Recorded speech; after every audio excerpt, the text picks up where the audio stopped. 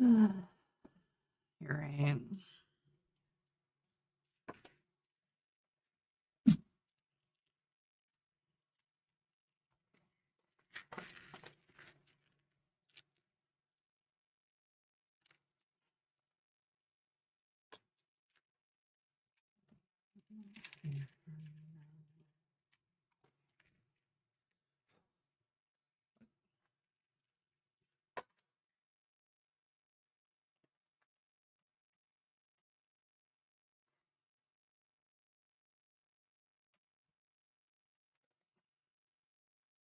I don't know what the fuck I'm gonna do, but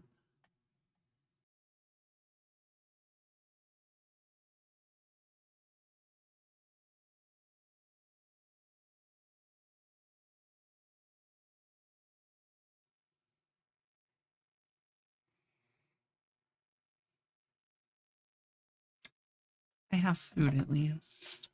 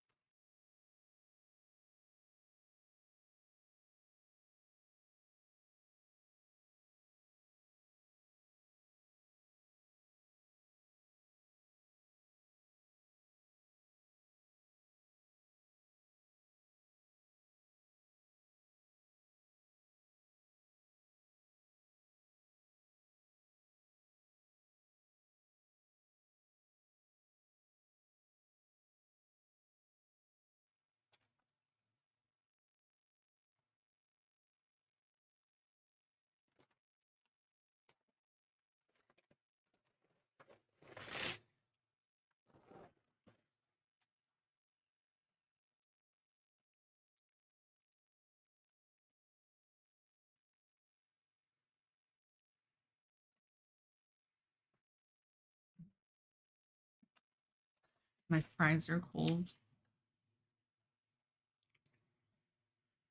just like me.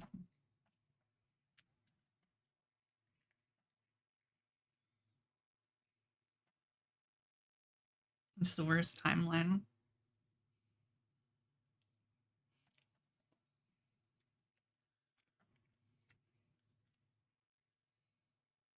I love French fries. When they're cold, I'm very sad.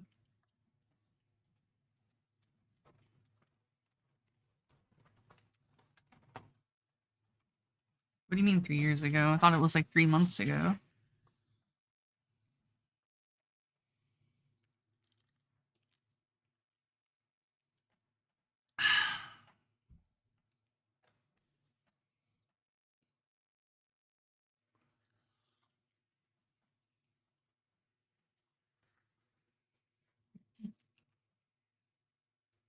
My fries are cold. My soda is flat.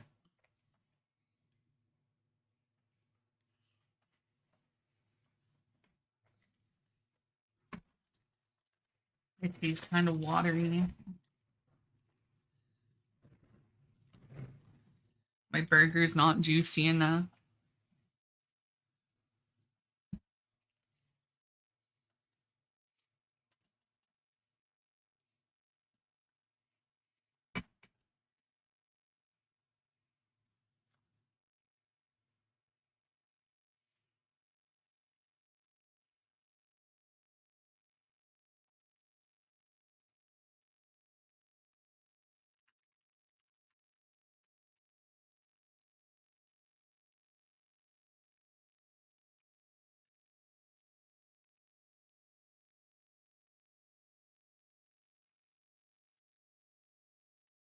My life is a problem.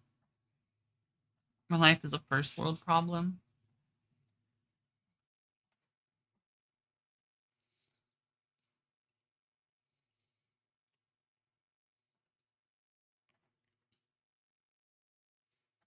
But yeah, I wake up, I realize I'm the problem.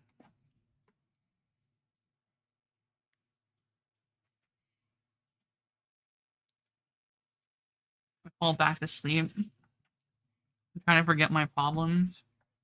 But then I wake up and I realize I'm still here. So I can't just forget my problem.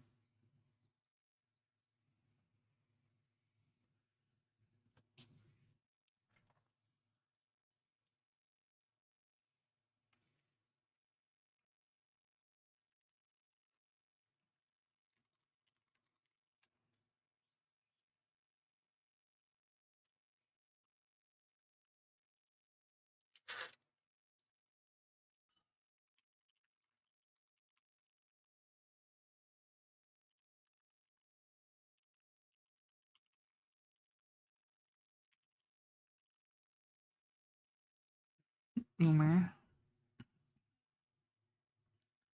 Dude, I had an Omega fucked up dream, man.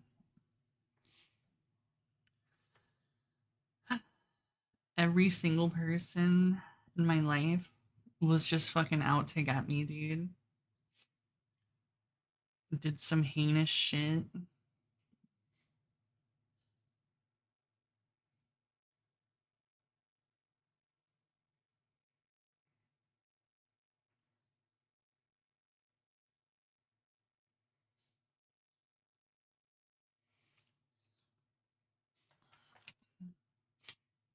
Yeah, it was pretty fucked.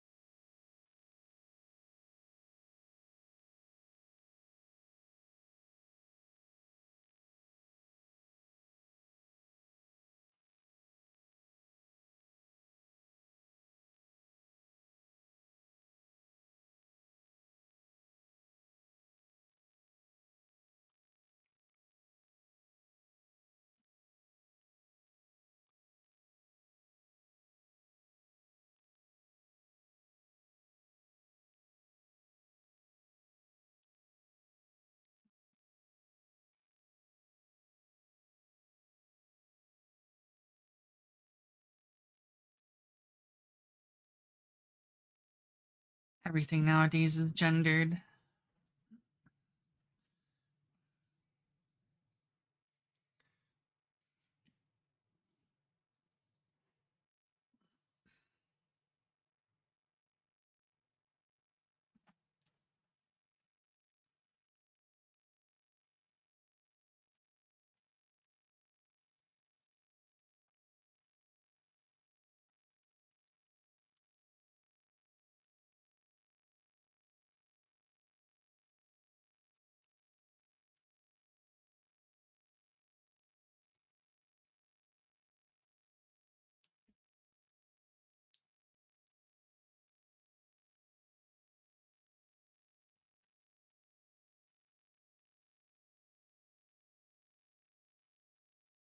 Mm.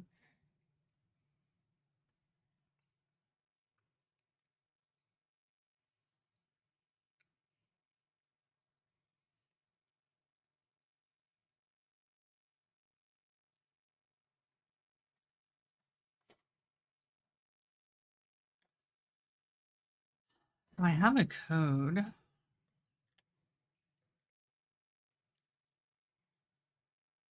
for a game.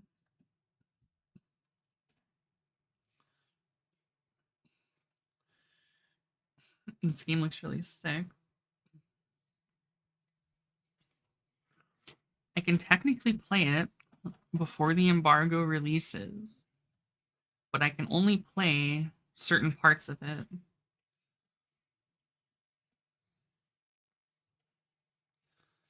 So I'm really debating on if I want to play only like some bit of it now or just wait until I can just play the whole game.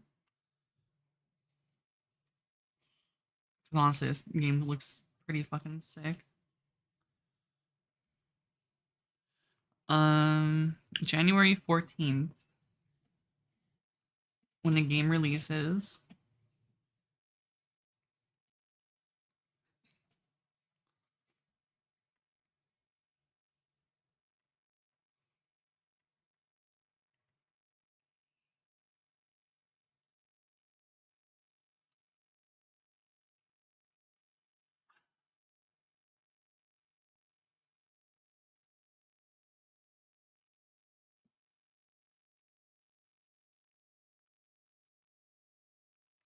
Yeah, I mean, I think I'm gonna like it regardless. I think it looks really good.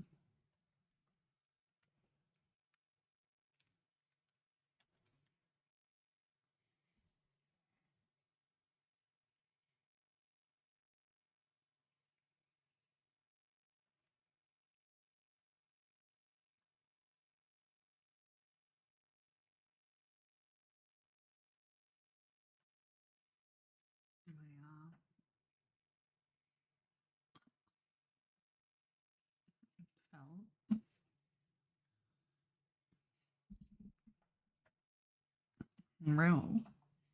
Hmm. But yeah,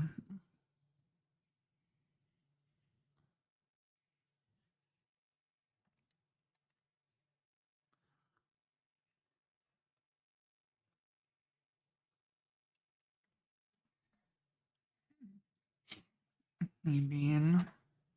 And I tried Deadlock like fucking however long ago when it first became like kind of well known that it was not really a private alpha, right?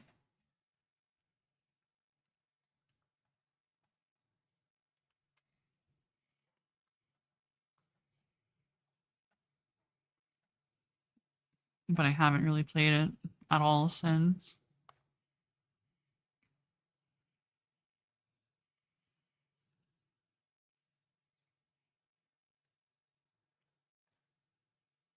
I know a couple people who are into it.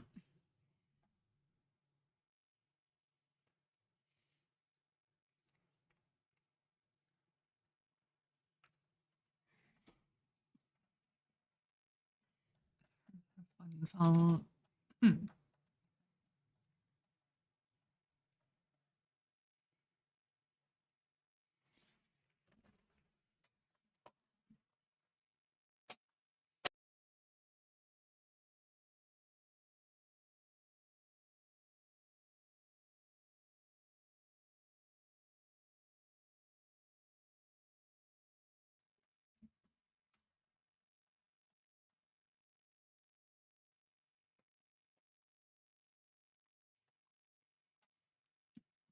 Hello.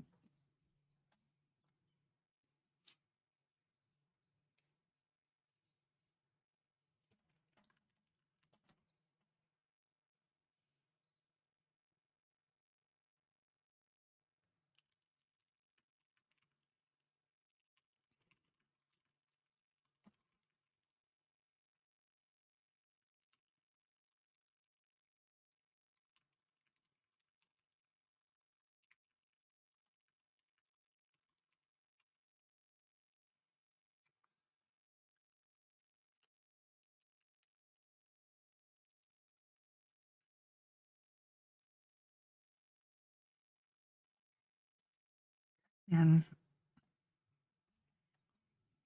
everything right now is so flavorless.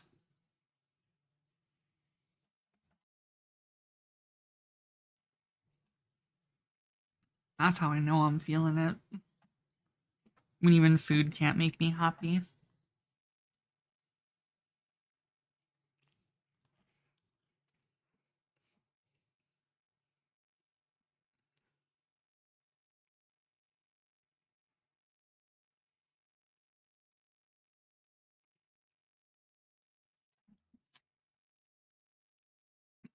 Doomba, even though I'm a girl, that I'm pretty sure it's still sexual assault. Unless they like it, in which case, I don't know if I want to do that.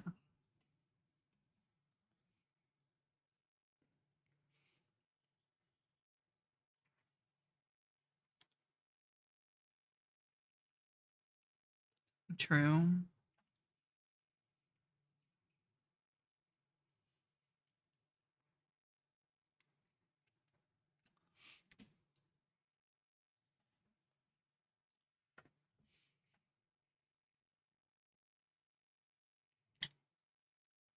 Yeah, you should see the orgies we have in the girls' bathrooms.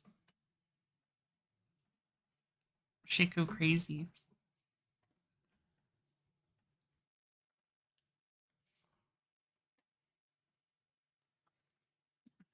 Sumimi.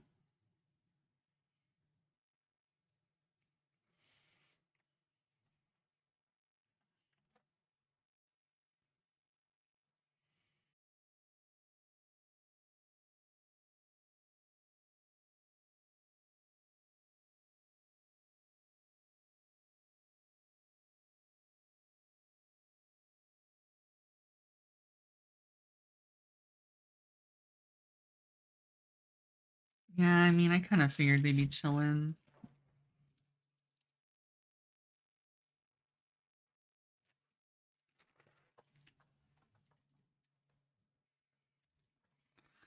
Why am I having orgies?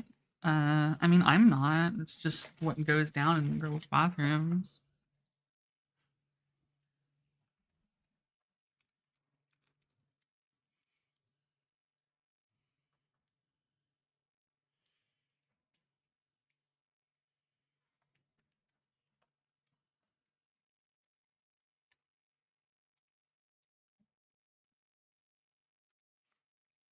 Long.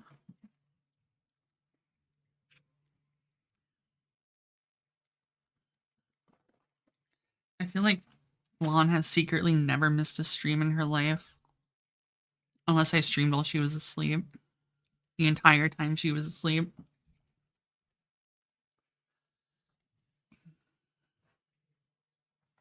And with watch streak back, she can now flex it.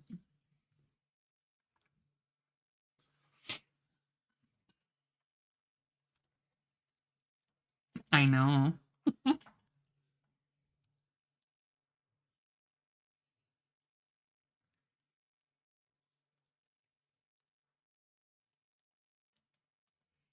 I'm very good at getting people to miss streams.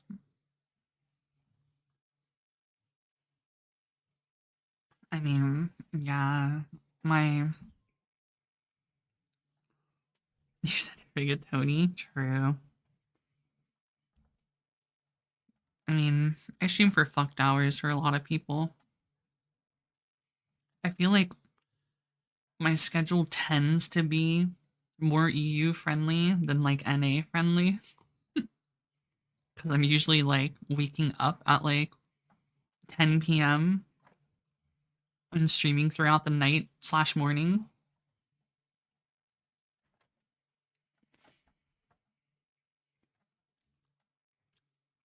which means I'm usually more EU time zoned.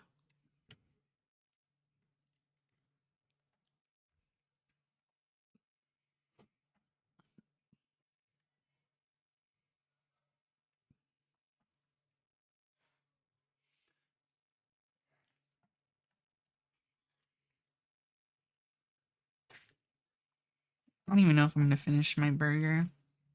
I'm like sitting here looking at it, taking little nibbles.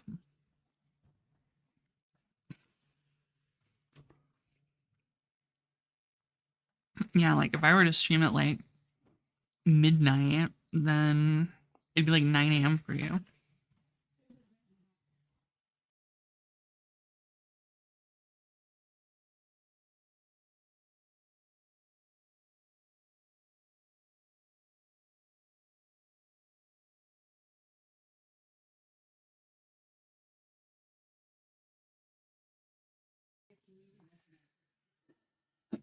Yeah, 10 a.m. in Japan. I mean, to be fair, my schedule is on a very rotating basis. It just rotates over time naturally.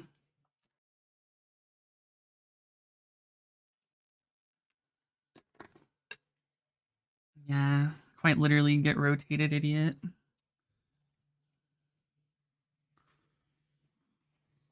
Ironically.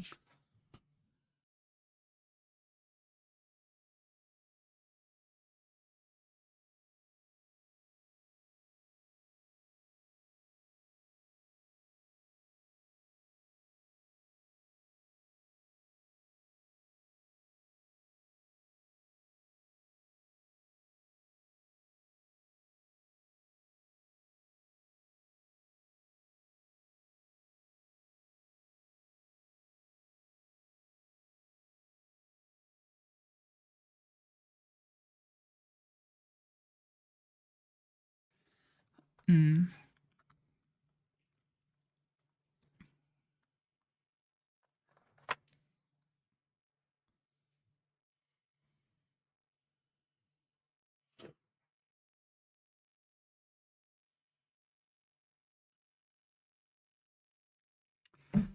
ding.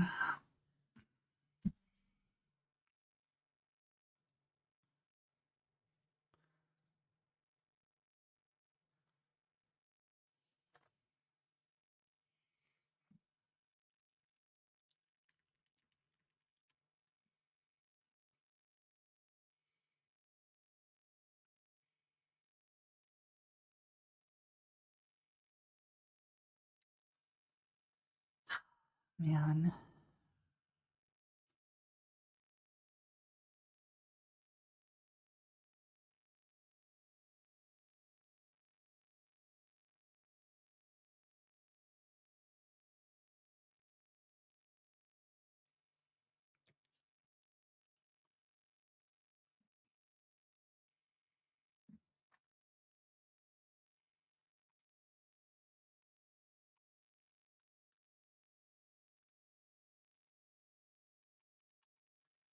Man, my dream last night actually has me fucked up extra. But like never happens. I usually never remember anything in the first place.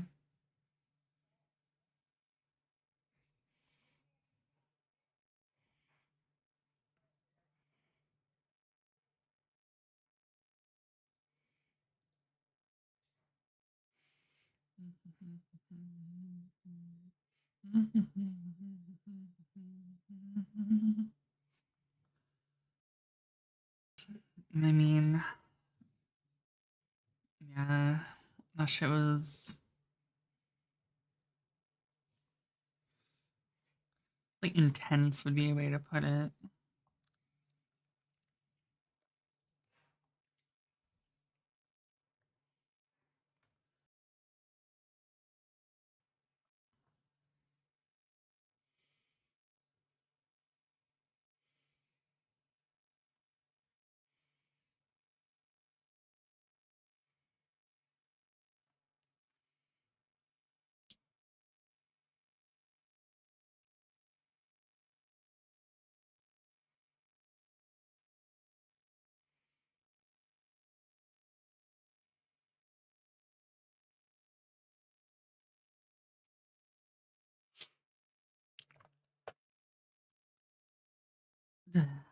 Man.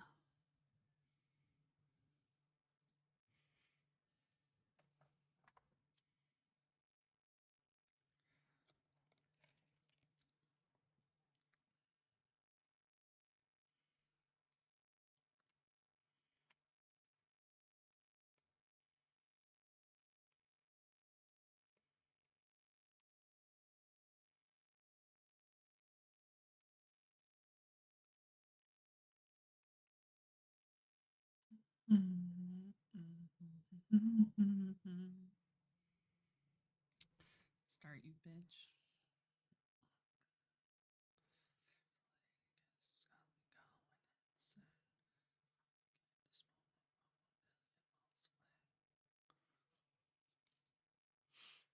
Moomoo's just like me for real. It just doesn't want us work. uh,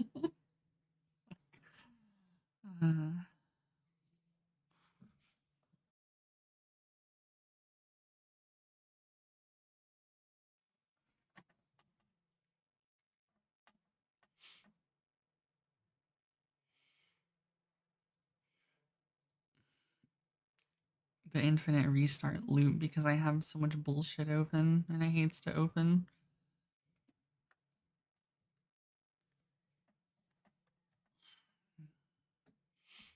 I don't know why I started doing that. I like never did that. I feel like I got some update at some point that made it unstable or some shit. I never had the problem.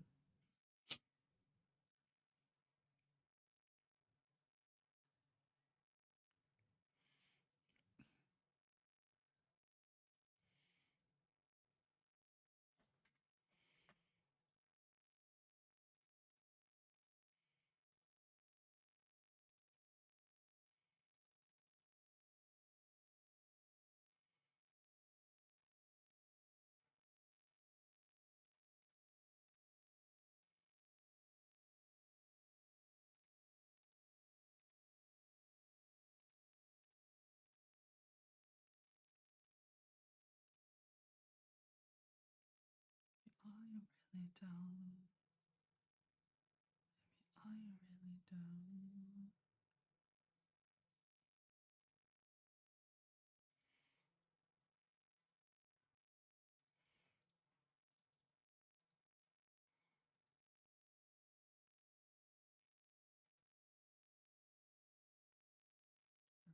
Fucking down.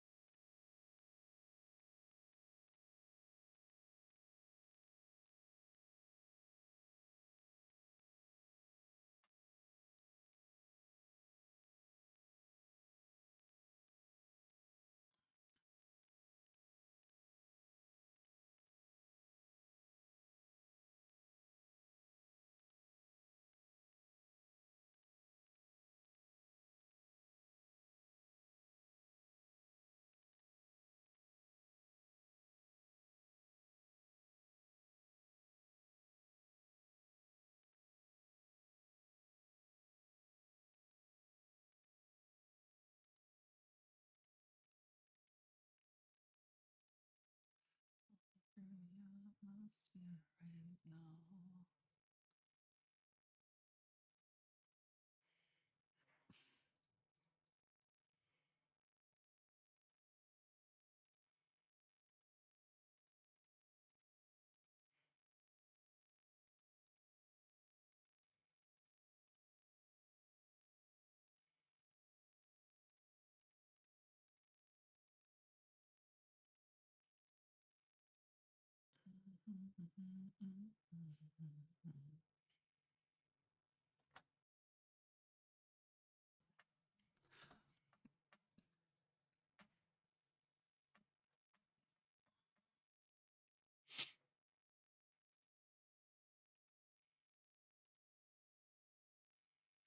Pokey. Damn, Kana's so cute. Definitely not pulling though.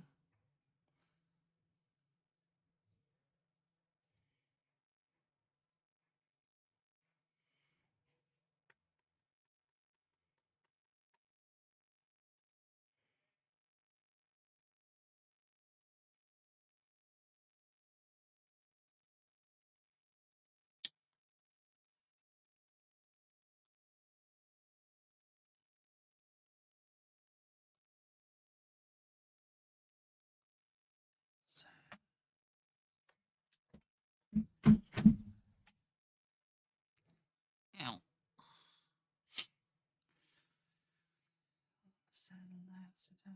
They're all fucking down.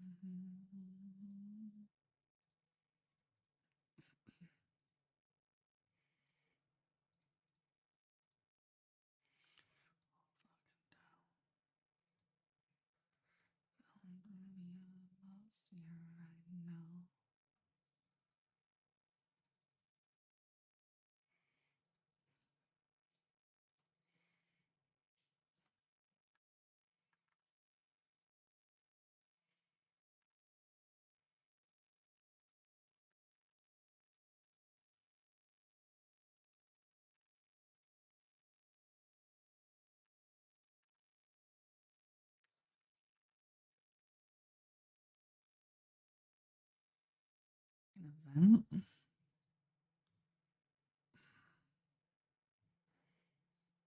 It's a fucking bottle event. Alright, that's easy at least.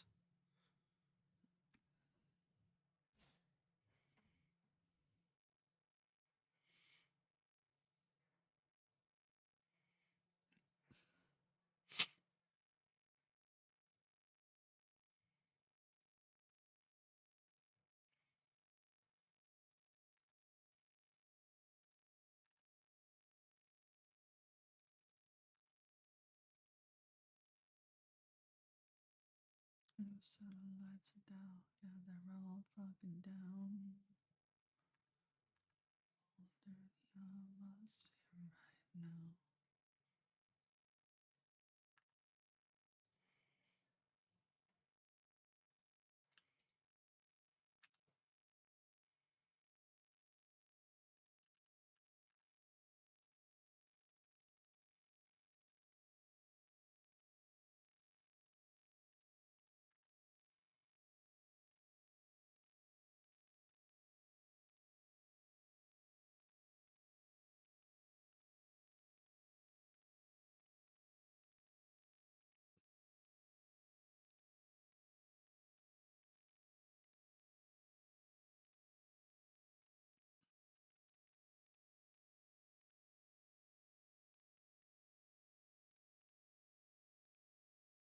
I know. And by my favorite event, it's everyone else's favorite event for me to play. Everyone in here who doesn't even play Arknights is like, oh, this is a great event. No, I'm not. I don't want to do that bullshit. I don't want to play this fucking event.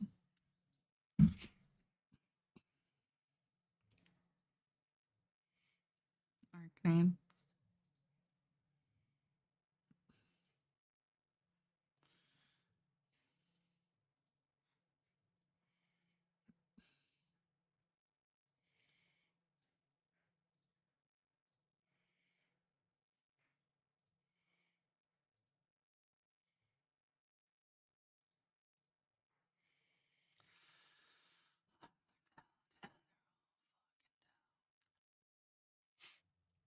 Falling through the atmosphere right now. Baby, are you really down? Baby, are you really down? Pixelated kisses got me going insane. Replicate this moment from a million miles away. Right, fuckers. You ever hear from me? All the satellites are down, and they're all fucking down. Falling through the atmosphere right now.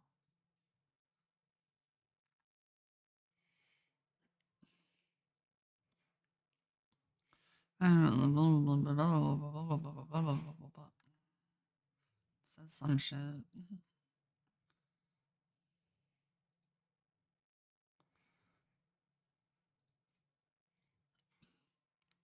Liz.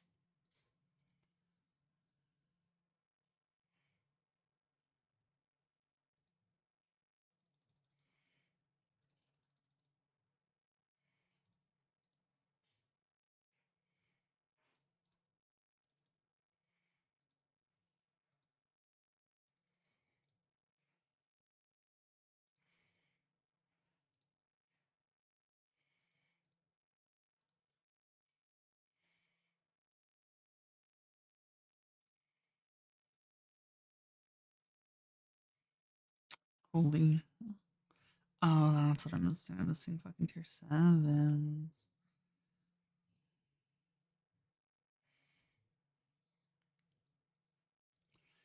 Yeah, they're all fucking down. Falling through the atmosphere right now, baby. Are you really down?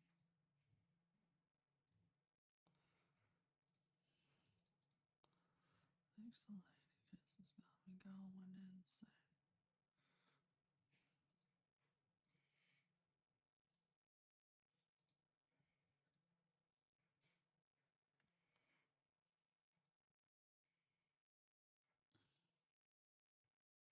So, Herda team. Baby, are you really down? Are you really down?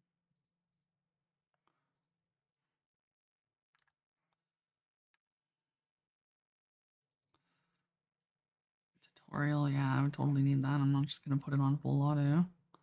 I would never.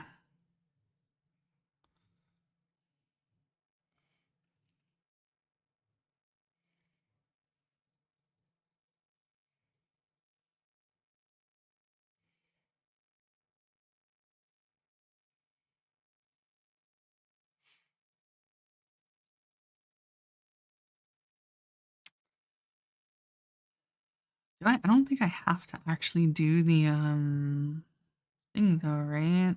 Fucking the gem shit. I think. I hope.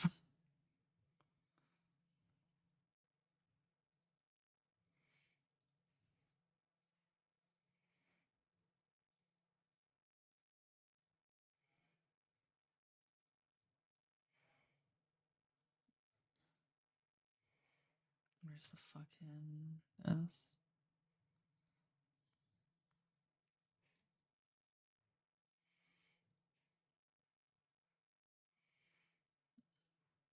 I don't have to do any of the gem shit. Hell yeah, brother. I ain't touching that.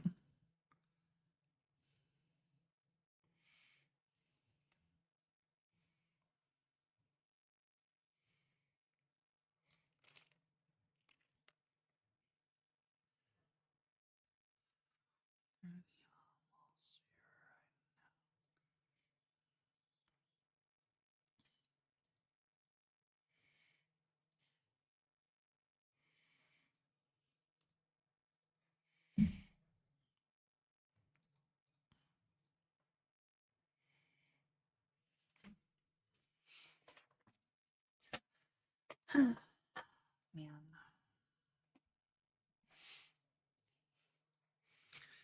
I don't know what I want to do.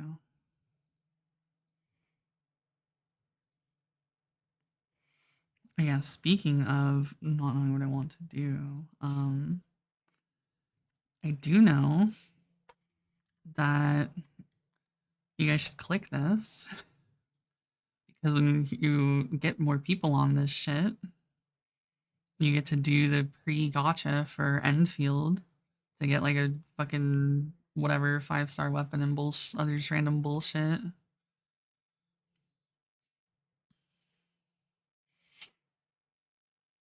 So yeah, do that. And it'll let me get more stuff too. I don't remember. I feel like Enfield check access. I know. I'm pretty sure the beta's down, right? So this is like not even a point to check. Yeah.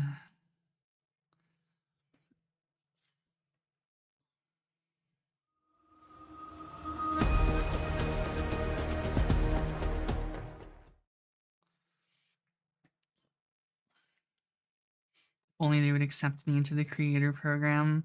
I mean, I've actually filled this out, I'm pretty sure.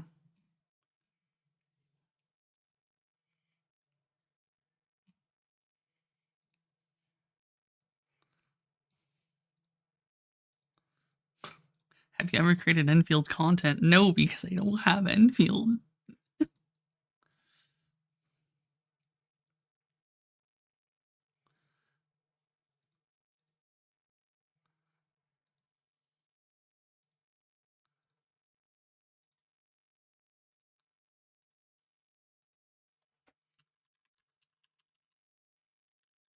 No, I don't have Uno.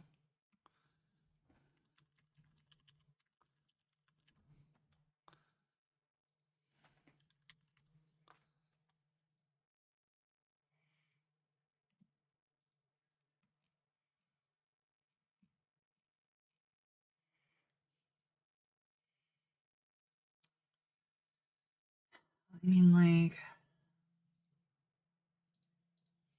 I love Bark Knights. I've been the biggest fucking Arc Knights sim, period. But never got into the beta or anything really. I mean, it's got me going insane.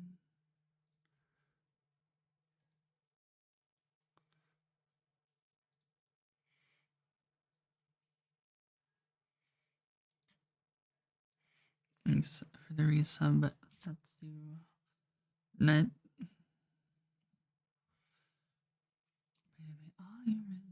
Like, I swear I think I've done this. Like, I know I've fucking filled this shit out. I guess I'll just do it again. Settings, advanced settings. Channel ID. Starting with UC.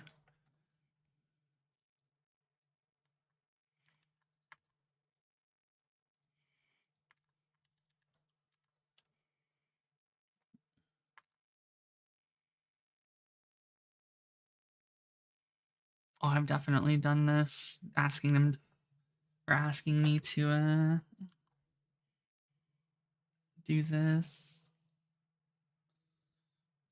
Take a screenshot of my dashboard to send to them. No, I just said Setsu. Nut.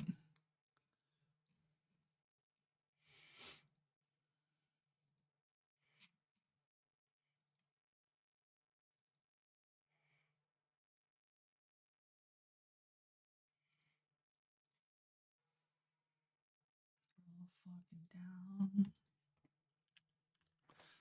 through the atmosphere. Baby, are you really down?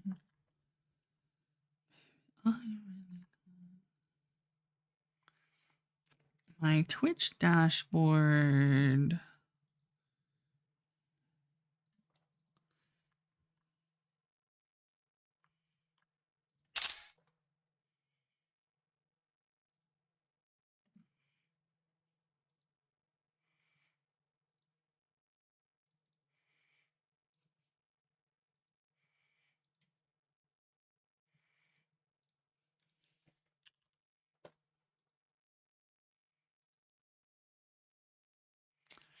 mean, here we go, I guess. Again. Although I don't think they'll give it to me or do anything creator-wise if they haven't already.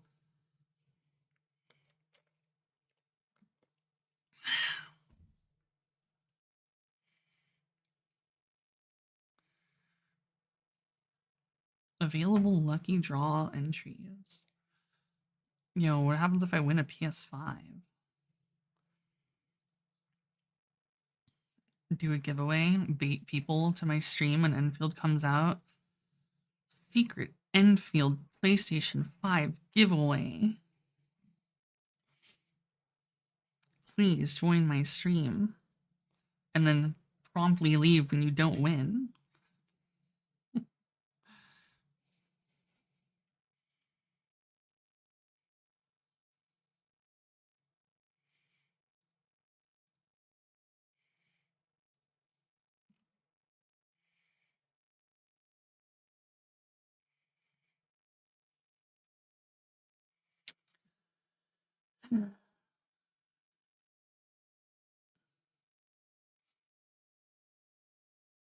Yeah.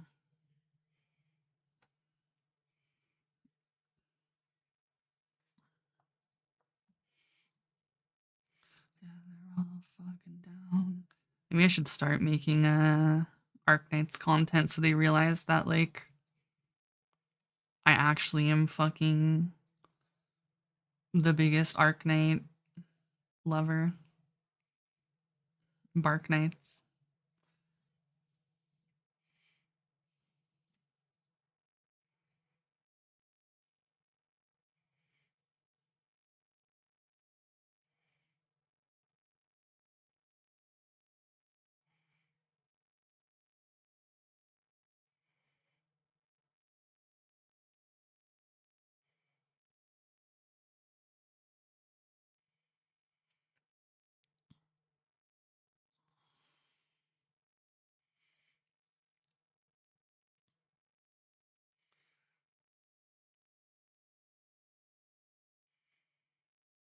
Mm.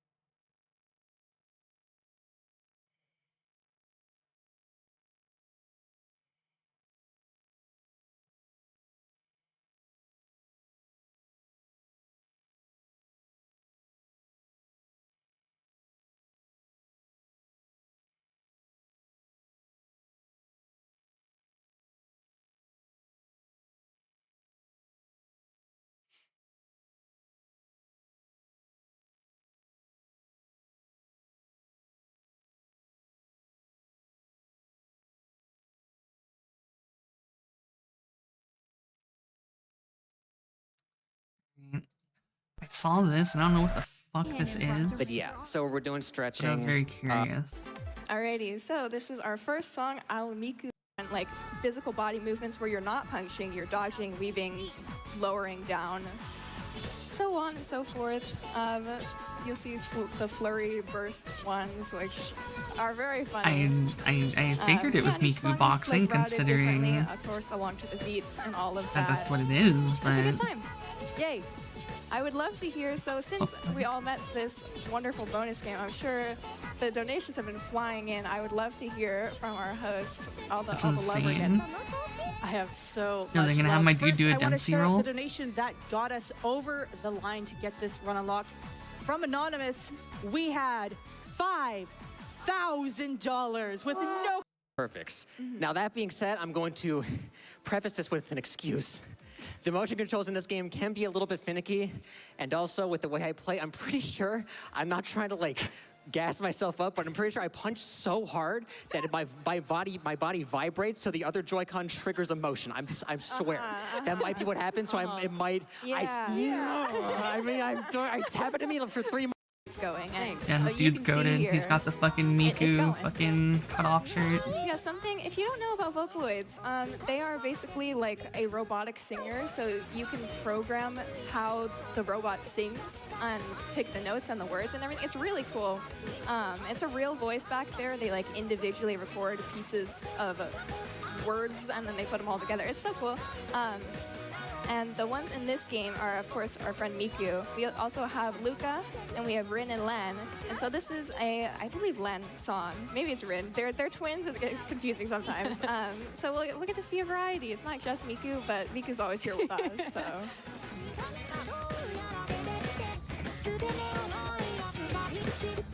Yeah, anyone who's used an electronic music software, I mean, you know, you can add those like kind of, you know, synthetically produced like random nondescript choir like vocals, but with Vocaloid, you know, they can sing real words and sentences because there's a real voice behind it that went and, you know, saying all these different like syllables pieces basically. Of words, yeah, similar to, you know, how like any text to voice like is created, it's this way but for music. So and each, you know, character has a unique voice, and it's just enabled like so much awesome electronic music like all the songs we're enjoying tonight.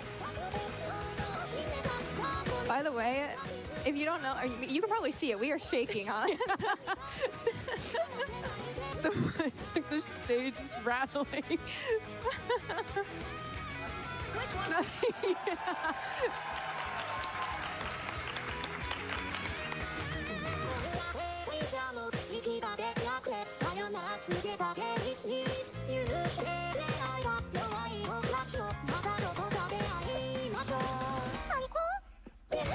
Oh, key change. Oh, modulation just as a treat. We got time for a donation? Yes, Get please. in there. We have $25 to PCF from Umi Force, who says, "What is Sparkle and the Couch's favorite Miku design? I'm a big fan of modern day Miku myself." That's a tough one. Yeah, so something about Miku is she can be anything you want her to be, and so she has like a million different outfits she can wear, and she's in her fitness mode right now. Yeah. Yeah, I don't know I about love that one. Ghost Rule with like the purple hair that fades into blue at the bottom is really good. That sounds right up your I alley. like Hatsune Miku. Me too. True. Also, audience, were you singing that song as I was playing? I swear I heard some people singing it. Okay, never mind. I heard a couple woos. Hey, well, Maybe, yeah. It's the voices. They're already back. There's some songs that you all are gonna know, or if not, you're gonna pick up on them quickly, so feel free. Yeah, I'm just gonna.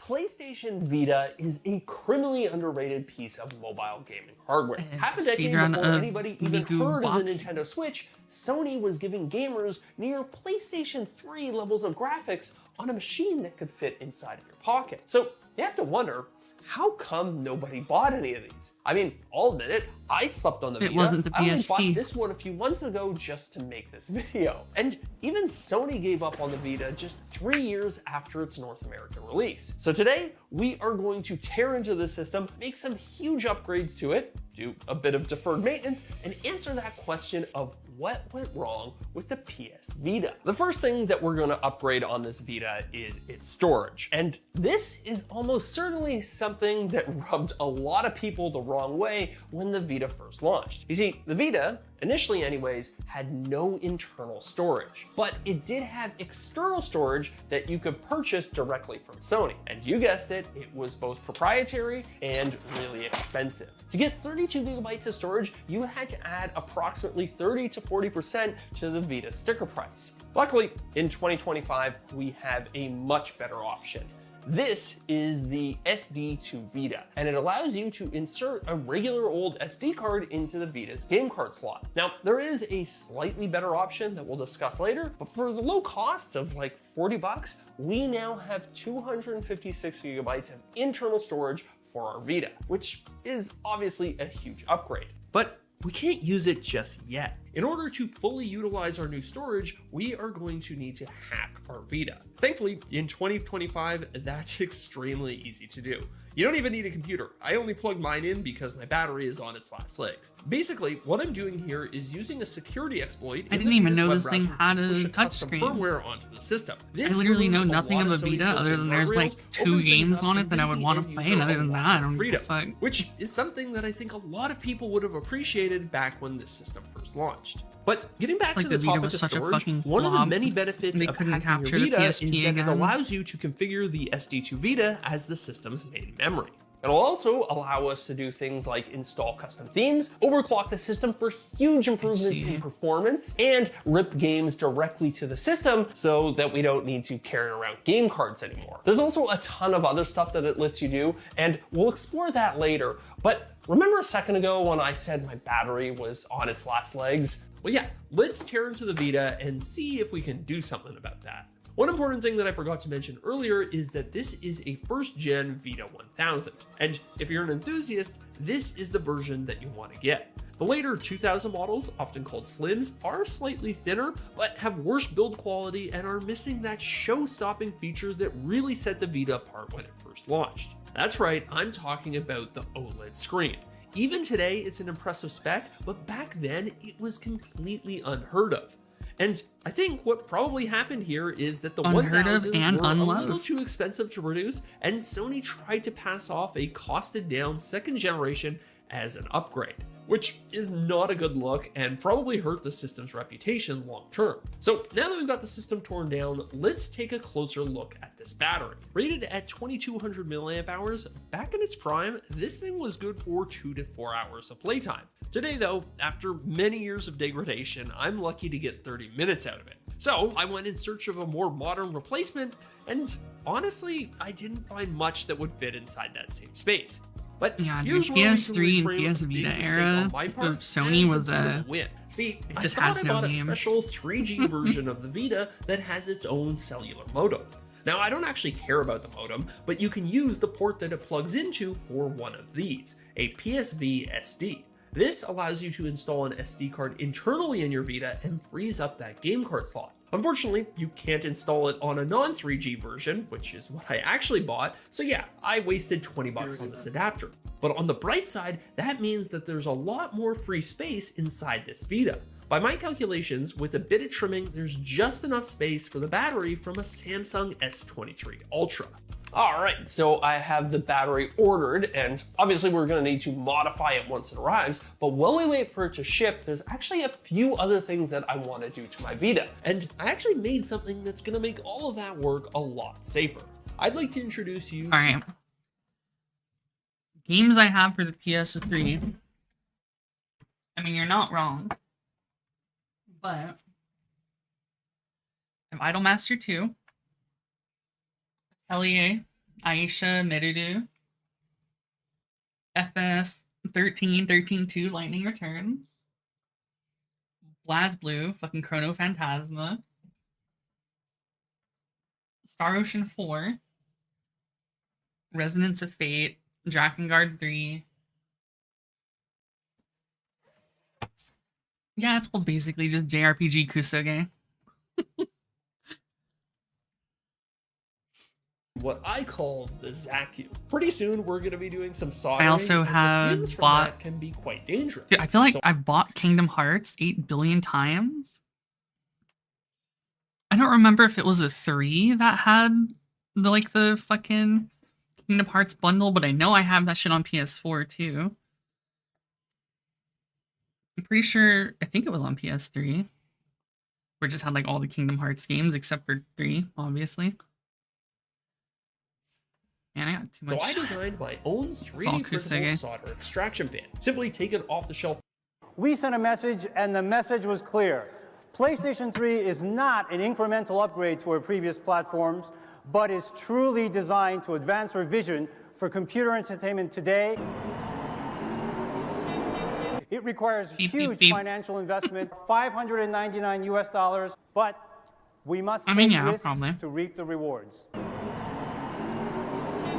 $599 US, and we're not about cutting corners to rush a product to market. Whoops. And we're certainly not interested in gimmicks. Phil, today we have the Eye of Judgment. See, I place a card onto the screen here, and a monster instantiates. And we're certainly not interested in gimmicks.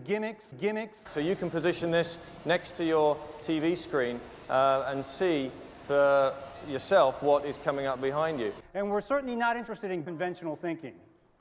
Genji 2 is an action game which is based on Japanese history. The essence of the PlayStation DNA is real change. The stages of the game will also be based on famous battles which actually took place in ancient Japan. So here's this giant enemy crab. As we gear up for the November launch, we're very excited to share with you the phenomenal progress we've made in just a year's time. When we entered the portable space with PlayStation Portable, I remember that era of Japan. The giant enemy crab. Why now? One single answer. The ability to offer the right product strategy at the right time. It's Ridge Racer. Oh, hell yeah. Ridge Racer! And as I the love global Ridge leader, Racer. our mission at Sony Computer Entertainment is to create products that truly inspire and entertain fans around the world. I heard that the graphics on it was crazy. PlayStation 3 is powered by Cell. We have invested billions Cell? of dollars and hundreds of thousands Perfect of Cell? man-hours with power rivaling that of supercomputers, but is uniquely designed to support massive data processing required for digital entertainment. I mean, wasn't the PS3 essence of the actually really PlayStation good? Because DNA didn't people like run PS3s in parallel with like Linux installed to use it as like a fucking mega server or some shit? Is real change. So, what does all this mean? Ridge Racer! Hell yeah, I Simply love Ridge put, Racer. We are giving the content creators unprecedented power to express their creativity and for the consumers to emotionally connect with and to enjoy the content that is created with a level of interaction, sophistication, and reality that has never been experienced with any other platform. A lot of great new features for this game. Features as real-time weapon change. With PlayStation 3, we are taking it to the next level. To flip over this crab on its back. And you attack its weak point for massive damage. The next level. Attack its weak point for massive damage. Our development teams all around the world, in all of our studios, have been hard at work converting that technology and vision into magic. Whoops. Another exciting aspect is the ability for consumers to make microtransactions to $599 US. And we've been digging deeper and discovering what kind of muscle this machine really has. And you can see from all of the games that we have up and running on PlayStation 3 that we're really starting to push what this machine is capable of. Real-time weapon change. It's exhilarating. Yeah, dude. What they're creating for the PlayStation 3 is inspiring. So that sums up our playable section. But inside this body, we have added powerful and elegant system.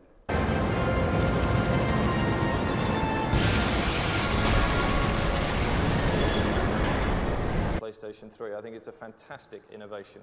We have shown you that PlayStation 3 is the most advanced computer entertainment system in the world. I'm gonna beat you, and it's gonna hurt because I don't know. Holy shit, dude.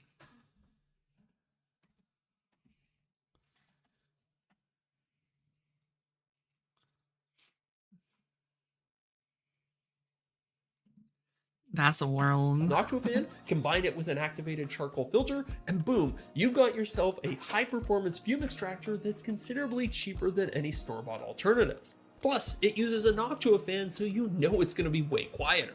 I use one of their 5-volt fans, so it comes with this little USB Yeah, but he has to adapter, flex his fucking 3D printer and shit.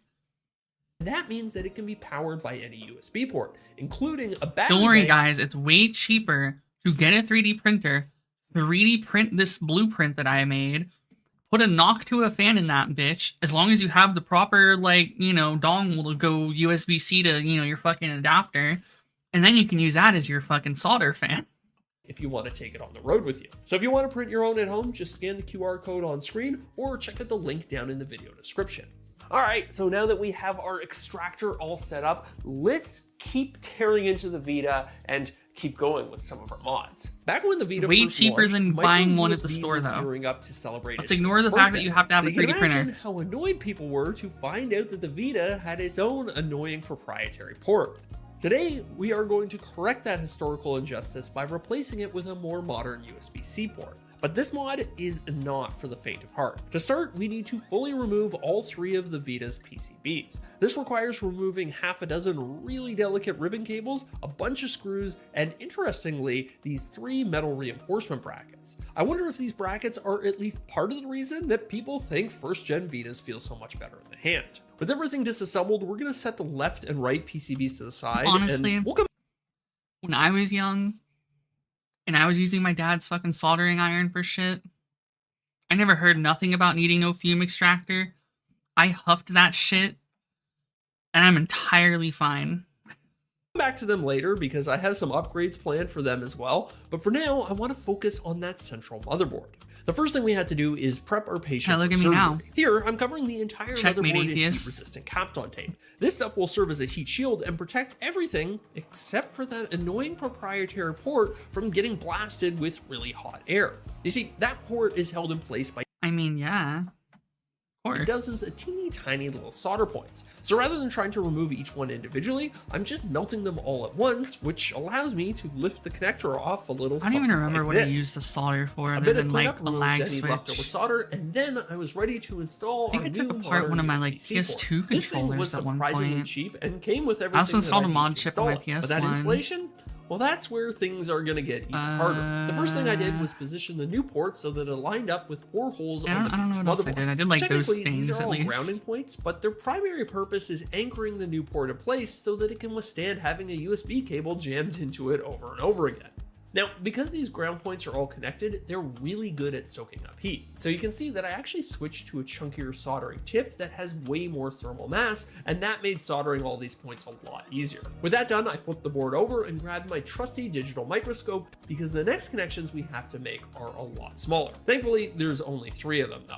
This first one, labeled VCC, is responsible yummy for flux. delivering the 5 volts of power that it takes to charge the Vita. And all we have to do is connect it right here, which honestly wasn't too bad. But these next 2 lines are even smaller, and they're responsible for transmitting data to and from the Vita. I tried tapping the first wire into one of the Vita's data lines as it came out of this filter, but access was so tight that eventually I gave up and attached it on the input side Nah, you where don't I need had a one. lot more room to work. Practically, Just this have should better be fine, eyes. but it's worth mentioning that this isn't ideal because in effect, I'm skipping that filter and potentially hurting signal quality. Now, the final data line attaches down here where the original port used to be, but as you can see, I'm really threading the needle on this one, so I actually desoldered the other side of the wire and handheld it while I worked to give Actual myself skill more issue. control. After nearly I never had an a hour of fucking soldering, microscope and I eventually was got able the to job solder done, shit just and fine. our new USB-C port was ready for testing. And I'm also happy to report that the vacuum worked great on its first Let me maiden plot my voyage. fucking I didn't PS1 smell real any quick. solder fumes at all. So now let's talk I got about that bitch sound. mod chip. Remember the left and right Except I don't PCBs have from a second ago? fucking Well, they're responsible for driving the Vita speakers. SD to HD And converter or man, anything, do these so. things ever sound tinny and weak? So I want to see if we can replace them with something better. These are the speakers from a Nintendo Switch, and they're just about the perfect size to replace the stock speakers. With their bigger drivers and more modern design, they should be a big upgrade, but their installation wasn't as straightforward as I was hoping. After soldering them to the old contacts, I secured them in place using their included adhesive gaskets, and only when I went to test fit them did I discover that they were just a little bit too big for the Vita's rear shell. So I trimmed away at it using some mini side cutters and a craft knife, and eventually I created just enough space for the new speakers to fit. And then I Yeah, dude, test just fit hack the away main at it, board fuck only it. to realize that I also had to trim out a bit more plastic to make room for that new USB-C port. But after I did that, everything fit perfectly in place. All right, so now that we have our backplate trimmed, our new speakers and that new USB-C port are going to fit perfectly. And today I want to be a good boy and actually test that USB-C port before moving on to any other hard mods. But when we have the Vita all disassembled like this, I mean, he has to there's do actually something a few about it. other things that I want to take care of. Two of which I think are going to be really relatable to anybody who's ever owned a mobile console before. Given that mobile consoles are literally handheld at all times, they tend to get covered in dirt, grime, and just general nastiness. So to fix that, I gave all the parts a good thorough cleaning with isopropyl alcohol. Not only will this make everything look new again, but cleaning the contacts and buttons can help them operate a lot more smoothly. No, he's gonna run 4 batteries in parallel. Next, I want to turn your attention to my front screen. As you can see, this Vita has seen better days. Its soft plastic screen is completely covered in little scratches. So I want to try something that's worked really well for me with a lot of other devices. We're gonna borrow some tools and products from the This motherfucker's gonna buff it out. This is polishing compound, and with the help of a polishing pad, it acts like a very fine sandpaper that removes the topmost layer of the Vita screen. This gets rid of all of those scratches, and then with progressively finer pads, we can polish the screen back to a high gloss finish. The final step, after removing any leftover just buy a new compound with screen. more isopropyl alcohol, is to seal I'm pretty the screen sure with a ceramic or graphite there coating. has to be This at stuff least forms a really slow there has to be at least one dude in his fucking garage making custom shit for a PS Vita because he's the only person in the world who loves the Vita so much to the point where he's just literally making custom much better like mods, and you can just buy a fucking better screen for like 10 bucks. slick invisible layer on top of your screen and makes it a lot easier to clean. Just let it dry to a light haze and then buff it off. So the big question here is, how did it look when it was done? Well, the results are kind of mixed. The scratches are completely gone and the screen is a lot glossier, but that kind of highlights a lot of the dents on it that were either hidden before or perhaps caused by my overeager polishing. Like I said, the Vita screen is soft plastic, so it doesn't take much to dent it. Either way, I didn't want to leave the screen as is, so I decided to roll the dice on a replacement screen from China. At that price, I'm doubtful it's a real OLED, but we'll see in a couple weeks once it arrives. So while we wait for our growing list of parts, I want to solve one of the biggest ergonomic issues with this console. If you have larger hands the way that I do, the analog sticks on the Vita are really uncomfortable. They're teeny tiny and not particularly grippy. So I started tearing one down in hopes of finding a solution, and what I found is that these things are surprisingly complicated. From So I guess it China. should come as no surprise that a search for Vita stick upgrades yields basically no results. But I did kind of find one. I found a single screenshot of a Vita that seemingly had a pair of analog sticks from a Nintendo Switch. Now, there were no instructions, and I knew it couldn't just be plug and play, so I think we're probably gonna have to MacGyver this one. I started by cutting the top off of a Switch's stick and then sanded it flat. I then peeled the rubber topper off of a Vita stick, and that revealed a surprisingly flat surface. I sanded that too, just to rough it up a bit, and then I brought out the super glue, which you might not think would be strong enough, but it's rated for over 4,000 PSI of tensile strength, so for an application like this, it's actually complete overkill. I gave that some time to cure. Bitch, I'm gonna put 8,000 PSI of fucking strength on a goddamn stick when I'm playing a video game. And then I painstakingly I don't know what this dude's reassembled both on. the analog sticks, making sure to put them back just how I found them. And thankfully, they just fit through the front faceplate of the Vita. It's almost like they were designed for this. So with that, I was ready to reassemble the Vita and finally test my first round of mods. And this was a little bit of a roller coaster. Plugging in the Vita yielded a red charging indicator, which I was quite happy about. Charging indicator, that's a good sign. But for some reason, I couldn't get that drive to mount. I'm getting that like new device plugged in chime. Come on, show up as a drive. Oh, it's probably not showing up as a drive because I don't have any storage in it. But even that didn't fix it. In the end, it turned out to be a bit of basic troubleshooting that saved the day. All right, crisis averted. I figured out what it was. So I think it was either the USB cable or the port I was using, but when I plug it in with this different cable into a different port, it pops right up. So now we can test our speakers, and yeah, those are working, and they sound quite a bit better than the old ones. Now we'll do a full side-by-side comparison later, and also our joysticks work great, and they actually feel really nice. So we'll talk more about that stuff later, but for now, I think we should keep going with the mods because our new battery just arrived in the mail. Right off the bat, it needs to be said that what I'm about to do is extremely dangerous and should not be attempted by anybody at home. Lithium-ion batteries will explode violently if mishandled, so consider yourself warned. Our first step is going to be a bit of diagnostic work on our new donor cell. After unwrapping it just enough to expose the battery's tabs, I figured out which terminal was positive and which was negative. Then I go back into the Vita to remove the factory battery, and here's where things start to get dangerous. If you look closely, you'll see that the factory battery actually has 3 wires coming off of it. That third wire is for a temperature sensor on the battery management PCB. It tells the Vita to shut off if the battery gets too hot. And you don't need that. signal, the Vita won't turn on. So we need to extract that board with the sensor from this battery. And unfortunately, this is an older style cell with really thick wrapping. So opening it up had me using more force and sharper tools than I'm normally comfortable with. Eventually though, I did get the BMS fully exposed and then carefully disconnected it from the cell. After removing what was left of the old cell's tabs, I was ready to attach it to the new cell, but not before giving the Zacuum a big upgrade. My friend Eric from Spenceley Design Co. gave me the good idea to include some threaded holes on the stand. That way you can mount it to a boom arm and create the, wait for it now, the fume boom. It's got both 1/4-20 threads and 3/8 threads, so it should screw directly onto most standard boom arms and tripods. So with the fume boom positioned directly over my work area, I was ready to do something else that's really dangerous: soldering the BMS board to our new cell. Soldering directly to battery tabs is not recommended because the heat can transfer through the tabs and cause a runaway reaction inside the cell that would, you guessed it, make it explode.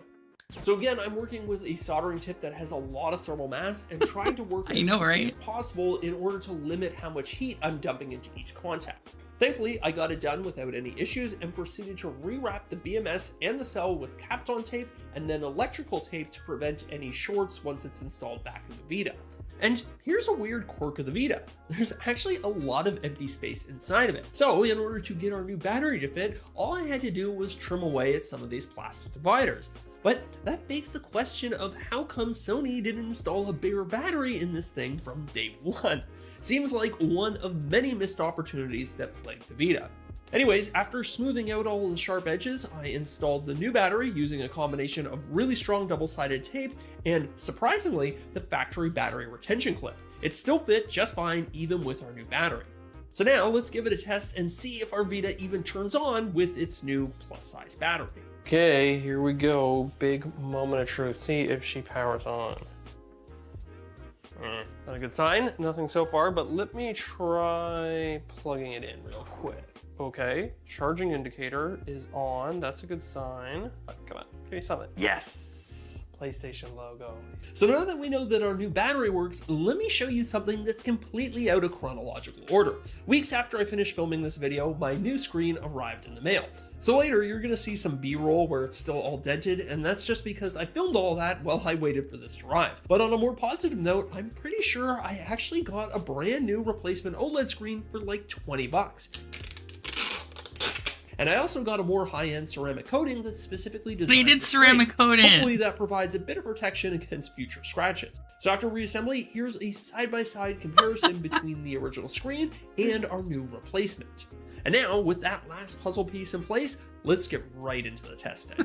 Of course, the big one is battery life. Our new battery delivers almost 6 hours on a single charge, and that's with the volume and screen brightness turned up and Wi-Fi and Bluetooth enabled. So that is probably right around double what the stock battery would have delivered. And truth be told, because I'm using the original battery's BMS, I'm not actually getting the full capacity of our new battery. That cell charges to 4.4 volts, but because we reuse the BMS from the original battery, which has a different chemistry, it cuts off charging at 4.2 volts. So really it's only charging to like 80 or 90% of its maximum capacity, which is actually really good for the health of the battery, and 6 hours of gaming is plenty for my needs. Now, that added battery life does come at a slight cost. A stock Vita weighs in at 260 grams, and this one is 277, which to me, honestly, just makes it feel more robust and premium in the hand. Next, I wanted to see if load times were affected by both our new overclock, and we'll talk more about that in a second, and the addition of our shiny new SD card. And the answer here is a resounding yes. Anywhere from 20 to 25% depending on the game, which makes the system feel a lot more responsive and snappier. And I'm sure many of you are also curious about sound quality, so let's give a listen to what the stock speakers sounded like. And here are the new speakers. Honestly, it's not a huge difference. It's like but they the same are about dude. 4 decibels louder and have way more reach into the low end, which makes them sound a lot better. Now, the thumbsticks, on the other hand, are a bit more of a mixed bag. The one on the left, I absolutely adore. It feels so much better than the original stick, and honestly, it's just a pleasure to use. But the one on the right, well, I find that sometimes it kind of gets in the way of the X button. Now, that might just be a me thing with, you know, my fat thumbs, but honestly, if I were to do this all over again, I might even rock an asymmetrical look where I replace the left thumbstick, but then keep the right one as is.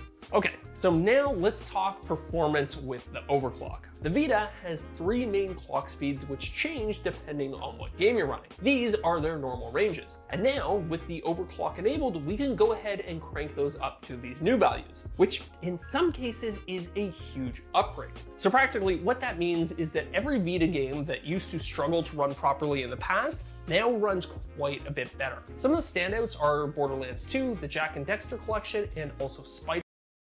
Bitch, did he just say Jak and Daxter? Now, an overclock like that comes at the cost of decreased Come on, battery brother. life, so you can actually dial those settings in on a per game basis. But given our bigger battery, I've just been leaving them cranked at their max settings, and I've still been getting over 4 hours of game time and had no issues with thermals. And overclocking your Vita also helps in another area: emulation. The Vita is actually a pretty awesome little emulation device. Not only can it just like fully become a PSP with the menus and everything, but you can also play just about everything up to the PS1 and the N64.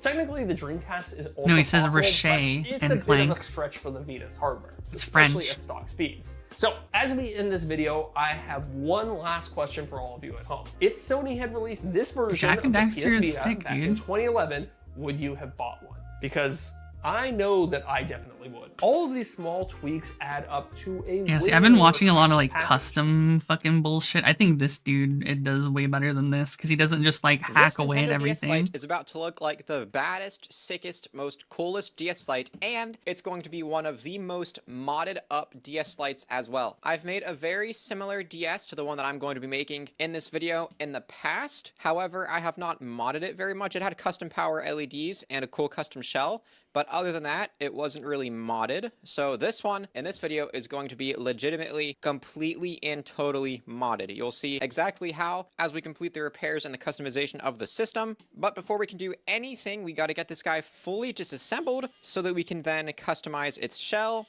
and mod its motherboard. So yes, we will be shell swapping this DS Lite with a custom shell that I have actually used in the past on this channel. It's my favorite ever. I love it. It looks sick. I can't wait for you guys to see if you haven't seen it already.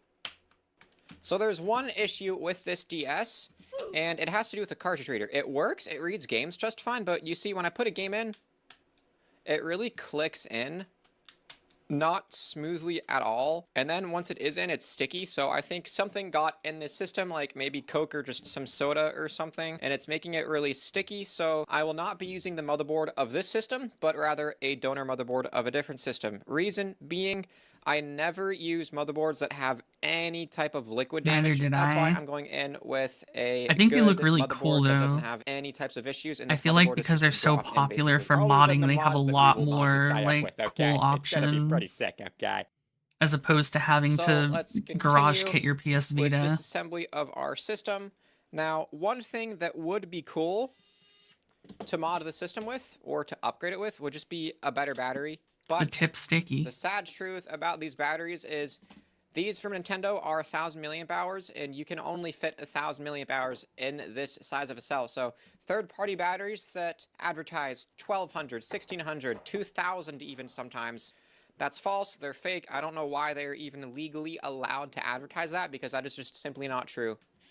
And also, all third-party batteries that I've ever seen, that I've ever tested, lasted pretty much only a year before starting to bloat and starting to just start to, what's that word? Like, not disintegrate, not no. Anyways, so now I'm just taking all of our screws out so we can get this guy fully disassembled. And then I will show you fellas what our replacement shell is looking like. It's gonna be pretty cool, okay? So all of these components, except for the board, we will be using, because I don't know what's going on with the cartridge reader. Normally, if it were for a regular DS that like I refurbish and sell on my eBay shop, then I would have opened the cartridge port. There's spaces right here to open it, and then you kind of pry up the metal shield, and then you can get inside of it and see what's going on. Typically, I would do that, but in this scenario, I'm not, because I don't reshell systems that have had, like, motherboard issues, especially cartridge reader. Yeah, the collection is just like the cutscenes, right? Sometimes it doesn't sit back the way that it did, even if you do everything properly, so that is my reasoning for just going Yeah, I had to for throw out a my replacement PSP battery, like, that what, came last out year? of A few years a ago? totally I working, don't remember. good But yeah, condition my shit system, was except it bloating had bad hella. screens, so it was a perfect donor. Some guy commented on my video and was like, I don't know why you take apart good systems for their components just to have more broken DSs. I'm like, this came from a DS with broken screens. Why would I not purpose a broken system to fix another system? And the same was for the system that I used in the video. It didn't have broken screens, but had other issues that made it broken. So of course I'm going to use it for fixing other DSs. So I don't just willy-nilly take apart good part systems. You know, it's a business. I need it to be profitable for me. This is literally my job, for those of you who don't know. DS lights are my main systems, and this is literally my job. I do this every day in, day out. So let's peel up this. And so for this top screen, I'm going to be using it as is. I'm not going to give it a brand new screen lens or anything. Like, I never had a good. DS. And the black screen lens is But I think with all the mods, it'd be pretty cool to have one. Matching our new replacement shell. So just like that, we have gotten all of our components out. So when I just right then and there got the top screen out of the shell, I wasn't being too careful, and some dust got inside of it because the adhesive separated from the lens and the display itself. So I'm looking really closely at it. We don't want any dust to be inside of this. It's my fault. There's one big dust speck. I'm going to peel it up and then try to get rid of said dust speck. It is attached to the lens, so I'll grab my tweezers. Well, DS, 3DS, same thing in my mind. There it is, just like that. Sometimes it can be simple like that, sometimes it can be really tedious, but that wasn't that bad. There's another one, so I will try to get this other one out as well. There we go, that wasn't that bad either. And for this, I'm going to be installing a brand new digitizer. Peel up the top layer. And for this, I'm going to separate the digitizer from the LCD. Slide my spudger right along. Free up all the adhesive, and now we can just fire it up, take it off. There are some dust specks. Maybe there were already dust specks in that screen, because I can't imagine I added those. It was sealed pretty tightly still. But, gonna get rid of these dust specks like this, and that looks perfect. So we'll set that down carefully, and I see one on the corner. There we go. So we'll peel this, and we'll slap this right on, making it as straight as I can. That looks pretty dang good. That's good. So what I'm going to do first, before I mod the board, I'm going to assemble the system as far as it can be assembled so that we have less parts just hanging around on our desk like our screens. Oh, this so fucking you thing, guys yeah, I will remember now this. see what the shell is like, and you may recognize it immediately.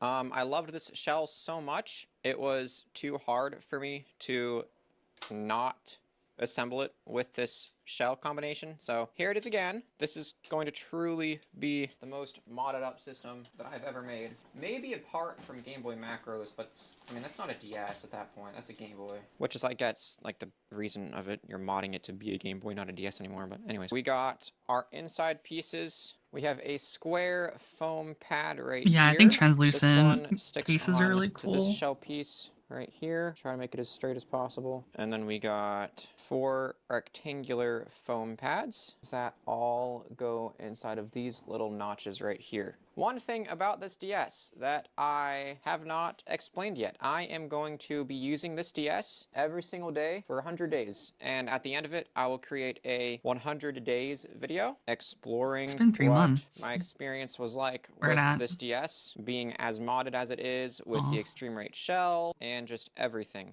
to go along with it. So we'll see if it breaks.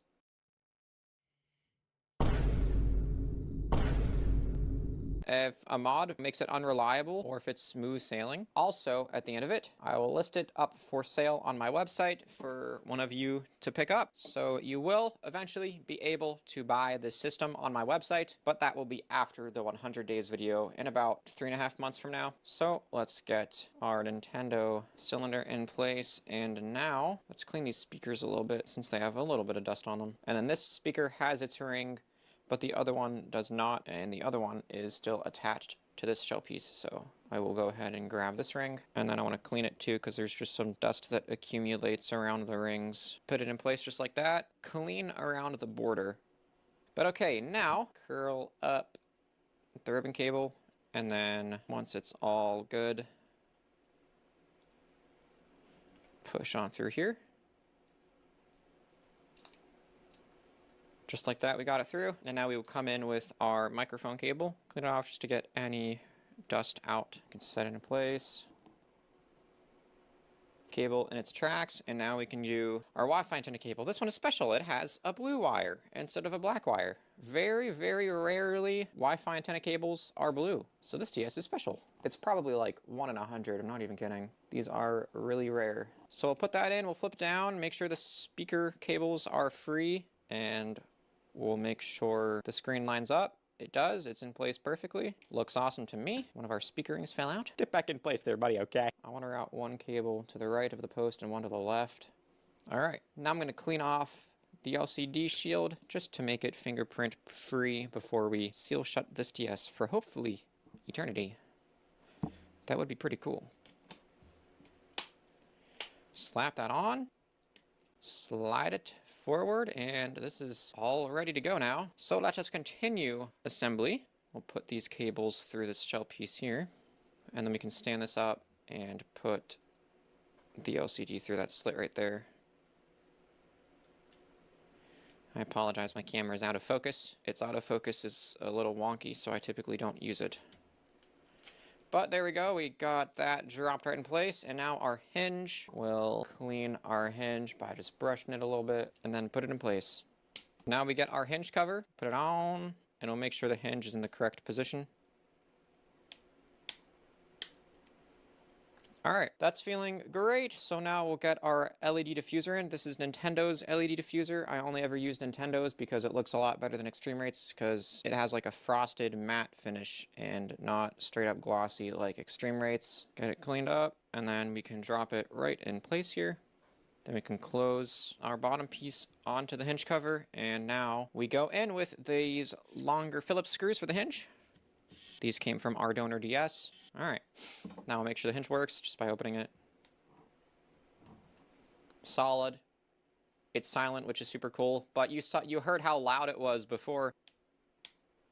It's really weird. Once you start to get these shells together, sometimes they just make hinges silent. It gives like a high quality feel to me, in my opinion. We'll get the buttons in once we are ready to get the board all together. But for now, we'll set this up and off to the side. Okay, just look how cool this looks though. Like it's not even assembled, it just looks, look how cool it looks, dude. All right, anyways, now we need to modify our board. So I think the first modification we'll do, it's just the power LEDs. I'm going to leave the charging LED orange because it's just a cool color. I could make it a different color, but like light blue, I mean I could, because that would just straight up be really cool. We'll see how I'm feeling after I mod everything else. This DS is going to be absolutely insane, and it's going to be insanely modded. Like I don't know how else to say that.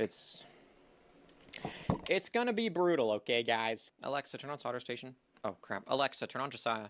Alright, so first I will be removing these two LEDs. It's gonna get a little noisy, guys, okay? I apologize in advance. A few inches.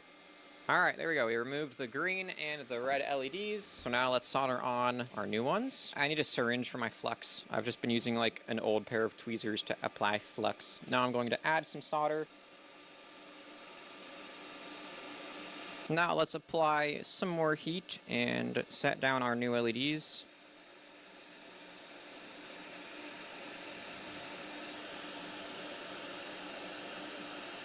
Those should be on there perfectly, so I'm going to spray it with some IPA in my brother's toothbrush. Now we'll pop a battery up to the contacts and see, bam, blue LED, and then when I remove the battery, the purple one should flash. All right, so now just for extra assurance, I'm going to tug on the LEDs, and they are very firm. They don't budge anywhere, so that's perfect. So those LEDs are done for now. Later, I will likely mod the charging LED. Now, let's do something special. Are you guys seeing It tastes like Sprite. what I'm seeing? Are you guys picking up what I'm putting down? Let's continue along with our modifications here, guys. My viewers, my beloved viewers, thank you guys so much flux for yourself, watching. If mother you're enjoying this fluxer. video, feel free to drop a like in microscope 4K. That was me giving a thumbs up. So for this, I get No, a not solder deadass. Don't sucker do that. and my soldering iron, and we suck until it falls, okay? They used to call me a solder It sucker. gets I don't know pretty why. crazy, okay? So, like before, we will apply flux. I need a syringe. All right, so solder sucker, heat up our points, and then bam.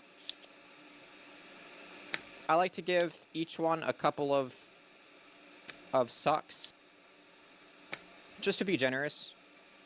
You never know if they're having a bad day, you know what I'm saying?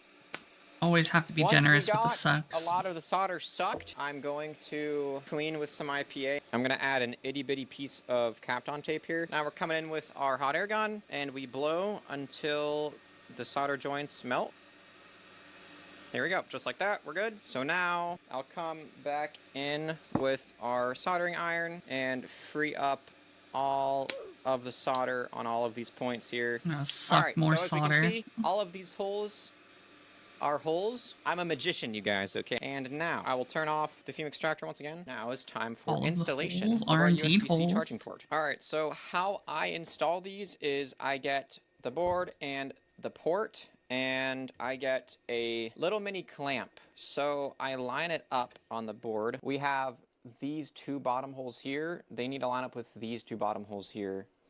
So I do that as best as I can while making the port as straight as I can, and then I try to get my clamp on and it holds it right in place. Our two holes are lined up pretty much perfectly, so we got to drop a little bit of flux in there, not much, just a touch. I don't want to get any excess. You gotta be real gentle. You gotta lube it up We nicely. got our fume extractor You gotta back suck on. it. It's gonna get a little noisy here, You gotta guys, put it into okay? heat. And we have our solder.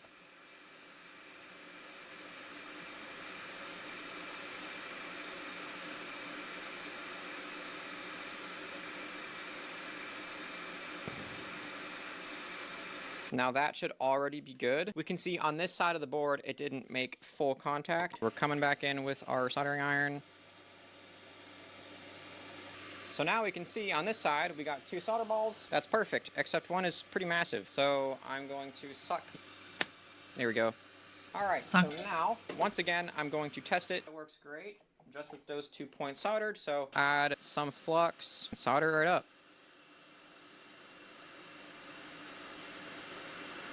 One thing I like to do to make sure it gets clamped nicely, 100% straight to the board, is I clamp it like that, and then I go back in to all of the points and make sure that they are all on there good. We have some cleaning up to do, but it's pretty much perfectly flush with the board. Give it a spray right there. This is isopropyl alcohol, 91%. IPA solves all your problems, not the DS beer. only charges at like the max rate that its original AC adapter does, so it won't fast charge or anything, but it will still work and it won't blow a fuse and it'll be totally good for your DS. And so this should be all good to go. So I put a battery up to the contacts and then I the plug beer it into the causes port, problems. and I wiggle it around just to make sure it's strong and it doesn't doesn't go anywhere. And this is absolutely perfect. Now we have 2 more mods, one of which I solder onto the motherboard. The beer Now, itself this is one the problem. It just pretty exists. crazy That shit's one. ass. This one is also by Faceless Tech, and it I gives the love DS drinking Lite a fermented much piss. needed upgrade in the way that Nintendo downgraded it. So Nintendo used tactile buttons for their original DS, and then for some reason went to rubber membrane buttons for the DS Lite, and it's not good.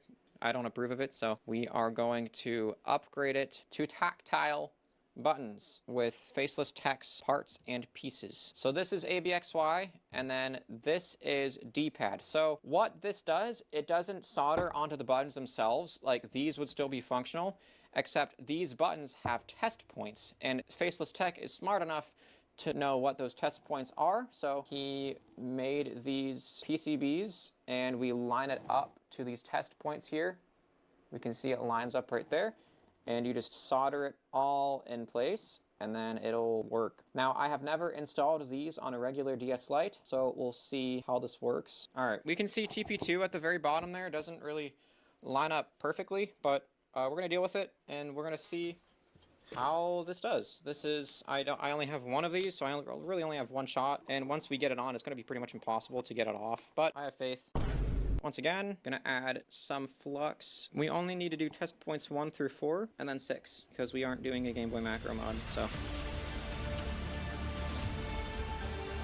Spray it with IPA, get it cleaned off. So now we have A, B, X, and Y. So now we'll basically do the same thing with this one, except we have a ground wire as well to route. It might get a little noisy here, guys, okay? Alright, we got our ground wire all routed and bent, and now we are just going to ground it right here.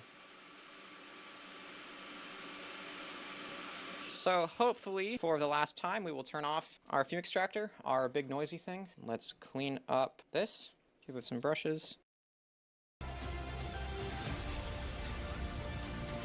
Alright, let's continue with assembly. We have our 3D printed buttons from Faceless Tech as well. These are what replace the rubber membranes. Maybe I will try with and without the rubber membranes. But first, we gotta see if they even work, okay? Can't get ahead of myself here. We can come back in with our system here, and we will put our buttons in place. Now, our buttons that we had are black buttons to help go along with the shell. It's a race. Now, this shell Panic. and all of these buttons and shell pieces are extreme rate parts. They are very high quality. I love them very much. I have no complaints with them ever. Well, I guess I do have a couple complaints, but they're just very small nitpicks. For example, the top screen lens. The reason why I'm using a Nintendo used scratched black top screen lens and not a brand new one is because extreme rates is like a very dark green color. It has green to it. It doesn't make any sense. It's not black whatsoever. So that's one of my complaints. And another complaint is sometimes the L buttons need trimmed. But so right now what I'm doing is I'm going together with Extreme Rate's Start and Select membrane, and then we are going to go in with these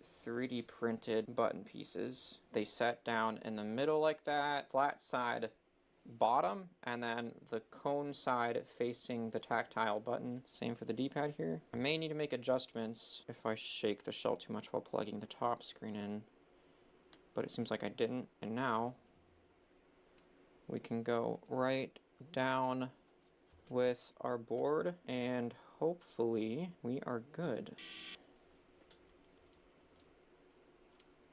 They feel alright. They don't feel as good as DSi's. Nice. Okay, so what's causing our top screen to not work is there's a built-in resistor for the D-pad. Alright, now we should be good. The system should not turn on. Right, they're so cool. Oh my gosh, it's still making connection. New plan, I'm just gonna take away the resistor. Alright, well, that was a lot easier than I thought it would be. Faceless Tech is a genius. He incorporated that mod. See, so now it's not turning on. That's exactly what we want. He incorporated that mod into this whole button thing for Game Boy Macros, which is just incredible. So there was one issue with the B button. It seemed like the B button was like kind of constantly getting pressed. We're gonna test that here. The top screen will work again. It was working before, but the backlight was turned off because of that resistor. So here we have the top screen back. So I want to test out the B button. It's working totally fine. So the reason why the B button was doing that before is because of these pieces, it seems. So I'm going to attempt to use rubber membranes instead of those buttons that he had. So we'll see what this does, if anything. This is a learning experience for me because I've never soldered these before. All right, let's see what this is like now with like the rubber membranes. Okay, so it's nice. That's a lot better, but it's really weird having 2 clicks. What I'm gonna try to do... Tactile and membrane. Since these are good, Seems and very since I have so many extreme rate ones, I'm going to take extreme rates, and I want to eliminate the click. Stab them out of it. Because they'll never feel the same as DSIs, or the original DS, or the 3DSs, or DSi XLs, unless there's some kind of rubber membrane in these. Alright, we'll see what that does. I did end up ripping them the whole way through. Alright, we'll see what that does. Oh yeah, dude. This works perfectly. It's just my only complaint is X isn't as clicky as A, B, and Y, and then the D-pad isn't as clicky as A, B, X, and Y. But it still works. But like, I think I would still prefer Nintendo's original buttons over this. So A, B, X, Y are a success. The D-pad, it's missing something. It's missing something. So basically, what I did is I cut them open like this. And then I put these 4 things where they go normally, except that what that does is that gives the space that the button needs to click nicely, but there's no more spring-loaded action within these button membranes themselves. Like this one, they don't physically click anymore, so because you don't want to double-click with these tactile buttons, you just want the tactile button to click once. So that's exactly what this accomplishes, and I think it works pretty great. Absolutely nothing wrong with Faceless Tech's 3D printed pieces. You can't beat the original. Well, I mean, if you're modding it to hell and back, feel. of course you're gonna be picky. As long as it'll work once it's fully assembled, because I still honestly don't know if it will or not. Because when I press the board like that, the button clicks, which usually is not a good sign. Yeah, that's absolutely amazing. Those buttons feel incredible. You're just visiting and everywhere it's in on Japan a DS at this Lite, point? so it's like, Damn. what? Like, this is a DS Lite? That's crazy. What's next, so Okinawa? Let's go ahead and finally, after 1 hour, 53 minutes, and 22 seconds of recording, this has taken me 2 hours so far. We'll go in, hopefully get this under the cartridge port without many issues. 12 o'clock midnight. There it is. Oh. Alrighty. Now I'm going to trim the L Okay. button like normal on all of my reshells. Damn. Because the L button just tends to get stuck every single time, no matter what. I trim it along here. And then I sand it off to give it a nice smooth finish. So now that's all trimmed, so we can put the rods in place where they go. Also, I'm going to leave the orange charging LED orange because 1, I've already done so much. It's been 2 hours. I don't really feel like changing another LED color. 2, orange is already like. I mean, only coolest, 2 hours like, to do all this is pretty I'm not good. even trying to be like, I just don't want to modify it, because orange is legitimately already one of the coolest colors that this shell combo could have, especially going into Halloween. It's orange, the shell is black, and then the inside of the system is blue and purple. Like, come on, like orange just literally goes perfectly with this shell combination, in my opinion. So I'm going to be leaving the charging LED orange. I just feel like it would be redundant to modify it to make it like upgraded green or like light blue or something, because we already have blue, we already have purple, you know? So that is all ready to be assembled, but now we need to get our bottom plate prepped. Remember, if you So want to for pick up this, Japanese we got our women, GBA stock just cover, which we will modify Hetsu as well. will I'm gonna clean up taberu. this area just a little bit since we That's have all you need parts to and know. pieces just kind of everywhere. A couple of things to do for this. We gotta first get Works this every piece time. on. Plug that in. Now from this packet, I get 5 lime screws and 1 black Y screw. And now from this, I'm gonna grab the lower LCD shield and that sticker. Peel It this means film I up, eat ass. and then we apply it. Did you know that? We screw in these 5 screws for the stylus port, and then for the bottom LCD shield. All right, so now we get this. We need a battery door screw and screw cover, or screw holder, I guess. So we can get the battery door screw holder in place under here, just like that. And then I use one of these rectangular stickers to hold it in place. That's what Nintendo did from the factory, so that'll never go anywhere. And now we take our volume rocker, put it in there into the down position, and then our power switch, put it in here into the down position. And now this is You can also fully hit them with the ready fucking to be Ochinchi wa assembled. Daisuki So we'll put Nandayo. this here, But make sure the volume we'll switch is probably down, put you to and men it at is, that so we can point, so hold I don't think that's what the you L button want. in place because it's spring loaded. If we release it, it'll just spring up That's what happens when we cut it where we did. And then we can plop this plate on, get our battery door out, and now we can get our 2 Nintendo lime screws into the top here. The silver one right there. All right, so now let's see how the buttons feel. I mean, that feels like actually like incredible. Like that feels Looks so amazing. good. Like, I am very impressed with how that feels. I hope that they hold up. The one good thing, if they start to corrode, we'll see it. So hopefully they don't, but and then start to select our extreme rates rubber membrane. So that Yeah, clicks like pretty much custom as nicely PCB would as make all this of these other so buttons do now good. that they're tactile. So with all of those in place, let's get our Y screws and put them in. But yeah, I've been watching a lot of like handheld modding bullshit lately. But my eyes were locked in on it. We did So not I'm getting lose all this these screw. videos. Typically when a screw falls, I'm And it's just like, well, damn. let's get another one. So those are all in. Let's make sure they still click. Dude, perfect, dude. You can't hear the D-pad, but you can feel it. It feels fantastic. Let's make sure it still works just the same.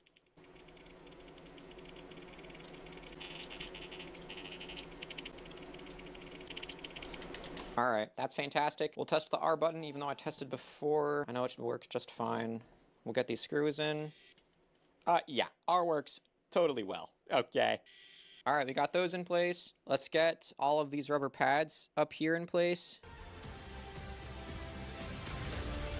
All right, so now take our black bottom screen border off of our donor DS and slap it right on, except we can see it has some Coke or something spilled on this DS for sure.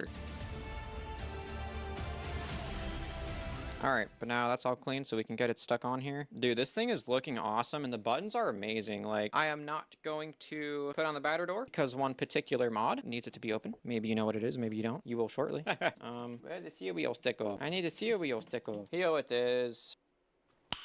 Nice, dude. That's one of my best right there. All right, let's get these blue bottom pads on. I can swap it to purple anytime. I don't know. I'll probably keep them blue the whole time. Right, like, because I just want to see how it holds up. man, I want to And now custom we have make our fucking Got to put in my Retro Revolution like PCB in PSP. here.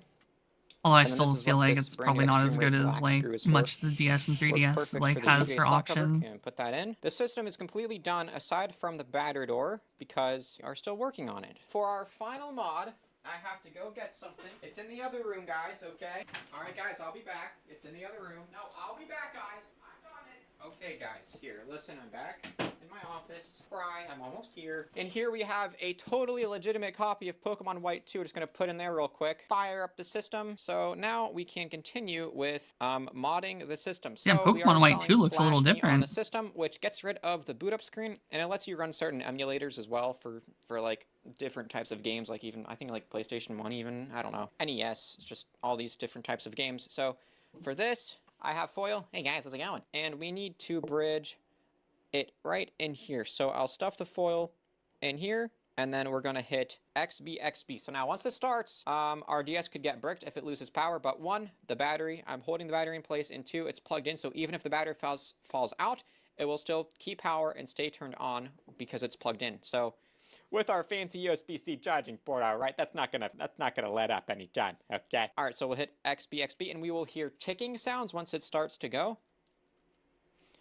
So once it starts to go, it will start to tick. So you can hear it.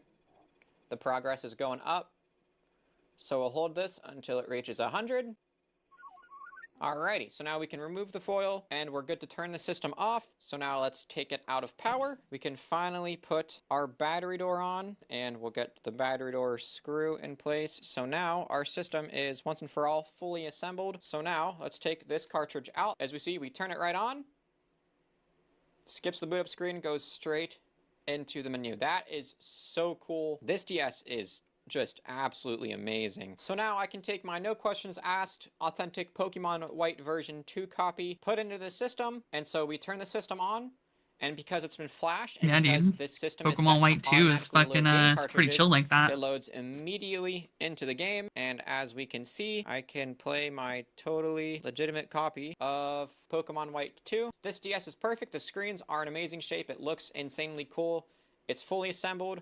We have a Retro Revolution PCB. I'm so excited about that. And as we see, we're playing Pokemon White 2. That's fantastic, okay? one final thing I'm gonna do, I'm gonna put one of these around the system to see if I like using it, to see if it impedes on anything, because sometimes I sell these with my system, so we'll see how it does. Okay, make that as tight as it can be, and then once again I'm going to clean the top of the system to make it fingerprint free. Alright, so we'll put this on the system like this, make sure it's on, and here we have our system. Makes it feel beefy.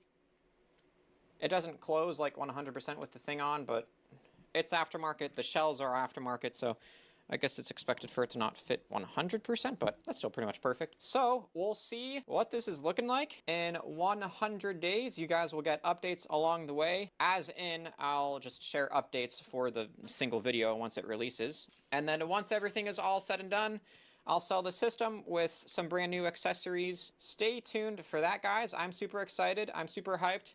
I can't wait to use this thing. It's like my favorite combination color of a DS ever, and these tactile buttons are pretty insanely cool for a DS Lite. Flash Me is super nice for turning it on and off. We got USB-C charging, so I can use my phone charger for the DS, which will be absolutely incredible. And the screens are pretty much mint. We got that one little scratch right there in the top middle, but that's no biggie at all. It's fully functional. It works amazing. The buttons are all amazing. The tactile buttons are crazy. All right, guys, this has been a 3-hour recording so far. I thoroughly enjoyed. I hope you guys thoroughly enjoyed too. Please leave a big thumbs up and subscribe for more. It really helps out my channel grow. And stay tuned for the 100 days video.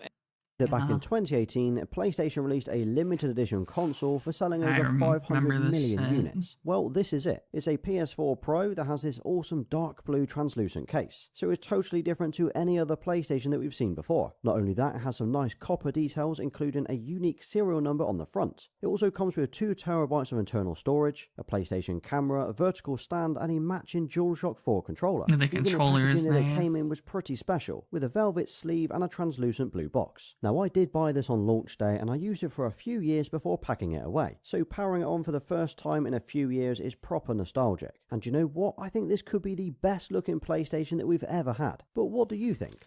Did you know that back the blue translucent PS2s were cool.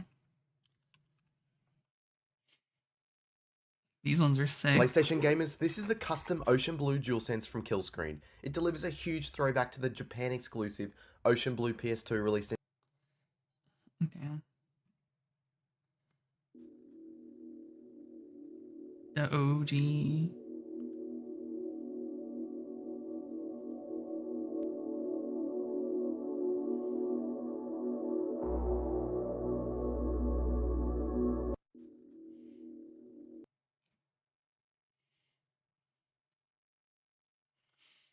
Yeah, I really like the OG PS2 full size.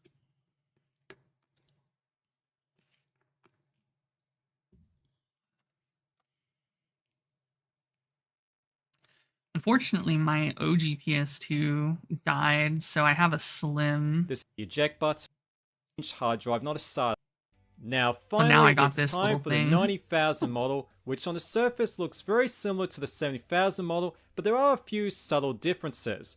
The most obvious one is the big reflective plastic, Oh, I have which this allows one. you to see your Not that one. handsome I have reflection. this one with the Hey there, strip on it. gorgeous. What are you doing tonight?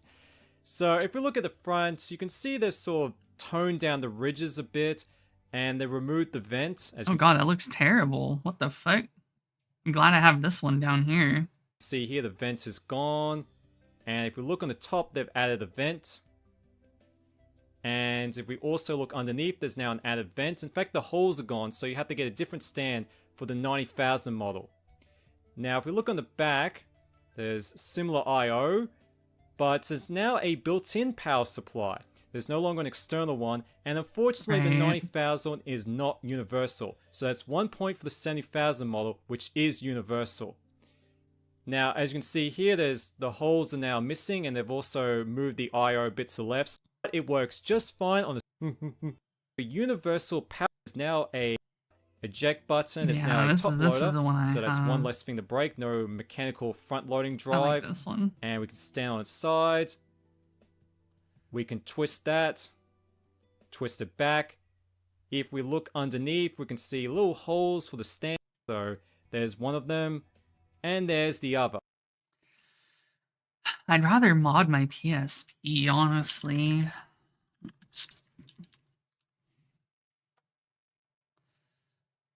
Because, like, I already have custom firmware and shit on my PSP. Like, I hella fucking hacked it, but I never did, like, any mods, right? I don't even know if there were mods back then.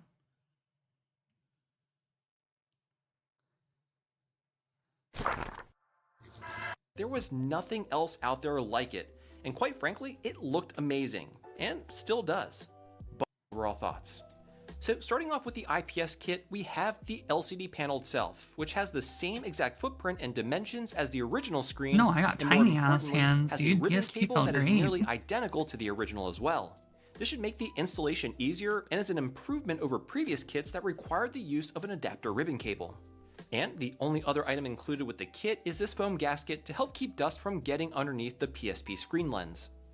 Now, moving our attention over to the HDMI kit, the first item we have is the main driver board, which intercepts the video coming out from the PSP and converts it to a 720p HDMI video signal. It then outputs that video through this HDMI mini port at the top of the PCB. And here, also connected to the main driver board, is a touch sensor, which is used to cycle through the different video output modes. The next item in this kit is the ribbon cable that connects the driver board to the LCD connector on the PSP, and has this connector here to pass the video signal through to the LCD screen. Now, don't worry, this will all become very clear on how everything is working during the installation segment of the video. And the last things we have are a few strands of wires to make connections for audio, and a HDMI mini adapter so we can actually connect this to a TV. Now, the last thing I got here is a micro SD card to memory stick adapter so we can actually load games. You'll need to pick one of these up because the HDMI mod removes the UMD drive, meaning you won't be able to play physical copies of PSP games, and instead will have to load them off of a micro SD card. Alright, so that's everything that comes with both of these kits. Anyway, now let's go ahead and start modding this PSP. Okay, to get started, we need to first pretty much tear down the entire PSP. Now, one of the things that's absolutely critical for this is organization, and I say that because the PSP has quite an assortment of different screws of varying sizes, and remembering where they go when reassembling is critical, otherwise you could damage the shell or console.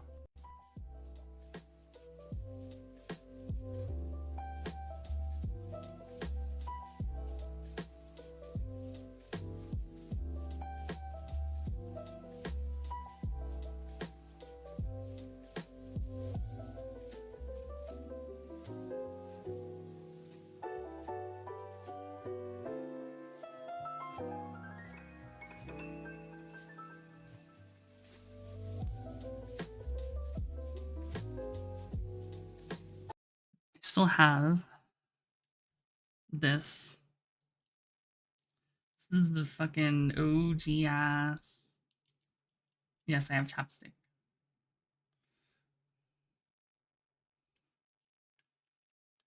PSP. Look at my hands, dude. My hand size, it's like the size of the PSP. But yeah, it's clean because I fucking love this thing, dude. This thing is so good.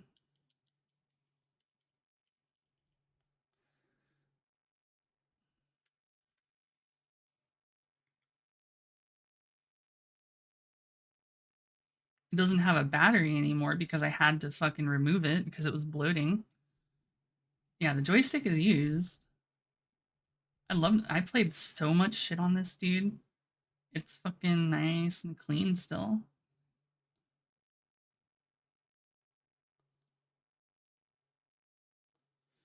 Mine's the 3K.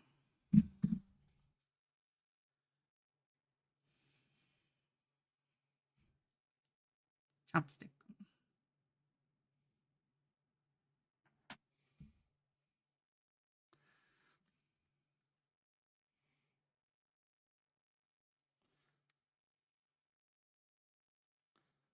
Yeah, mine's hacked as fuck. This thing is so light. It's like it's lighter than my phone, which is crazy. But that's just because it doesn't have a battery in it. Uno momento. Like, I'm just gonna do this. Leave it out of the charging wire for a minute.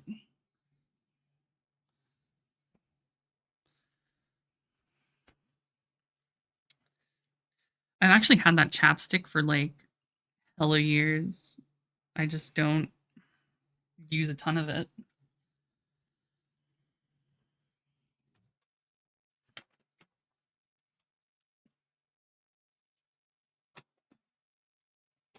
All right, this is a blast from the past that I don't think many of you are going to know about. But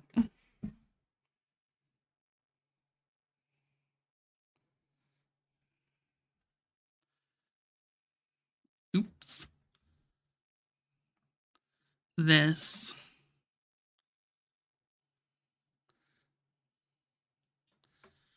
So this is a very old, essentially capture card, right? I need to turn this. Hold on. Where's the transform? Rotate. Oh, that's the wrong way to rotate. There we go.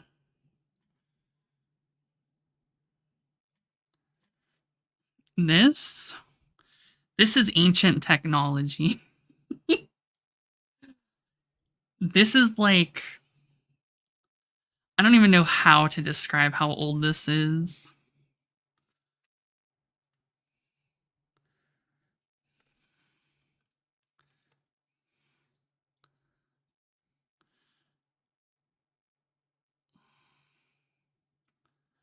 Yeah, this is 2010 or earlier tech. This was basically what you needed to stream old consoles. That is some old shit.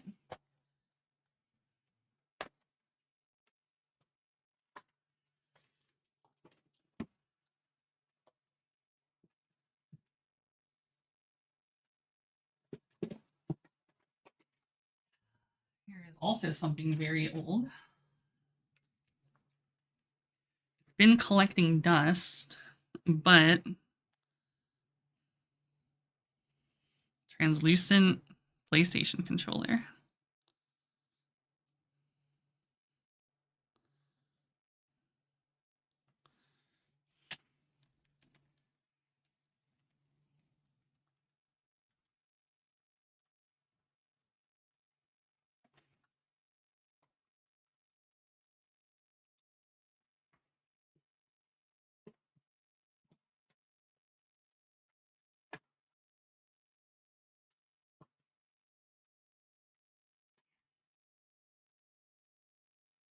So many wires.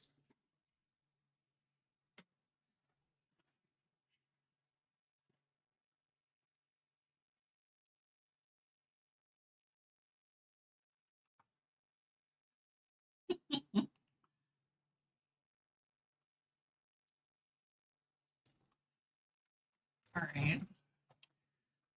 This is crazy, right?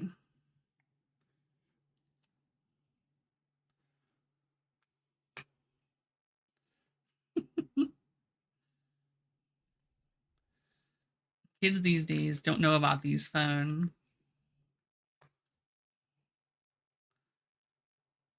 It's not a Nokia, it's a Samsung.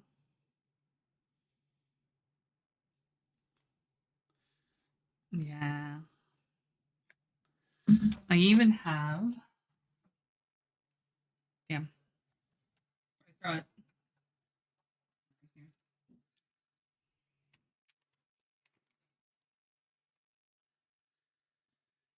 I even have the magnetic case that you would wear. Like you put this on like your belt or pocket or whatever and you just slide it in. Right?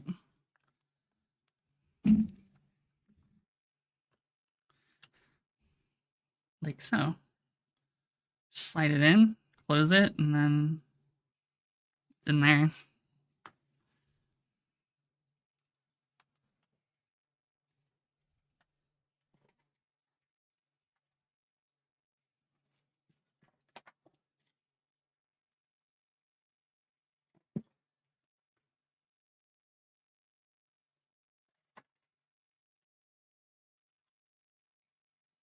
back. All fucking cables and shit in here.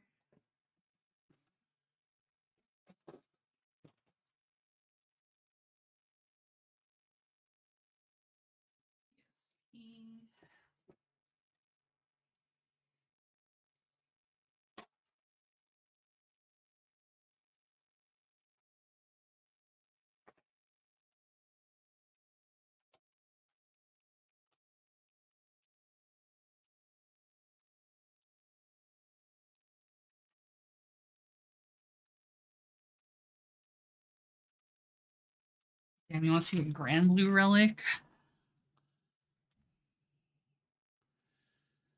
I got the fucking Narmaya character song CD.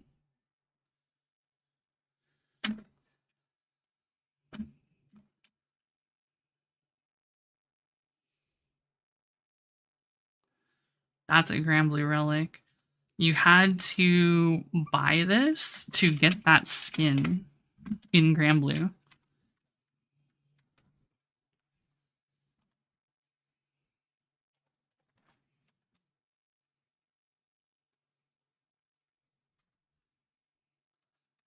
I also have this signed.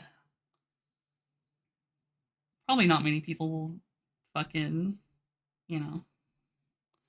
That's a thing.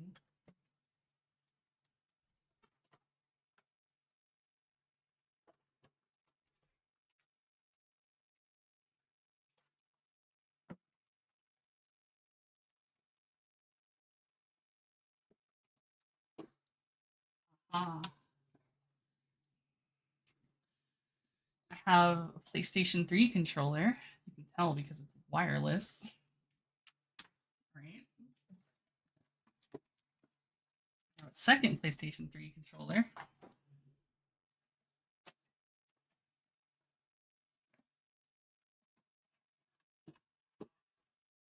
Here's the piece de resistance. My PlayStation 2 Slim that still has the memory cards in it.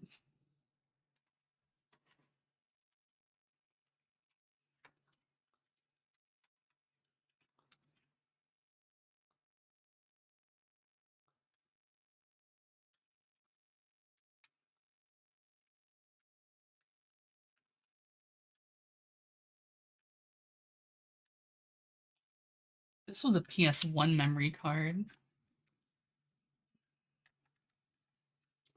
So this is my PS1 memory card.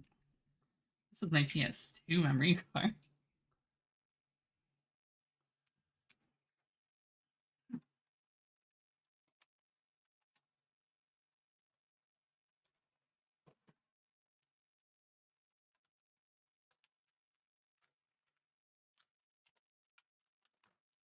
Damn. This is empty, but I still have Resident Evil 4 in here. Not on the carpet. It's actually held up by a something.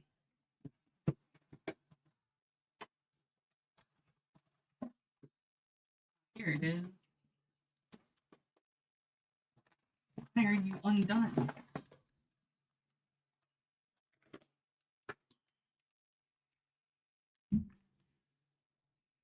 PS2 controller.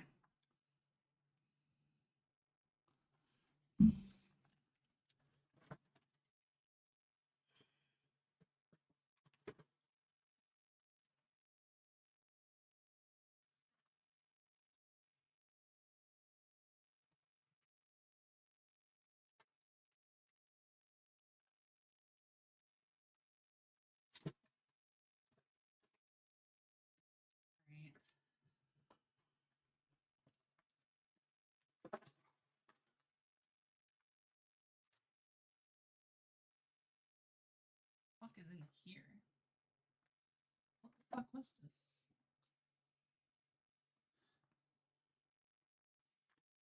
This is for like my headphones? Oh, interesting.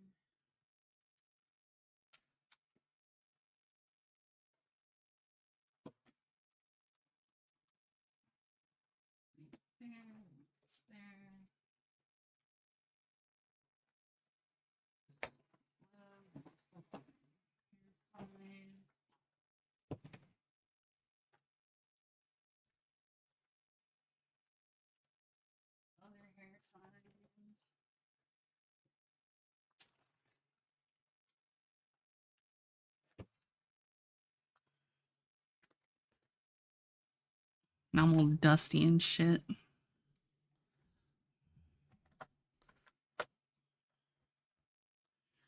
But yeah, I have all my shit. Still, I still have my PS2, I have my PS3, PS4, PS1, PSP. The only thing I don't have is a Vita.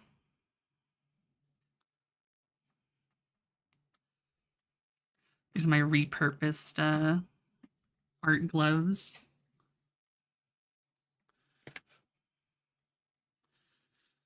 That I cut the fingers off to use them for fighting game gloves.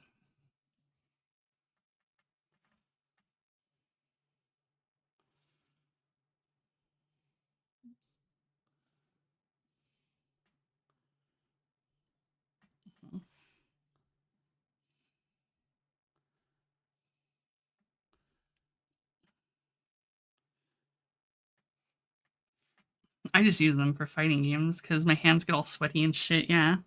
Oh yeah. I have to be Kazuya.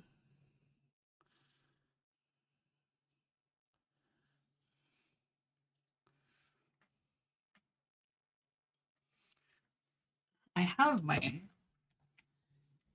current art glove, which is much more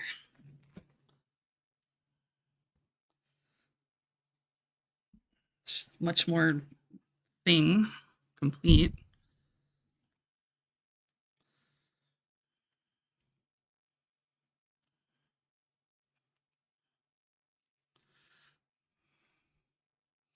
I have this, like when I actually draw.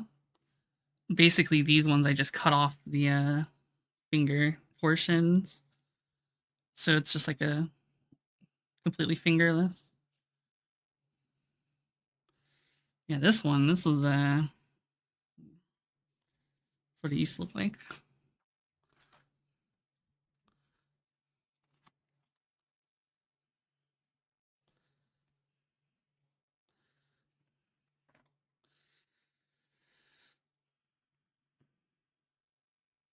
But yeah, I can basically do electrics IRL when I put these on, so pretty chill.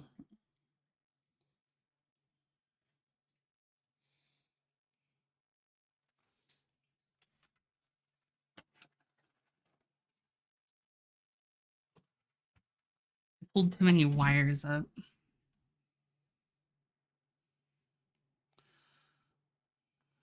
My shit's all wires. Oops, all wires. My entire drawer that I have all my old shit is like 80% various wires that I'm probably never gonna need for anything, but I just have.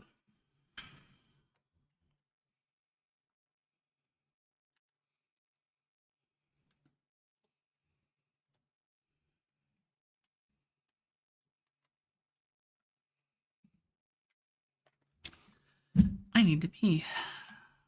BRB.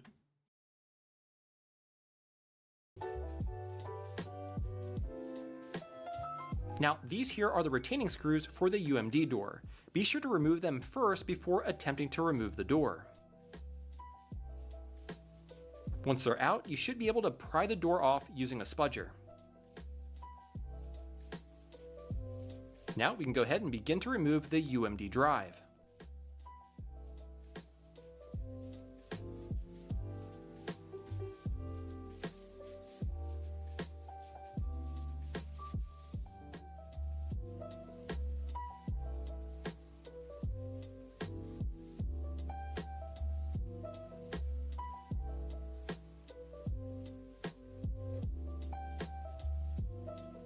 With the console flipped back over, unfasten the screws securing the midframe so we can remove that also.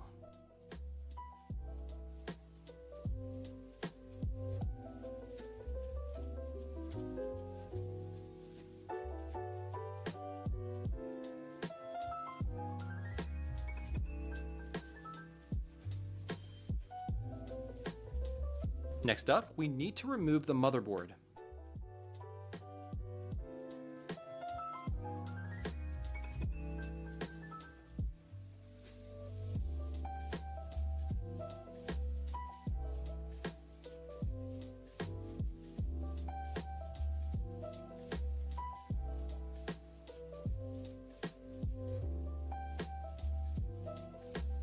Now to take the motherboard out, carefully fish it out from underneath the Wi-Fi antenna cable. It's a bit fiddly, but it should come out pretty easily. Now before we start getting into installing the HDMI mod, we need to remove this other small mid-frame piece.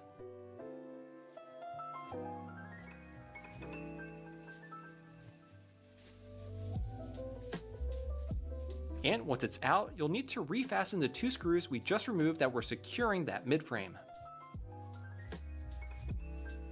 Now we actually won't be reusing this, so you can just set it aside and store it somewhere safe. Okay, so now we need to go ahead and trim this plastic piece here.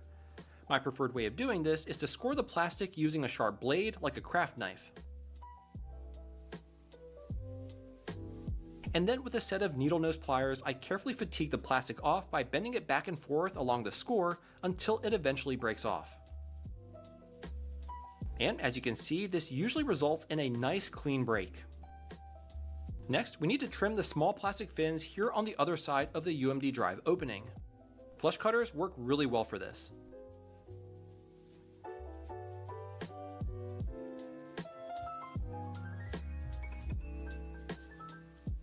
And if you do have some rough edges, you can use a file to smooth it out. Next, we need to remove the IR receiver.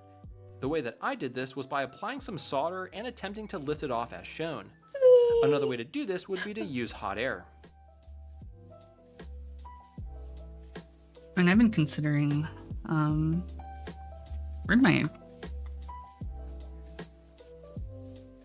been considering just getting in VR lately. Once it's removed, go ahead Just and to, cover like, the pads have- with some Kapton tape. I mean, Next, in order for the something kit to to be able do to pull the if audio it's- from the PSP, you can we'll need to call it solder that. 3 wires to 3 small ceramic capacitors. This is a pretty delicate job, so definitely take your time. Here you can see where I soldered the wires to. Red is for the right audio channel, need to be bridged. Be installing the What touch is this? sensor. The ribbon Touch cable sensor, like this before PSP. laying the panel down. It was by no means trivial, but is the juice worth the squeeze? Well, both the IPS screen and HDMI mod are great, but I think each offers a different value proposition given the difficulty of the respective mods and the overall enhancement that they provide in the end. So with that, let's take a look at all the new features that these 2 mods bring to the table. Let's start with the IPS screen mod. This one is from a guy named High Speed I Do. It's largely the same as the one I reviewed a couple of years ago in terms of quality of the image and brightness, but I feel it's an improvement over the previous one with its new ribbon cable that's pretty much identical to the original Sony screen and doesn't require an adapter ribbon like the older IPS screen mod did. Comparing it with the older IPS kit, it does appear to have the same level of brightness, however, the colors did not seem to be as saturated. I mean, it's honestly pretty difficult to tell the difference even in person unless you're looking at it side by side, and I'm not really sure if the camera's going to be able to pick up the subtle differences as well. I can see it. And if you compare it to an original Sony screen, you can certainly tell that there's a difference. The brown background is a good example of this, as the original looks very much to be brown, while the new IPS kit has an ever so slightly different hue. In everyday use, this isn't a huge problem, but for the PSP purists out there, this could be an issue. Yeah. However, other than that, it's in general an upgrade in my opinion, especially when you consider its improved brightness. High voltage may cause. Who's this guy? However, Fucking this thing was insane, dude. however, we'll put the bottom one on too, shall we? Max display, and most of that interference we saw before doesn't even seem to be there anymore. I wonder how long the battery lasts for. I'm hoping I can at least finish a couple of levels. That would be excellent. This is actually going okay. I kind of expected this to only last a minute or so and then switch off, but it's actually, I mean, I'm on level 2. Oh, there it goes. Now it's boot looping. So the battery life isn't very long. Well, I'm glad I left that AC adapter input because 4 batteries It's a is CRT not enough Game for Boy. this thing to run. They're actually kind of warm too, and they are good ones. They're expensive ones. So there it is, the CRT Game Boy. The screen is legitimately good. It actually looks better than the original dot matrix screen. Yeah.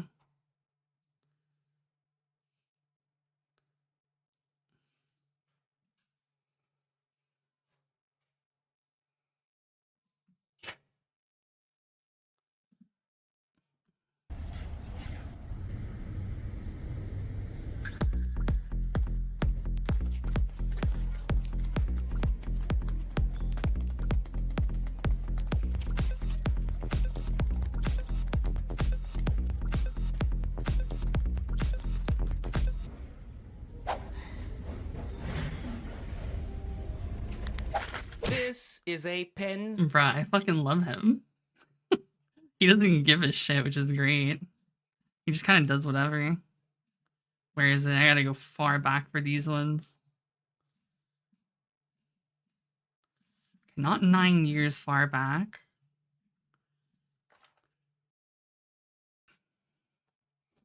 Maybe like 4 years? Oh yeah, 3 years. Okay, now here's the bow. My dude fucking sponsored by Genshin. Gas. He just goes out and Ganyu cosplay. After making Yoimiya's bow. That's what gets me. That's Yoimiya's bow. So this is very unfitting. Guys, how's it going? Here to do some manly archery shooting, if that's all right with you guys. Thank you. You like this? This is like usually how I dress. I have a question. Do you guys have the little loop doohickey? I also forgot arrows, so I'm gonna need to buy some arrows. Okay, cool. You want a purple? Sure. Yeah, that'd be awesome. What was your name, by the way? Tristan. Tristan. I'm Bobby. Cool. Nice to meet you. Nice to meet you. Are these all Damn, he was cams? looking at his tits. Those are mods. Oh, okay. That was my second guess. How do you want me to hold it? Can you hold it straight up for me? I need the help. It makes your shoulders look nice. Thank you. It's also kind of slimming. Nah. Ready? The moment of truth. Okay, here we go. Please don't break. Oh, it didn't break. Yay. All right, let's do a couple more. What? My boy.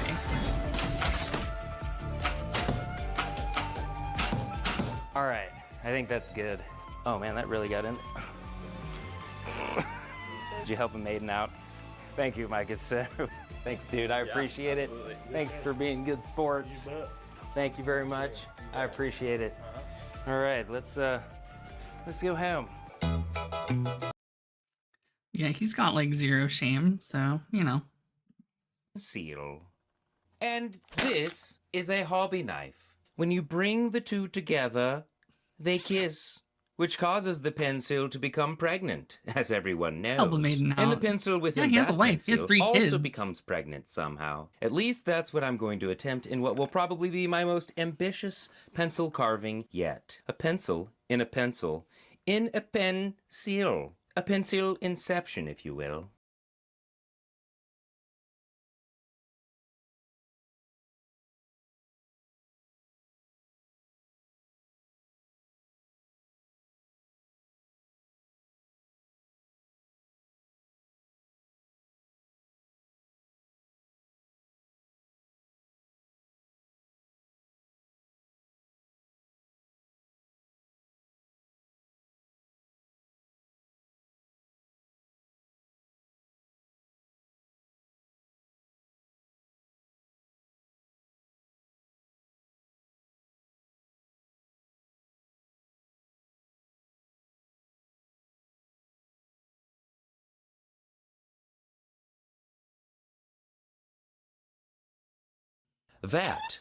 That is called a knothole, also known as a pain in my butthole. Knotholes are much denser than the surrounding wood, which will make this even more difficult, which is the second worst kind of cult. Stupid knothole. Anyways, now that we've got both sides notched to the thickness of the first baby pencil, I'm going to mark some lines, Some weird. which represent the width. And since we I need have to a keep weird the top and emote. bottom No, I edge, don't. we're going to need to saw through with this. This is called a razor saw. Look at its tiny teeth. Now, I carefully saw back and forth on the lines. Oh, do stop. You look like you have the confidence of someone who shouldn't. As I was saying, I saw on the lines until I go all the way through. And since a pencil's cross-section is that of a hexagon, I will stop talking.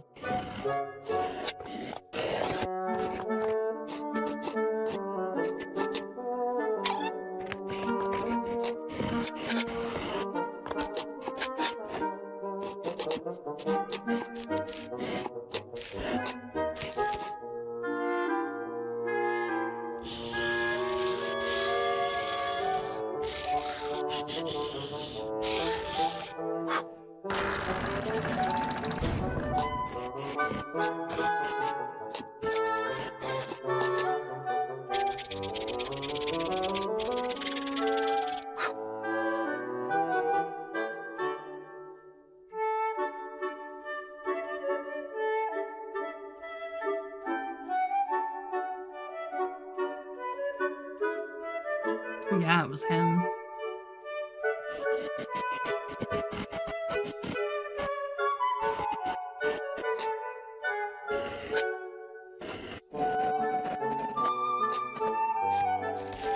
Yeah. I fucking love this guy. He's the only... Okay, that's wrong. But I own a fucking hoodie from him. And I have a Botan shirt. Roughing in the Fucking the lion smallest shirt. pencil, we need to fill in the stupid knot. Technically the only two YouTuber merch things I have. To use, scoop out a medium-sized bump. Poop into a vessel, then mix in some water. The two genders, until you yeah. reach a Bobby smooth Duke and consistency. Botan. Once the stupid knot hole was filled, I also added some around the ends of each diminutive pencil to turn the hexagon into a cylinder where the ferrule and eraser will be. Locked by it. And now with my magic hand, we prime. I said prime, damn it! Thank you. Well, I was a bad boy and carved the ferrule and eraser bits off camera because this is what I would have had to do. So I didn't. But I did record carving the pointy bits, so I'll stop.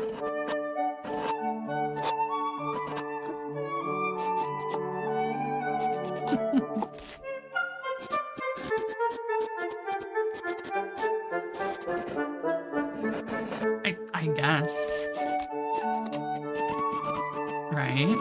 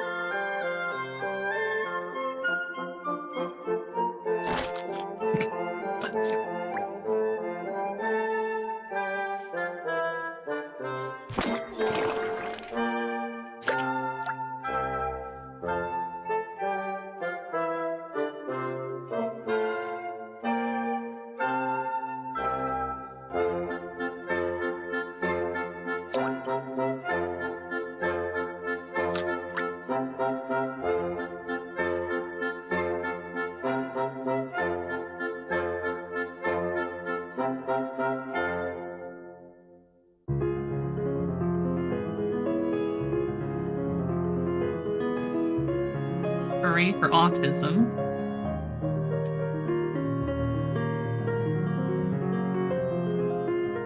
Yeah, he's really good at the shit he does.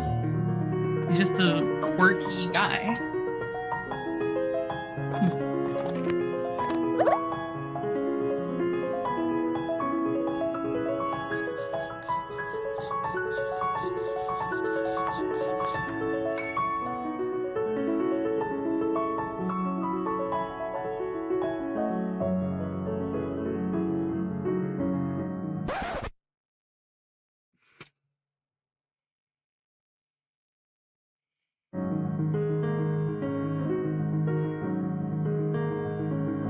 He's just a little guy.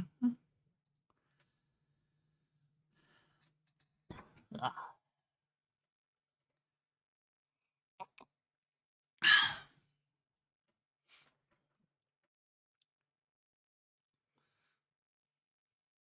I love the banana knife. That's what everyone needs in their life. Oh shit, Setsu's gonna play League now. The wings like to show off.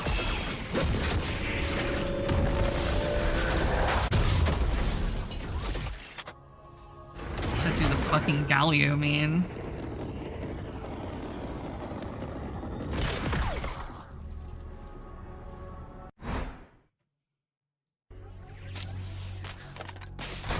Was he playing a fucking Megazord What's the matter? Never seen a model G650 Aegis frame before? Not the Aegis frame. But it looks nothing like the Aegis. It looks more like the fucking Strike Freedom.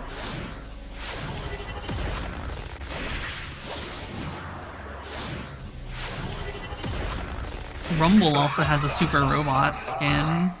Yeah. Rumble's a fucking Gurren Lagann reference just entirely, basically.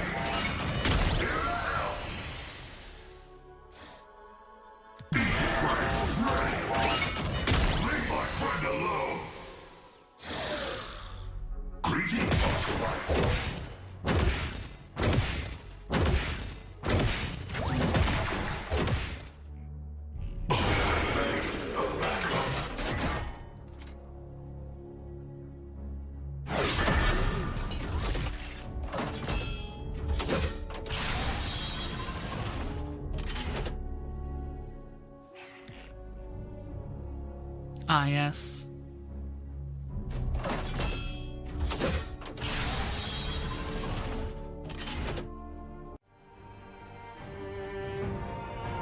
Diego.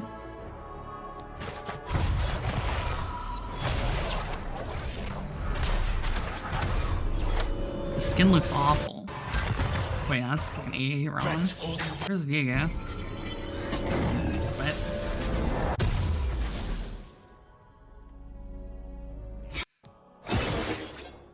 Yeah, I was like, how does Viego look so buff? But that wasn't fucking Viego. Orn gets one too.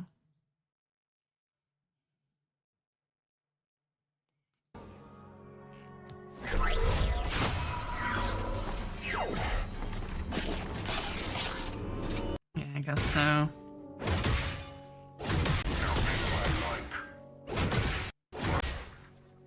All the fucking top laners. Prestige Veiled Lady Morgana.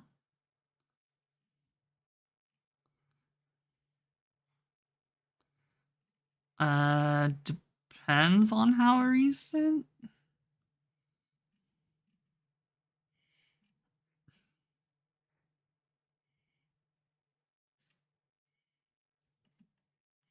No, I haven't then.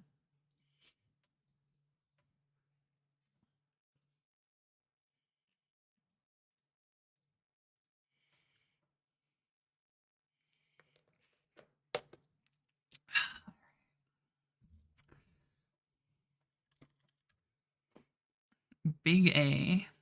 Oh, yeah. There are only 2 goals in the video game Hitman. Oh, yeah.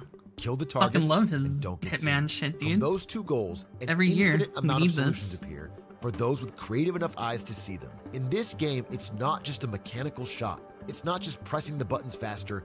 It's a puzzle. Can you solve it? It's this tension between skill, aim, speed, and creativity that makes Hitman, in my mind, the greatest speedrunning game of all time. And so for the past 4 years, I've tried to showcase that by hosting the biggest contract competition in the world. Working with Hitman legend David Red Sox, we designed fiendishly difficult, brand new contracts, unleash them on the best players in the world, and give them only 1 week to push the game itself to the absolute limit to find their own unique solution. This year, though, we upped the prize pool to $2,000, the biggest in Hitman history. The contract trended #1 for the entire week on every platform and console that Hitman has played. We received more unique submissions this year than in all previous 4 years combined, with a fresh crop of new, talented players that showcase skills I never would have thought possible when we started this. This year's competition had the most innovative, complex, and yes, creative kills that I've seen yet. Before I show them to you, first, you have to know who they're trying to kill. This year's contract brings us to Mumbai, divided between a Bollywood film being shot in a luxury high-rise, to a gang-controlled abandoned train yard, to a crowded slum filled with witnesses and armed gangs every step of the way. Scattered across this huge map are our 5 targets. Target 1 is the local. He's a lazy worker on a construction site. Seems like an easy kill. Too bad he's surrounded by a number of armed guards who all check in on each other for a quick chat. You want to catch him on his route? Too bad he doesn't have one. He literally sits out on his barrel and does not move. Target 2 is the thug, a member of a local gang who's taken over the streets of Mumbai. He harasses local citizens for money and as such, always has somebody's eye on him. Target 3 is where it gets really tricky. This is the servant. He's got one job, cleaning this train car, and by God is he gonna do it. The fact that he's also got a solid metal train roof above him and a solid metal train yard roof above that, well, that's the Speedrunner's problem, not his. Sorry, Tupla. Target 4 is the meme guard. In the slums of Mumbai, dressed all in gold, this guard spends his time yelling at the poverty-stricken workers at the laundry to get back to work. Maybe that makes you feel better about killing him, but being surrounded by workers makes it pretty hard to do so without being seen. Finally, to really cap it off and make it the most difficult contract yet, Target 5 is the maelstrom. Yeah, dude. For The first Hitman time ever, speedruns are we're adding so a fucking main good. game target to one of our contracts. Unlike every other Hitman NPC, this target I don't even is play the truly games and I randomized. fucking love this He has a shit. different outfit and route. Look forward to depending this on where every you year. choose to spawn. Rest assured, though, they all involve him. I don't know walking why I through didn't get a extremely fucking- crowded slums. This shit didn't So pop up none at will make all it easy. in my I'm not exaggerating when I say this was by far the hardest contract we've ever made. But nothing, and I mean nothing, stops a speedrunner. How will the world's best players break it? Let's find out. On day 1, we got complaints. The distance between the servants and the local is the width of the entire map. And we do this to incentivize different starting locations. Mumbai has more starting locations than any other map. There's 13. By the way, as we start showing off the best times from each spawn, I will remove them from this counter so we can narrow down to find out what the answer was. At the end of the day, Hitman is a puzzle game. There are 5 targets. What is the fastest way to kill them? How do you do it without getting seen? How do you solve these problems? One of these is the answer. To get down to that, we're gonna have to go through insane. 600 amazing attempts to solve that with unique takes and strategies. And so unlike previous years, I'm going to start this competition by showing you a creative run that made me Well, they laugh have out 1 loud. week to keep doing runs Usually until I they get start with a something they regular find time. to I'm be gonna like start with a perfect creative run, and this or comes satisfactory from for Software submission. Ferret. Now it's a 14-minute run. I can't show it all, but he called his run trolley problem, and what he did is ride in a clown suit on the train, then go around to every target on the map, knock them out without getting seen, and then one by one drag their bodies. This takes To a the while. trolley. You get an idea. David Red Sox watched this entire thing, by the way. Downstairs. Oh, fuck.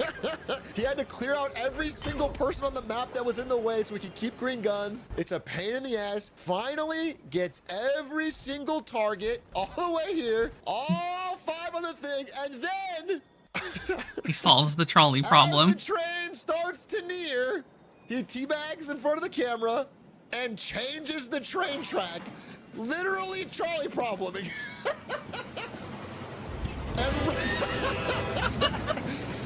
Holy fuck, You dude. might have missed this. Let me explain how insane this is. I thought it would have been a fun creative run, but again, we required even the creative runs to be green guns, Silent Assassin. And my thought was, wait a minute, when you do this train cinema scene, it kills a bunch of regular people. It turns out that he positioned these 5 targets just far enough away from that cutscene that he could spam the exit button, and it appears for, I guess, a frame. I don't even see it, but it appears for a frame. And so right now he is exiting.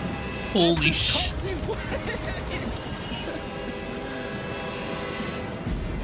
He's out! He got out. It doesn't count those as kills. It's a silent assassin, 5-star run. He killed all 5 targets, green guns. He escapes on the train. I mean, that's actually insane. Is creative as all hell. And so we're gonna kick off with that run. It's not a speed run, but it's speed run its way to my heart. I was super impressed, and it's difficult to find out where to start here because we have times ranging again all the way from 15 minutes down to our winner. I decided to start at 3 minutes 10 seconds. Compared to the average player, 3 minutes 10 seconds is incredibly fast, but we have a lot to get to today. And in that, I want to give it to Queen Liz. First off, we're going to start here on the barge with Queen Liz's 310 run. People love starting the barge because it's near this target and it's pretty near this target. So you can get 2 targets figured out. Starts in the barge, immediately runs over to the local guard, local security. Let's call him the local. Tranks the guy talking to him, hits his ass with a brick. Grabs him and dumps his ass in a bunch of wet cement. Terrible way to die. And no longer to find the body. Runs back across the barge. Other than when it starts to float, but... Sees the maelstrom walking, and this is pretty sick. Grabs a smuggled in gun. Look at the timing. Look at the timing. I just want to say this. This is a smuggle point. You can choose your smuggle points in that. By the exact time Queen Liz gets to the gun, the maelstrom is walking past a scooter. Blam, blam. Scooter blows up. Accident kill. It just really well timed. If you're like a second later, he walks past that scooter. Every run today is silent assassin. They all get out green guns without kills being found, bodies being found. They all get out. It's all 5-star. We don't count any run that's not 5-star. Then the explosion of the scooter distracts everybody that is watching this guy. So they walk over to the scooter, distracts this guy from the ground, and then as everyone down here is running away, knocks this guy out that could find the body, and shoots this guy in the head. Boom. Clean. 3 down in a minute 30. Gotta keep running. Gotta get to the servant. Picks up a shovel.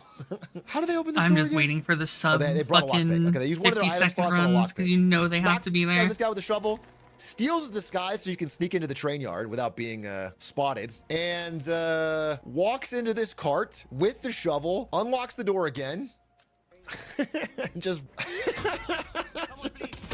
concusses the woman cleaning this monkey and shoots the guy in the back of the head. Nobody will go into this train cart now, so it's free. 4 down, 1 left, the laundry target. He can go into here because of the disguise he got. So he walks past the guard, tranks the guy that'll see his body. Lethal syringe, poison kill, accident, right in the back. Nobody sees that happen. That's 5 targets dead. Now you just have to get out to an exit. What I want to say, this is where I should explain something that's going to come up a lot. Notice how far that this runner had to go to get to an exit. Almost 30 seconds from the final kill to get to the exit. In Mumbai, the exits are generally terrible. They're all really far from the center of the map. They're like on the edges and they're hard to get to. There's faster exits that are unique to Mumbai that are like tuk-tuk taxis. You can exit the map with this guy, but you must be holding 2 coins.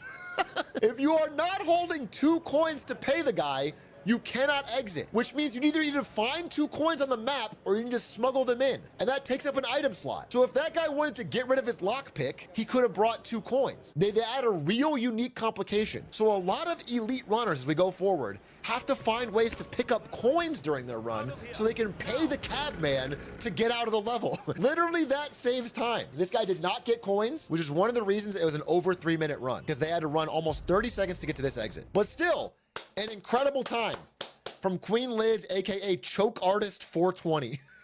But we have to get much faster. We are going to chop off 30 seconds instantly. For run number 14, we are going to the photo shoot spawn. You'd think, correctly, that some of these have to be better than others. And you'd assume some of these are pretty bad. Like some of these have to be absolute shit.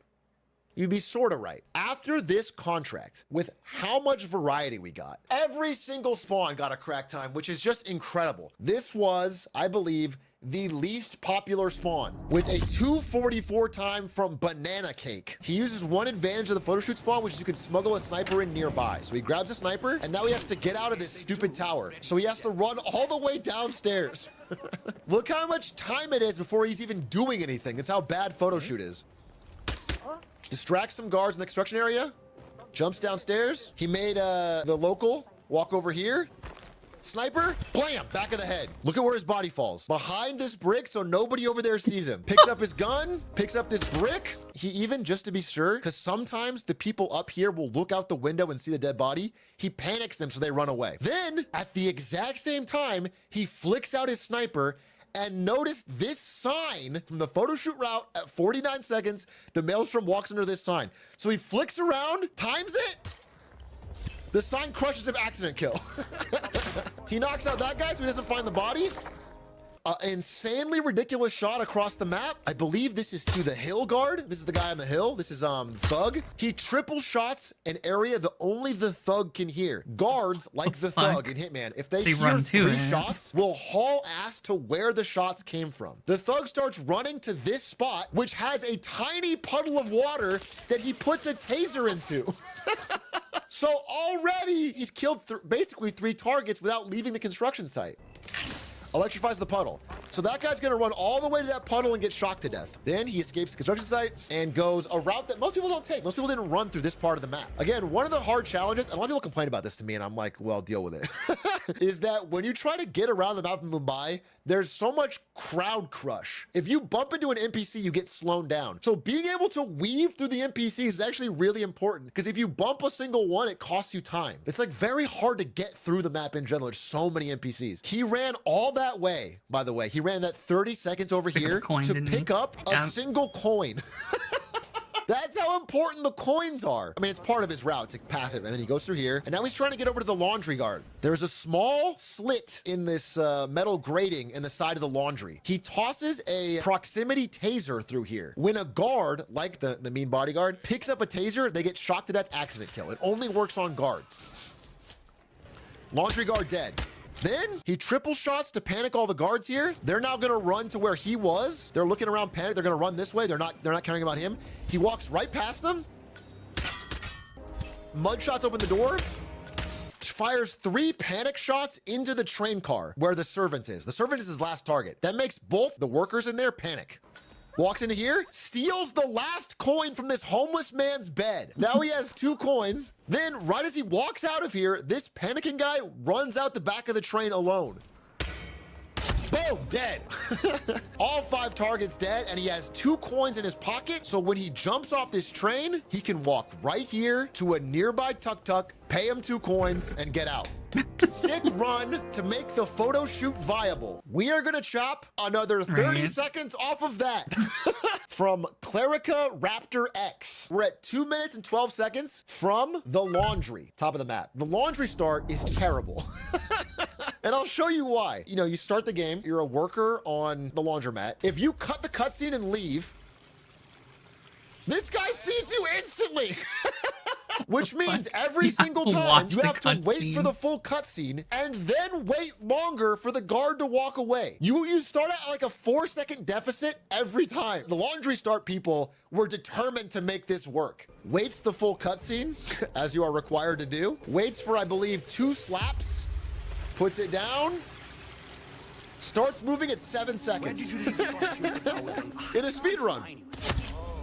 But that's pretty cracked. If he dies in such a way that the 2 guards upstairs happen to not be looking, the 2 guards up front won't see him, and these 2 guys just keep working. They're probably happy just to not be yelled at. Now he's choosing to go for the servant, number 2.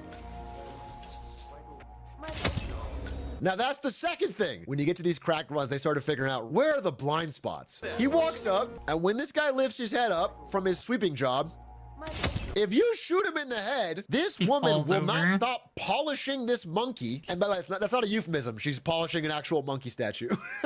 She walks past him before that at around 30 seconds. But if you kill this guy after 30 seconds, before like 3 minutes, she just won't see him again. He goes through here, doesn't steal the poor person's coin, but grabs the propane tank, opens the train, unlocks the door, tosses the propane ahead of himself, takes out his gun, triple shots. That triple shot can only be heard by the Thug. The Thug is now gonna run down the stairs around over here to this propane tank, which is in an isolated area, and he puts a proximity taser down. When he gets to the taser sets off a spark, the sparks for the propane, accident kill.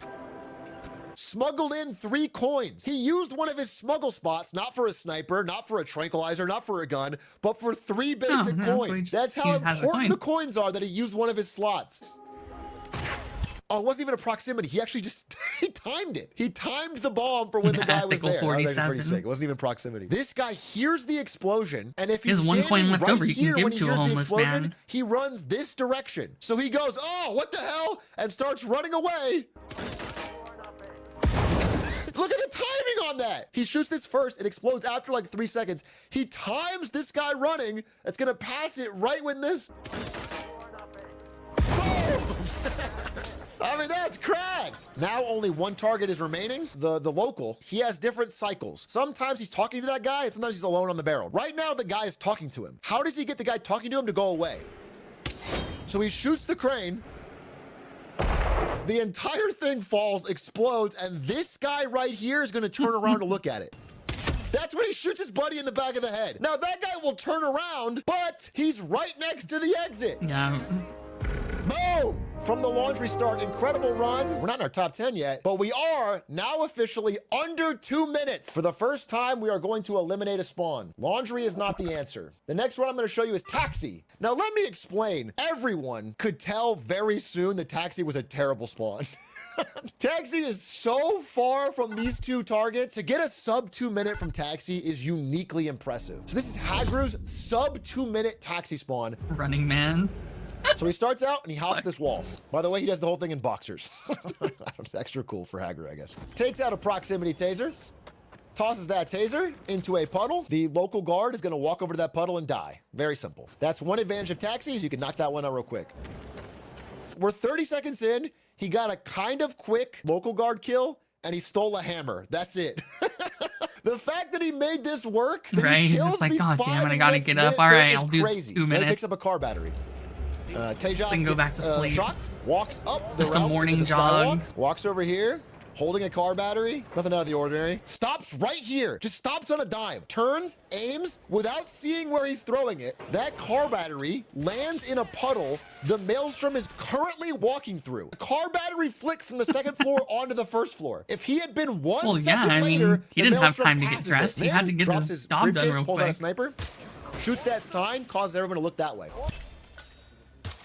Distraction shots. That shot makes the servant walk all the way to the front of the train car, away from the girl polishing the monkey. Again, not a euphemism. Dead!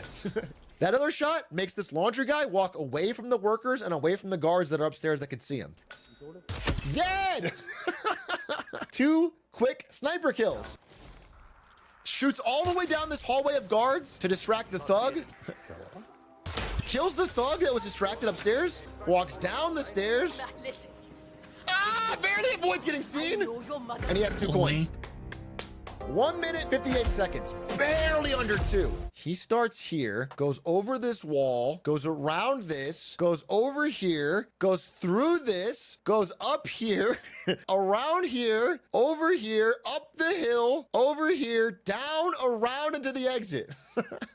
So to get that under 2 minutes with that much walking is cracked. It's cracked. It's cardio. It's a cardio. I mean, he basically did Next nothing but comes run. from the boat spawn. I had to include this one because they were not the only person, but one of the only fast times that did this, and it kind of blew my mind. 149 boat start from Bono. Really simple, really clean, beautiful precision. Shoots a gunshot here to make all of these civilians and this guard look towards the gunshot. Then shoots this guy in the head. The way he falls is so flat that when they look back towards him, up the angle of the stairs, they don't see him. Takes out a sniper. Shoots a spot that's isolated in the construction area. Makes the local run that way. Then, obviously, you knew you were going to see this he's today, gonna but boost. Yeah. This one was particularly funny to me. Takes out a violin. Takes out a breaching charge. Now, we planned for this. Again, when David Red Sox and I worked on this contract, one thing I kept bringing up was the fact that, you know, people have seen Tupla. They're going to try that shit again, bro. So, again, we have that target in the other place. We have different countermeasures. However, there's one thing that I truly didn't understand about Mumbai, which is that unlike Tupla, you fly into the sky and you're constantly falling. On Mumbai, you just get on the bridge. Hold, hold, hold. There's a giant cross-map superhighway that goes above the entire map that, again, people cannot get on normally. But it is walkable. It is a real, it has collision. So he, right here, boosts his way onto this giant superhighway through the middle of the map. The walls of the highway don't have collision, so we can shoot through them. So he snipes the local. Then he walks over to the edge of the highway and snipes this flag. Genius, because this flag kicks off the Maelstrom's main game storyline. If you shoot this button to raise the flag, it starts the Maelstrom's quest, and he changes his route. So now he's walking towards the flag. This runner figured out where he would be when he shot the flag and where the flag was and where he's gonna be on the way. So he jumps off the highway. Now again, from a Tupla level vantage point, you could not shoot this guy. But if you walk along a highway, then jump down onto a roof through 2 windows, then all of a sudden, you can find an angle that just might pull... Laundry shot. Boom! That just might pull the servant over to the edge of the train car and kill him. Now, look at this. He's fucking running. Dude is hauling ass to get to the flag. That was the only person to do that. I did not see anyone else in the hundreds of one I watched to figure out his route, create a new route with the sign thing. He's walking there, be ready to hit that. I mean, he was the only person to kill him with that sign that I saw. Maybe a couple people did, but like out of 600, it was probably 2 or 3. And I think I only saw 1. That was really cracked. Then of course, gets the laundry kill, walks down here, and this is gonna be important. So I'm going to talk about it more later. There are 2 coins that are sitting on this desk, which is pretty powerful. Yeah, no shit. So he steals 2 coins, walks down, and can get to the tuk-tuk without having to use an item slot. So his route going past those 2 coins is pretty important. Bam. Cracked run to get a 149 from the boat. But that isn't even the fastest boat time, and certainly is not on our top 10 or anything. That's just a sick run. This is not the best boat time, so this will not remove the boat. The boat could still be in contention. Taxi is not the answer. I guess I didn't show a photo shoot. I'll show you the world's best photo shoot afterwards, but photo shoot is cut. Let me just tell you, there was no fast photo shoot times. Right. I think the fastest photo shoot time, I'm not even kidding, starts out in the photo shoot, climbs out of the window, walks down here, and just does the barge time. This is the fastest start from the train. Choo-choo. 145. He shaved off 5 seconds from that boat start we just saw. And again, entirely different start, entirely different strat. Let's watch the world's best train start from Haborpo. If you're going to be a sick hitman like this, have a cooler name. Haborpo. Haborpo starts the train, which is kind of close to the servants, but not so close to anything else. Pretty tough start. Haborpo. It's a cool way to enter it. You ride it on the train. It's pretty cool. Rides it on the train. Everyone will remember. 3 coins. Again, coins are very important, but he's got them figured out already. Hops down, takes out a pistol, and shoots this right here. Yeah, he just shoots him in the head. Because he got there early enough in the cycle that she was close to the generator, so she goes out to fix it, and he just shoots him in the head. So there's nobody else in the room. Now, he only needs 2 coins. Using all parts of the buffalo here, he has an extra coin, and he needs to get past these 2 guards that'll see him. So he tosses a coin, flick, and just barely skids past them, which is pretty sick. So he used all of his items very well. By the way, it's so dude. The laundry target ended up being actually pretty free for these cracked runners if they could just get to a spot where no one sees them and perfectly headshot. Now, if you miss that headshot, it's instantly over because everybody looks. You can't even miss it and then get it. You have to get it first try every time. But like once you snipe him and he falls in that spot, they just don't see his body. Body shots that guy. Same thing as before. If you body shot a guard and he can't see you do it, he just gets enraged and runs to where you are. He'll just run right past you. Second thing, this guy's now he's doing some advanced AI trickery. If these guys see some other guard that's on an enraged mission, they will go join him. So look, he's about to get seen right here. I can't see him. But then they see that guard and they start running towards him. So the anger is contagious and he gets past these 3 guards. Body shot. This guy's like, what the? It's just so funny. I think I lost him. Fuck, I lost him. Can anyone see him? This palm tree was a popular kill. If you shoot this palm tree, this guy will only hear it and walk all the way upstairs and stand in these convenient tall bushes and investigate. Now, if you die in tall bushes, nobody finds your body. So what he does is toss an explosive duck into the bushes. Coming from somewhere around here. It also conveniently makes this guy turn left so he can walk down the stairs without being seen. Watch out. Almost get seen. Almost get seen. Almost get seen. Blows up the bomb. Now here's what's fucked. It turns out that there are specific 20 to 30 second gaps, maybe like 20, 25 second gaps, where this guy has nobody looking at him. Now, the guy will come and talk to him, but there's gaps where that doesn't happen, and you can just walk your ass up and shoot him in the head on that barrel. He's just alone. Now, here's what's fucking crazy. He was the only person to do this. That bomb that killed that guy upstairs in the tall grass made this guy panic. And when he panics, he runs past that scooter and then out here alone. There's nobody here at this exact point. So he just turns around, boom, moving headshot, and gets the exit. 145. Fastest train spawn. We are now cutting out the train in the bottom left of the map. To get 3 seconds faster, we have to go to the slums. The slums are right in the middle of the map. They could be pretty good, but getting around the slums is pretty hard. This is Juanito. I think our first return winner. Now, Juanito didn't win first place, but he has won prizes before. Juanito is back with the world's fastest slum start. The only person to get under 2 minutes with slums, I believe, and at least the fastest. So 143 with slums. He calls it the tender food vendor. He starts out and immediately exits. It turns out the one sick advantage of this spawn, if you click out your cutscene instantly and walk up here and shoot this sign, that's where the maelstrom spawns. Boom, dead. Then, also the only person to do this kill, he shoots 3 triple shots over at the local over here, who's now gonna run this way. That takes him past this big pile of rusty explosive barrels, gets past. So he shoots it once to make it start leaking and puts a prox taser on it. Nobody else did that. That's another sick kill from Juanito. So now the guy's gonna run past it over to that and blow up on the super smart. Another accident kill. Okay, now he has to run through quite a bit of distance here to get to the laundry, I believe he's going to next. Yeah, then, okay, does the classic taser through the slat. Starts the taser. That is, that's 3 dead. And then, dude, I don't know about this angle. There's an angle right here where nobody sees you shoot and you can kill the guy leaning against the monkey. And the way his body falls, the woman cleaning doesn't see him.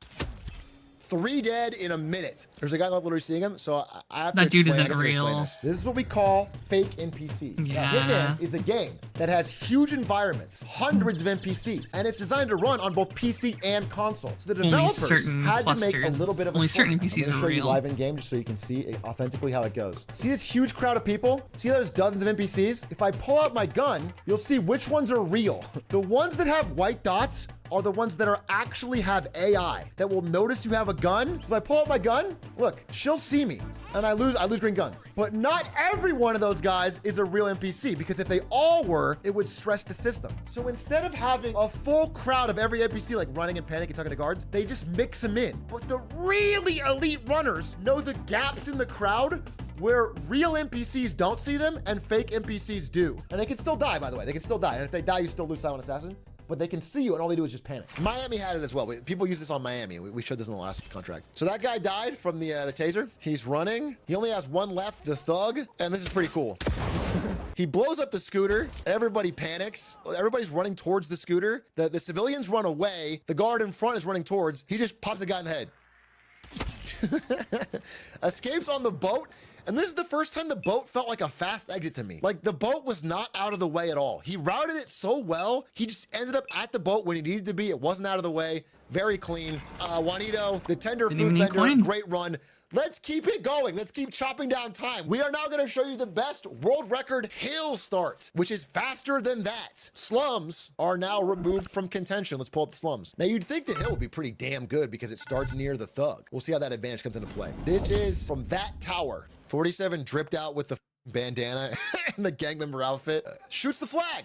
Also did a flag lure, but for it with an entirely different setup. Shoots the flag, smuggles in a sniper, goes up here. This is actually time lost. Not to knock him.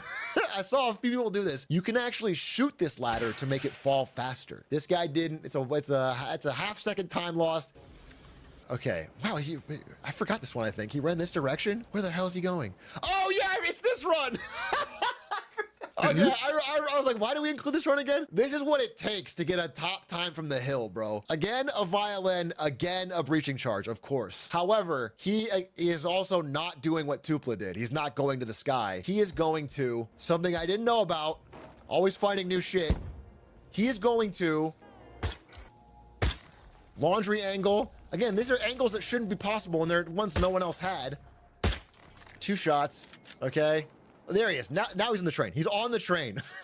It turns out, in the game's mind, that train is always running, and it is a fixed collision box. He is standing on a train that isn't there yet. How did he boost onto the train?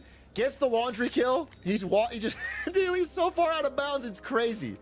Which allows him to get all the way over here. He shoots through the window, through the other window, onto a spot where he lures the local guard. The flag he shot at the beginning, now the Maelstrom is there. He's standing at the flag. He lured the train guy as he turns. Boom! Just to be clear, what he shot was the generator. He shot the generator, made the servant walk outside, and as he was trying to fix the generator, shot him in the head. He also did it through the corrugated metal. You can't shoot through solid steel, but you can shoot through the corrugated weak metal, and he does that. Then, through the double window of this car, shoots Tejas, the local. Then runs along the train as it arrives, gets the final kill, and just hits the exit jumps off of the moving train, and escapes on the train. Like one of the only train exits. That's a fucking sick run. For some people, they don't love seeing boosts, but when you've seen so many things in Hitman, seeing something new is so awesome. And I had no idea about the train being something you'll run on, and figuring this out and finding these angles. Again, these are angles that no one else has ever done. It's really cool. World's best hill start. Congratulations. Now we are going to knock 6 seconds off of that from, again, an entirely different spawn. Eliminating one more answer here. The hill. We are going to show you the world's best time from the Chawls. Casti. I love this run. I tried the Chawls first. The Chawls is hard, bro. You start in an apartment on the 2nd floor of this thing. If you want to get out, you have to go all the way down. You're not really near anyone. I didn't get it. Seeing this run really blew my mind. This is like a really incredible run. A lot of people try the Chawls. Most Chawls runs were slow. He wakes up doing the villain pose in a chair, grabs a sniper, walks outside, sniper out, triple shot to Tejas. That guy's gonna run all the way to this apartment. He leaves a bomb in here. Not a proximity bomb, a remote detonating bomb. This is because Casti in chat can tell you, he tried proximity bomb and it kept blowing up too late and knocking this guy out the window. So he has to put it in a certain spot and time the explosion.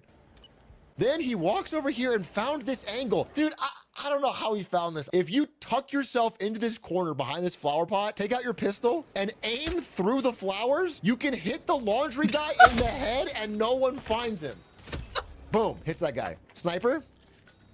Then you can also hit the train guy. You can hit the servant in a way where the girl in there doesn't find him. So he's got 2 kills from the Chawls balcony corner, and the 3rd guy's running up here with a bomb. Laundry guy's getting destroyed these runs. Yeah, exactly. Laundry guy, nobody checks on him. He has no friends. That's what you get for being a mean guard. Picks up a car battery. Right as the Maelstrom walks by this area, again, this guy's kind of a random start spawn. He happens to be here as you get down. Catches him in a puddle. 3 dead, 4 dead, really, because the 4th guy's going to the bomb. He's constantly checking his map to see when Tejas gets to the bomb. It's not a proximity bomb, it's a remote bomb, so he has to time it. Blows it up, timed perfectly. Grabs a, I don't know if anyone else used this. This is the new item, the holiday Easter egg. This is a non-lethal knockout bomb. Locks onto this woman's head. That knockout bomb knocks out all 3 of them non-lethally.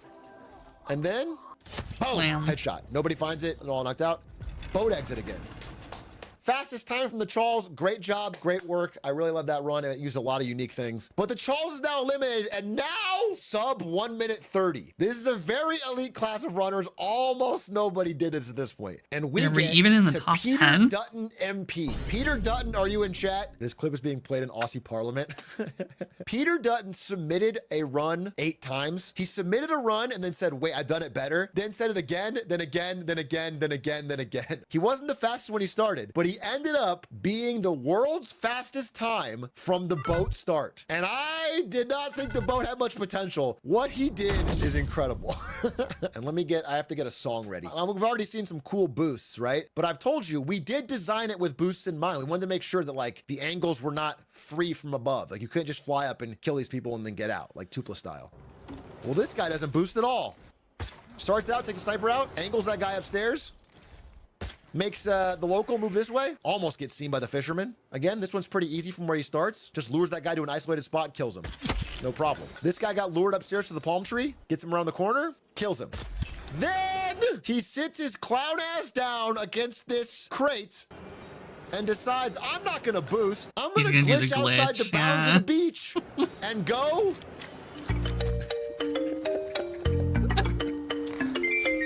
No. We thought about boost from above, but we never thought about boost from below. We did not think you could go below the map. He goes under the fucking sea, goes down the beachhead, and finds, I mean, the amount of time it took him all week to find perfect lure shots where you can't see anything. There's no textures. But he doesn't know what he's looking at. Well, I don't know what I'm looking at.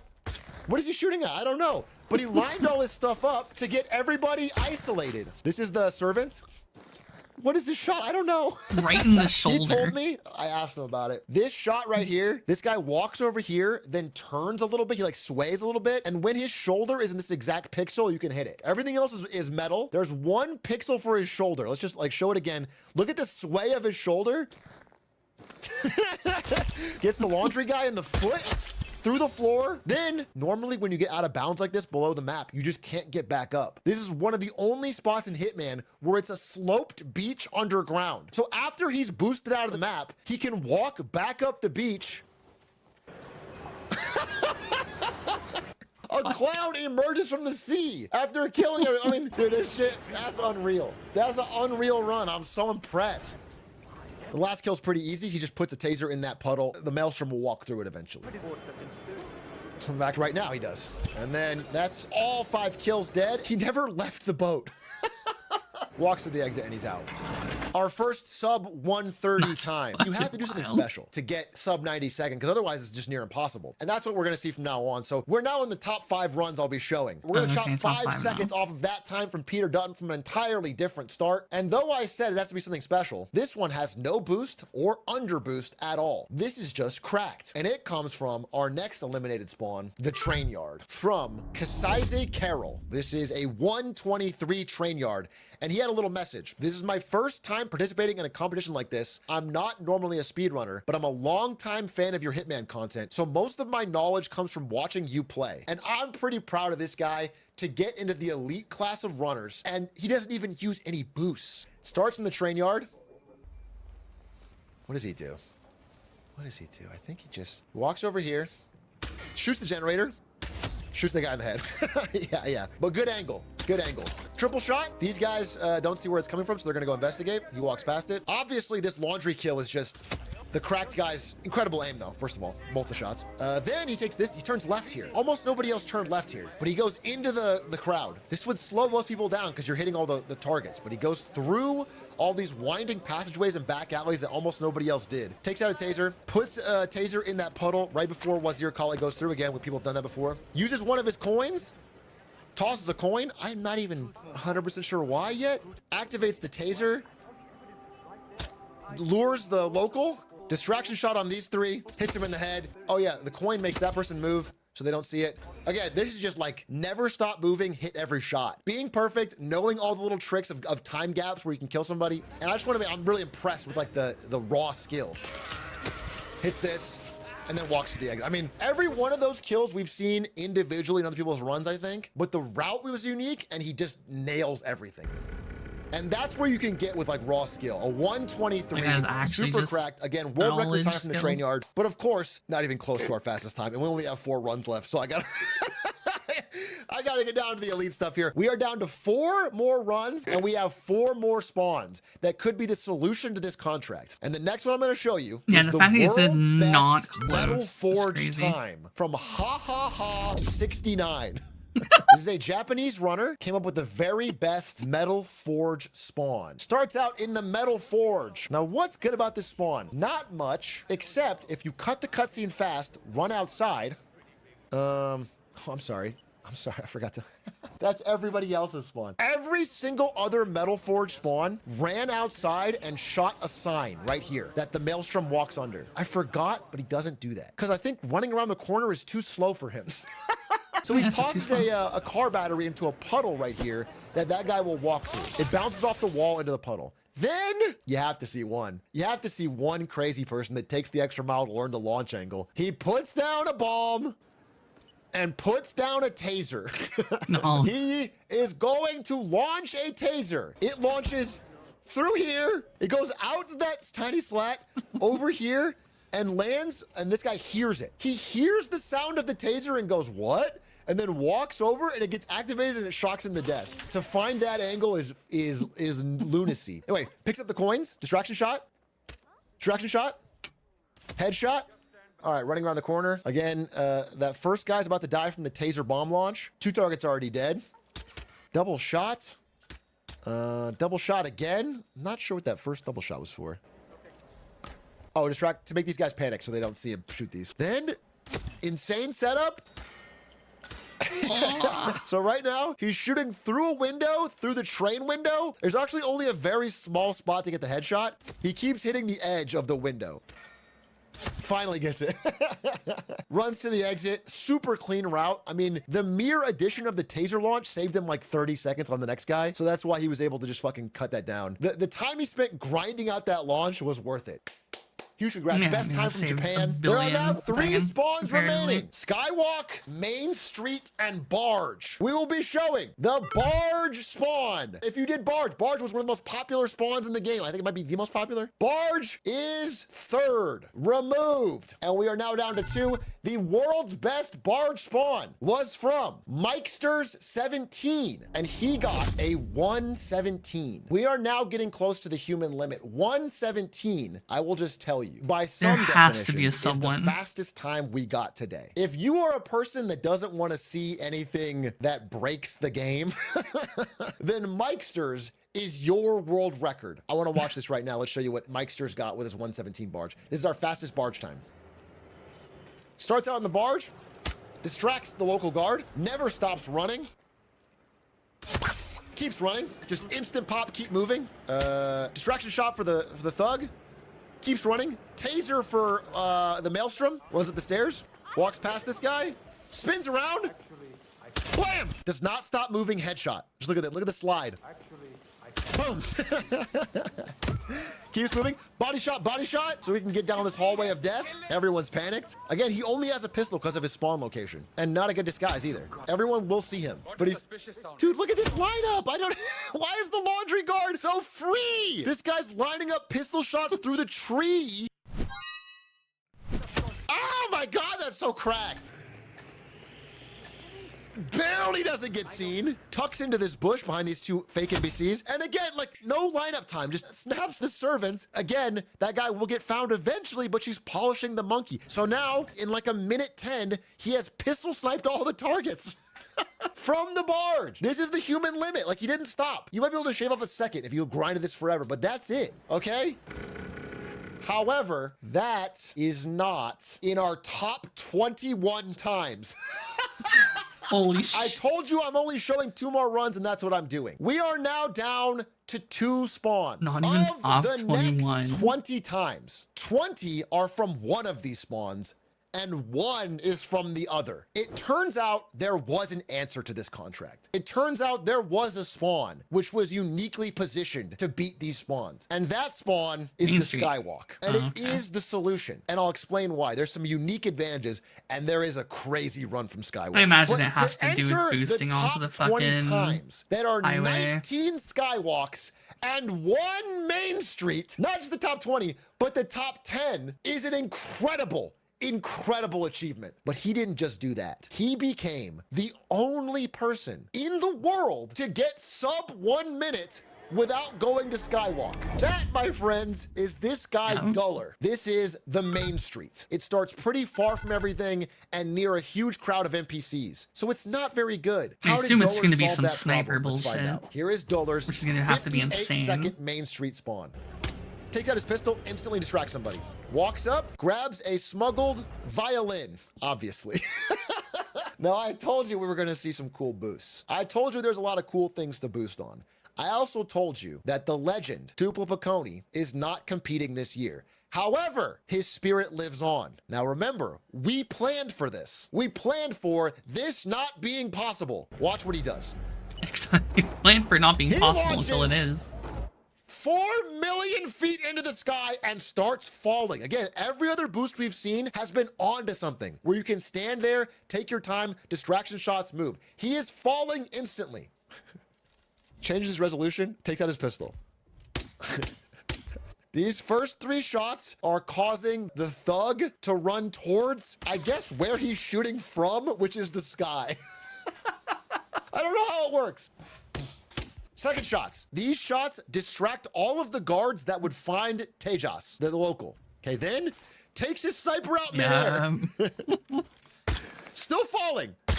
This is crazy. Those 2 shots, it causes a laundry worker to go, question mark, I need to report this to a guard. So the laundry worker goes back the mean guard and reports the bullet hole. Then the laundry guard goes to investigate the bullet hole. So it's like a chain delay. It's not even the guard is hearing the bullet hole. Someone else isn't telling him about it.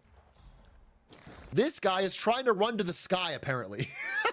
This is the first thug guy. He's trying to run as high up as he can get. He misses. You only get a certain amount of height and it's pretty random. It's like 1 in 100 tries that you're getting enough height to do this. He missed the first shot and barely clutched. It misses and he's like, fuck, it's over. He gets it. Now, to be clear, that is the end of the hyper boost. Tupla Piccone in his famous run got all 5 targets basically from the top. 4 to 5. He did that whole thing to get 1 target, to make the main street work. It was a hyper boost for 1 of 5 targets. He's still really high up. He's in a really cool angle, but he got the 1 guy he couldn't get. One of the earlier lure shots he did made Maelstrom walk up the skywalk alone. Boom, kills him. He's in the right spot to get an angle nobody else had on the skywalk that kills the Maelstrom. Nobody else in the world killed him there.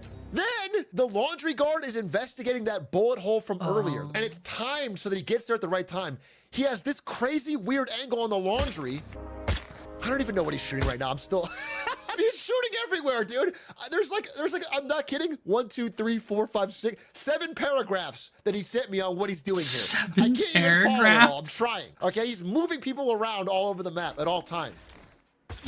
That guy's paying. Damn, Now took the a laundry shot to guy's the dead. By the way, he knee. does a swag thing. This is just what cool runners do. Every time he does a sniper shot and gets it, He drops it and picks it the up. gun in midair and picks it up out of the air. He snatches it out of the air. It's just swag. Just watch this. That's just swag. Now he's got that crazy angle on the this is crazy. He shoots these other shots to make the monkey woman panic and run away. Then bam, he's dead. Then kills Tejas. Nobody's around. Then all of this, everything that I've shown you so far would be useless because there's not a good exit for Main Street. You still need coins to get to a tuk-tuk. He And he was doesn't have any right item on slots. top He of the needed the coins. booster, he needed the breaching charge, he needed the violin, he needed the sniper.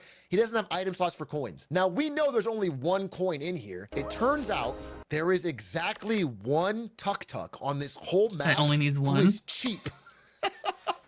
I did not know this. There is 1 taxi who gives you a discount. This one right here. Everything had to align to make it's so unreal to me. I watched this run and I was like, wait, what the fuck? And I started counting. I was like scrolling back. Did he get a pick a coin somewhere? Where did he get the second coin? It's just a single cost coin. Bro just walks out 1 coin. That is unreal. 58 seconds. The only person in the world to break a minute outside of Skywalk. Incredible run from Dollar. Incredible run from Dollar. One of the most impressive things I've seen. Now we have 9 Skywalk runs. And I'm not going to show you them all. I'm going to show you the very best. And I want to explain to you, first of all, why Skywalk became the winner of this contest. So we have 5 targets. And over the course of all the runs today, you've seen how runners have truly abused the little gaps in timing and location to be able to kill them almost for free. Just to find spots you can shoot them in the head and kill them for free. Here's the big problem. The guys we made that are hard to kill from high up are all on the left. They're all near the Skywalk. The ones you can kill from high up are all over here on the right. And it turns out Tejas, he doesn't have enough friends.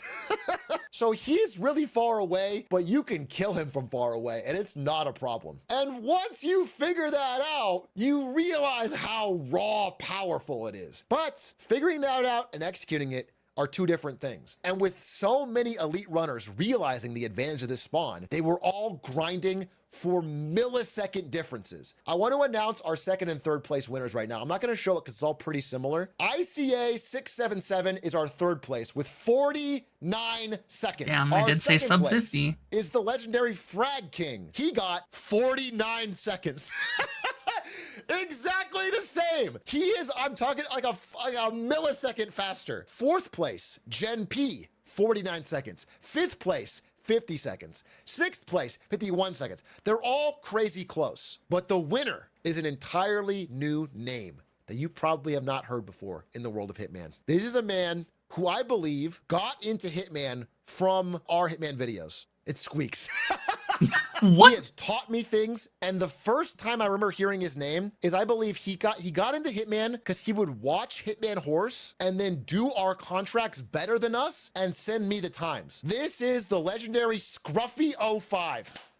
Now this guy in the world's biggest contest ever got the best time in the world. Scruffy05, 48 seconds. He broke that barrier. Damn. And to do that, I was really hoping it'd be 47 47. things that I'm going to try to explain to you. He sent me again more explanation. Let's watch the world best time and our first place prize, $750 in your pocket, Scruffy05. So he starts here. Now, you might know this from the world record runs or the old Hitman videos I used to do. There is a way to kill the Maelstrom very quickly from the skywalk. Because he walks past the Agent shooter 48. instantly. We knew that going in. We knew that going in. That's not the problem. The problem with Skywalk are killing the other people. Grabs a sniper. Now, do you remember when I told you that those 2 coins in the Taylor's building would come into play later? Well, it turns out that Scruffy saw those 2 coins and saw a fucking opportunity. Grabs 2 coins. Now you have to understand, we know about this shot. We know it's a good shot, but I tried this shot from this location. First of all, very difficult. But second of all, he has panicked people, and people that panic run randomly. Those 2 civilians will occasionally just run into here and find this body. Also, sometimes the guards upstairs will see this body. He told me the math on his resets. Only 10% of the time does this body not get found. So every 10% run, of his 9 times out of runs. 10 he had to restart. Again, these guards start to get That's panicked. insane. Takes out a sniper. He can shoot his ass. Kills that guy. That Close one's enough. pretty free. That one that's been figured out, that's a great run. Then, that shot is so precisely placed. That shot has to be, let me make sure I get exactly what he says. Can I just show you? Can I? Holy fuck. Look at what he wrote me to explain this run. That is not brute I'll force. just tell you what he said, okay? The shot I do on the ground at 37 seconds is super important and pretty precise. I do that to stop the taxi driver from hearing me throw the violin or from hearing the detonation of the breacher. If he hears either of these, he'll go to investigate it, and then you can't use him as an exit. If this guy's not back at his post, you can't use him to exit on the taxi. So we had to shoot a shot to make him get away so we could show this violin down. And then he found, of course, this spot. And this Such a is why sick Skywalk spot. is broken. The highway overpass, that was fine. Not even that good. Going to the sky itself, not that good. We planned for all that. But it turns out, if you can kill the You go 3 people he's just already high killed, enough. This spot's incredible. This spot hits the foot, hits the pinky toe of Tejas, and then hits pinky finger. enough height to make the people on the stairs turn around. Drops his sniper, falls 4,000 feet, and spams the exit button because he wants to get a 48. Because he knows if he gets 49, it's a 5-way tie. Spams. And does it. This boost is between 5 and 10% success rate. Most of the time does not work. So he has to Understand do that it. If 90% of runs fail from that other trick in the Holy. laundry, and then 95% fail from this boost, he had to grind so many times and then hit every shot perfectly every time. Truly a masterpiece, and we're out of this contract. See you guys next year for another one. I thought we would end it this year, but there was so much cool shit. We have to do it again. I don't want to reveal anything. I don't want this shit to end. I want to see this shit every I year. really love this, but I think I'm going to try to make it next year to where it's more about precision and stuff. We've been going bigger and bigger and wider and wider. We're going to try smaller. Congratulations to everybody who entered. This was really fantastic to watch. Me and David Red Sox had so much fun looking through all your runs. And I'm proud to give first place to Scruffy, who deserves it. A guy I've been talking to in Hitman for a long time. Clearly, for this contract, the best in the world.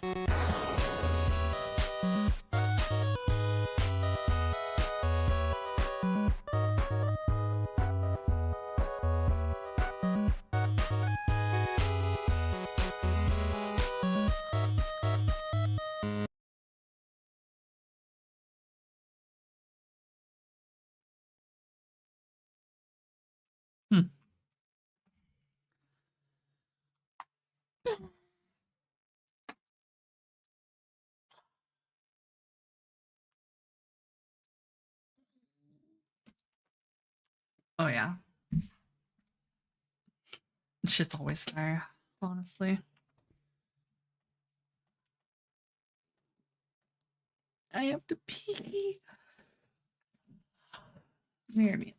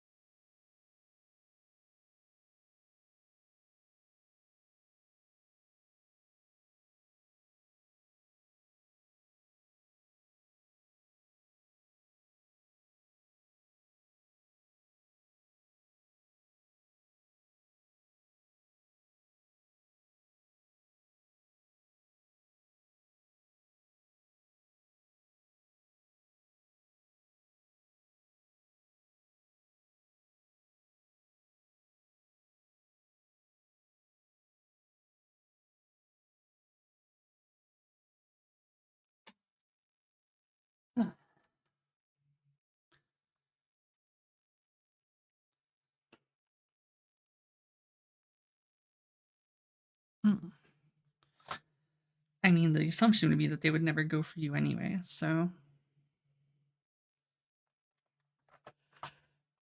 I think you would be fine.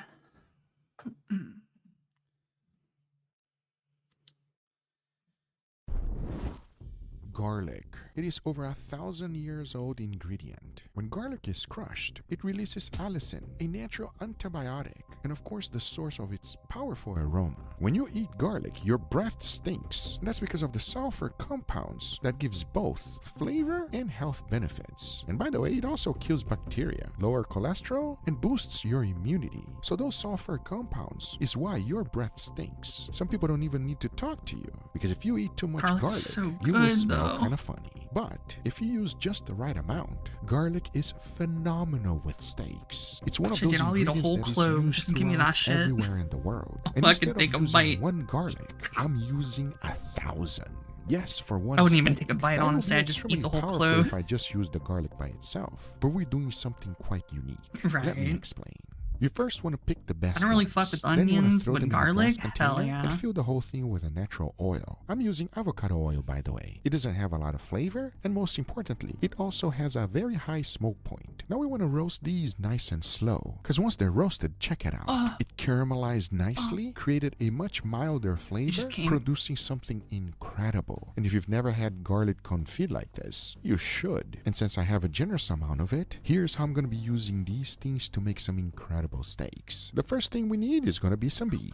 These are beautiful New York strip straight from Riverbend Ranch. They're nicely well marbled, prime grade, and beef raised in America. I just love these steaks. And here's how it's going to work. One of them I'm going to be reserving for something crazy. These are the two I went ahead and seasoned them with salt and pepper. No garlic powder is needed today. Now I set these aside because I'm going to make this. Now you might think it's a sauce, but no. Check it out. Into a bowl I threw in a lot of garlic. Yeah, I mean, it followed does. by salt, black pepper, onion It's silly powder, garlic some raw, paprika, and cayenne honestly. pepper. Now if you try to mix this, it's not going to work. So you can either put it on a food processor or use a hand blender, because once you have done so, I you're feel left like with there's this, no the most way that garlic incredible is garlic bad. spread ever. Believe me when I tell you, friends. Whatever this way is it delicious is, in bread, burgers, it's but we're bussin'. doing something crazy. Hold on tight. because that previous steak I saved, I went ahead and put it in my smoker. I want to cook this nice and slow. The temperature was 225 degrees Fahrenheit. Now I grabbed some of that spread we previously made and threw in some flour and cornstarch. Whisked that up real good until it became a batter. By this time my steak was fully cooked in the smoker, and obviously as you can clearly see, it needs a crust. So that's where that 1000 garlic comes in. I'm encasing the entire steak with it, creating a battered crust of garlic. Yeah, now the avocado oil that was previously reserved from the garlic roasting, I heat that up to 350 degrees Fahrenheit and threw my steak in there. And oh boy, if you can only smell not even dry aged, it's just deep fried. If you are a garlic lover like me, this is heaven. Now I'll be honest with you, the crust was not sticking very well, which turned out in the end to be a good thing, because the end results was something I was not expecting. You will see what I mean real shortly, because since this one is ready, we got two other steaks to try. One will not have roasted garlic, and the other one I'll be putting the spread right on. Oh, I know about and this of course, one. We can't just eat There's garlic no steak way by any itself, of this is bad. So I decided to make an easy, simple, unless you just don't like garlic. Side dish. This one takes no time at all. I went ahead and grabbed myself a brie cheese, opened up some ground beef, threw the cheese right in the middle, and closed the whole thing up. Then I grabbed myself some bacon, laid it down on a cutting board, seasoned it with barbecue rub, and closed the whole thing. Now into the smoker that goes to cook. In the meantime, into a bowl I threw in some parsley, scallions, garlic, salt, and a generous amount of garlic oil. Remember, I'm gonna have this for quite some time. Then I got some naan bread, cut them up real good, and spread the whole thing on it. Now into the oven they go to roast, and by this time, I went to take a look at my cheese. It was looking beautiful. To finish it off, I added some barbecue rub, let it cook for a little bit longer, and in the end, the only thing left to do was to plate it up. Because if you love cheese, meat, bacon, and bread, this is a real nice treat.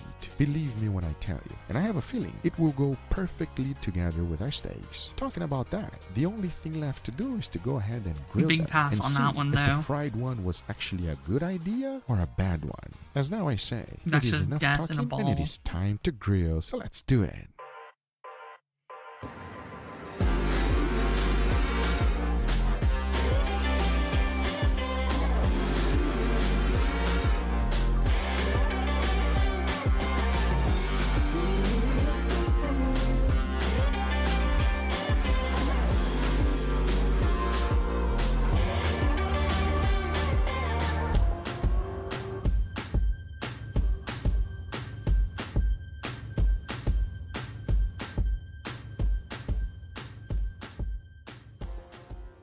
All right, everybody, and here we got our wonderful feast. Gentlemen, what do you guys think, huh? I don't know, but I can smell a strong smell of garlic over here.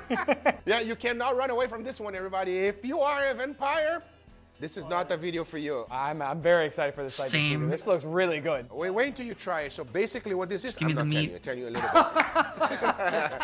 Can we at least start here? No, we cannot. So we got a very interesting experiment. I'm a garlic lover. You? Oh, of course. You? I'm cool with garlic. We love garlic. I really want to know your honest opinion. I'm trying to push some limits over here. If you are a garlic lover, be honest. Tell me like it is. Enough talking. Let's go. Cheers. Cheers. I mean, this is already delicious, everybody. This is amazing. This is just... This is a Guga steak, is what that is. I've tried to describe this thing so many different times, guys. All I know how to say is it's freaking good. I just literally savored that one. I haven't had a steak in a while, so that tasted a little extra good today. So this has garlic powder. As you guys know, I always use garlic powder. And we love garlic so much, I used 1,000 garlics on this video. Bro, that's too much. Tell me in the end of the video, all right? So, it's all about the garlic flavor here. I'm gonna give you this one here, Andrew. Cheers, everybody. Cheers.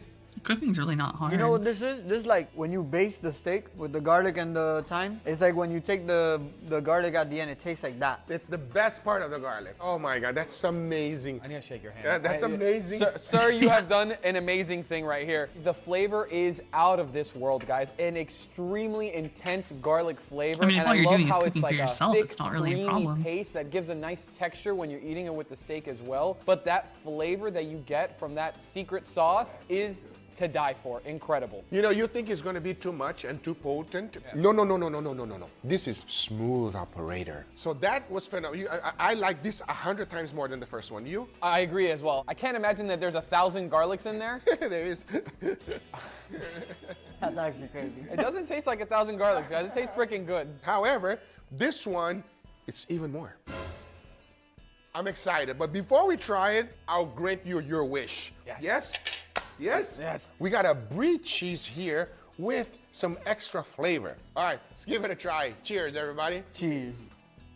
That is nice. A little smoky. Mm-hmm. A little bit of sweetness too. The Yeah, garlic start comes cooking. through, the Fuck brie it. comes through, the sweetness and smokiness of the bacon comes You might through. And like fuck when you up go a to little bite or it, you can make feel something the not that gooey great cheese, first few times, but I mean, you get used to it, and you're, all of a sudden you're like, oh yeah, Highly cooking's recommend. easy. Give it a try. You won't regret it. But now, can we go in for some more Eventually, you garlic? won't even have to Because like I don't really we have think enough about garlic it. on It's this just video. like, Enough. Let's give this one a oh go. hey, I want to Cheers. make a Cheers. steak or a pork chop, or I want to do some It's a few fucking, little bites that taste kind of burnt, huh? I don't know, man, like a enchiladas, little some bit fucking bitter. soup. I don't know. It's all Definitely just kind of bitter. like, it almost all becomes like tastes second and nature. smells like the garlic burned on the crust a little bit, and it's kind of weird because on this version it was like thick and creamy. This is kind of like Burnt and crispy and dusty. It's grainy, yeah. It's grainy. It's sandy. Has a very different mouthfeel, which to be honest I don't really like. Oh no, that's not good. I don't like it at all. Probably I think grainy that and the shit because of garlic the Yeah. It's 100% it burnt. Everybody. cornstarch and not shit very. in it. It's actually it's not pleasant at all. I was gonna say not very pleasant. It's just not pleasant at all. No, that one's not fun to eat. This is so much better. It's not an extra step. This one has to be deep fried after you do it, though. It's even more work. Forget about this one here because the real winner is That second That one. second Oh my steak. goodness. There's nothing that's gonna beat that. the best part is you can make a bunch and save it. Thank God. I want to put that on everything, on bread, on sandwiches, on even chicken. Yes. Ooh, on chicken probably. be Talking really about chicken, shout out to George's Kitchen. My brother, you inspired me to make this video. We like the spread better, the deep fry. Not so much. good. The spread is so much better. But those are the results. I hope you guys enjoyed this video. If you did, hit that thumbs up. If you're not a subscriber, be sure to subscribe, and I'll see you guys on the next one. Take care, everybody. Bye-bye.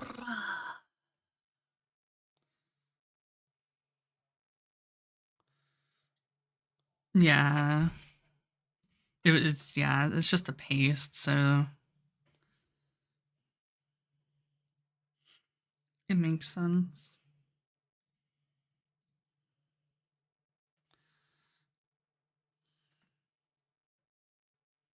Oh, my back. Okay. Let me see. I have to update something.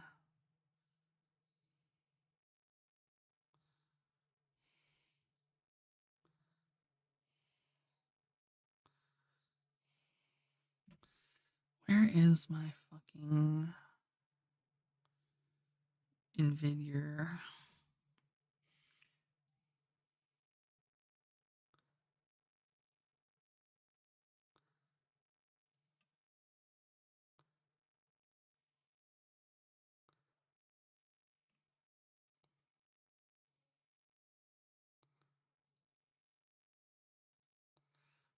Blah.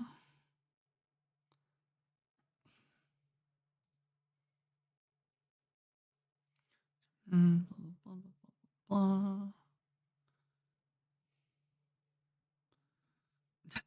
Right.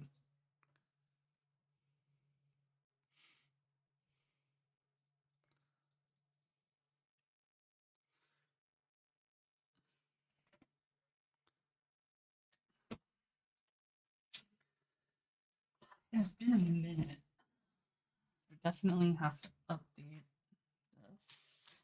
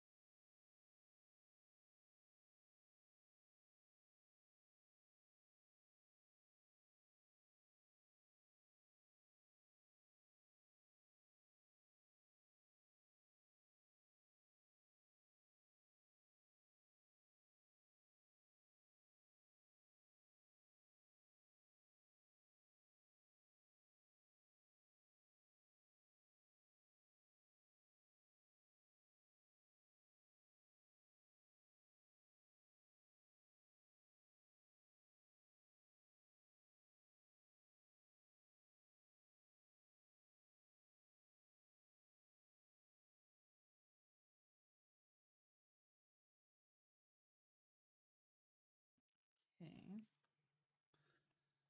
I need to yeah, definitely have to update my fucking headset. It's been a minute.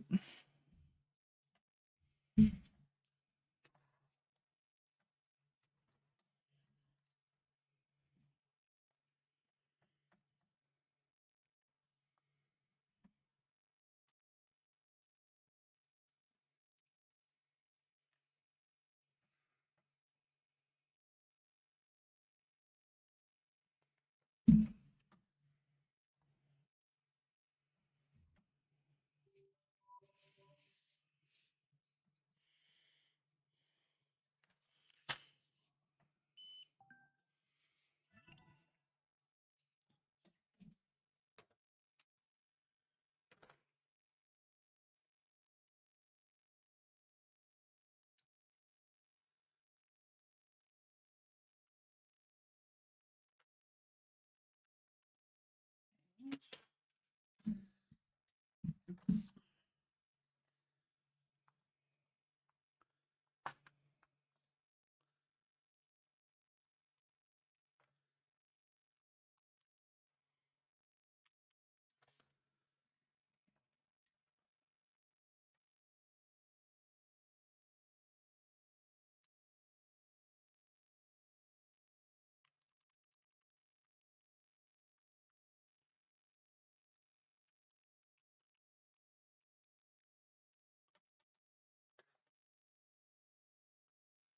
$22,000 on a hooker. That bitch had a dick.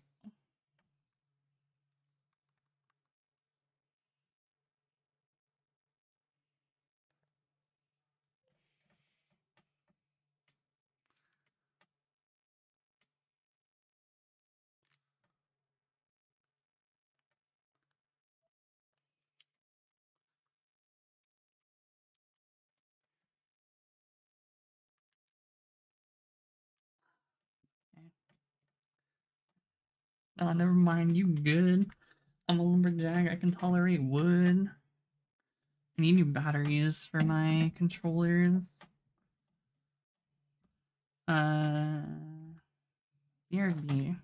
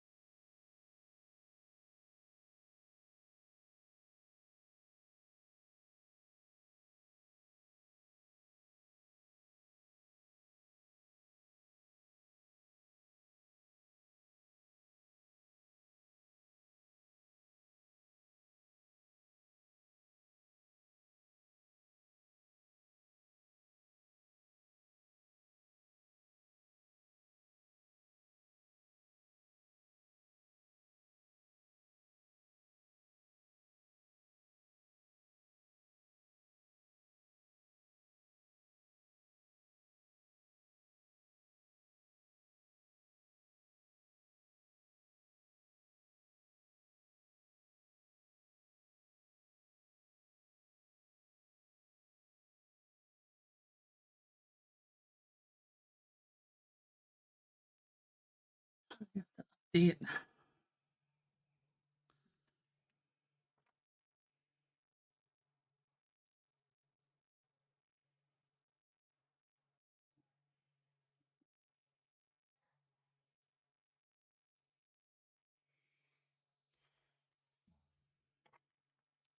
Device update in progress.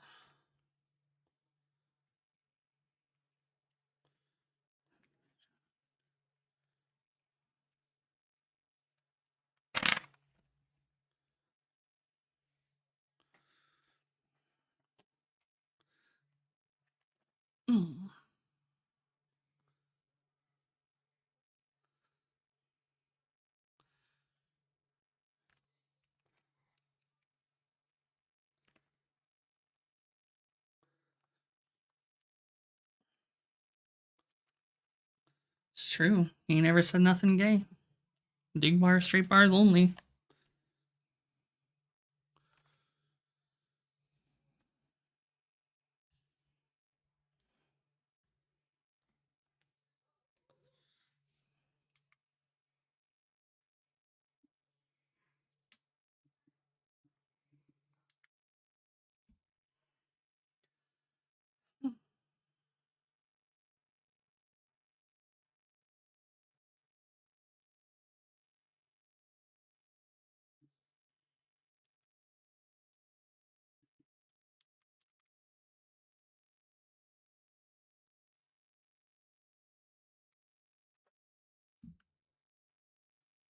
Yep.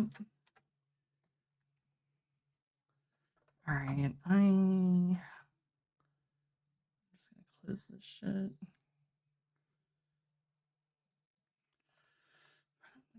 From a million miles away. Wait for me, all the satellites are down, yeah, they're all fucking down.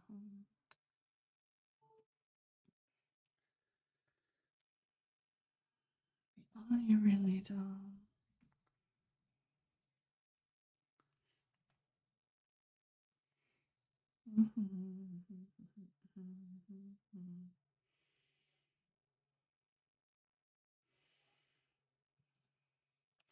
You see, my headset tells me the update is in progress, but I can't check that specifically. So I have to sit here and wait.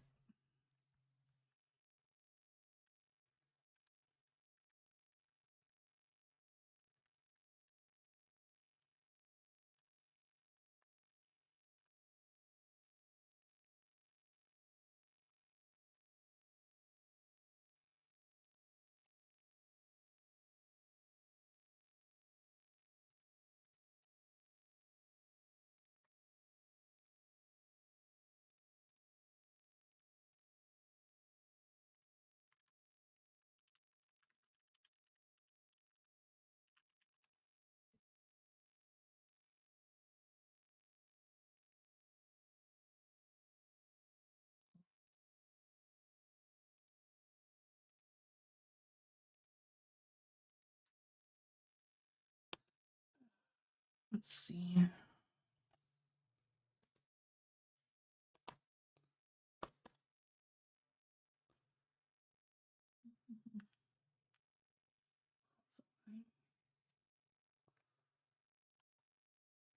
If you know it for me, all the satellites are down, yeah, they're all fucking down.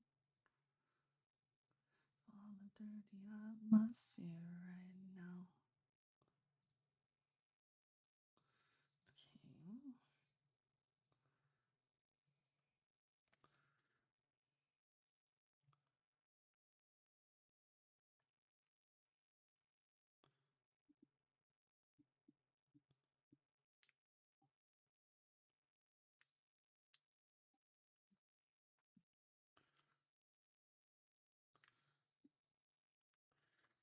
Okay.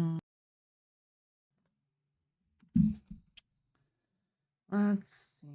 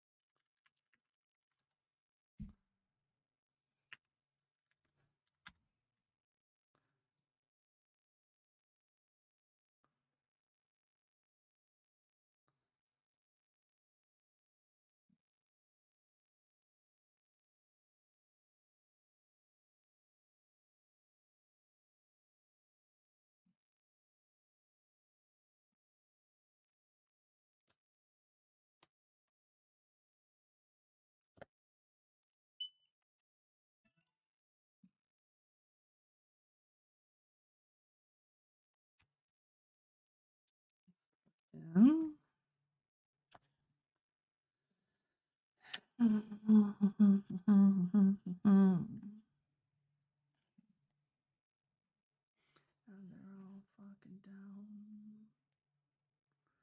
Oh, dirty atmosphere right now. Okay. Why are you stuck in like this fucking update loop?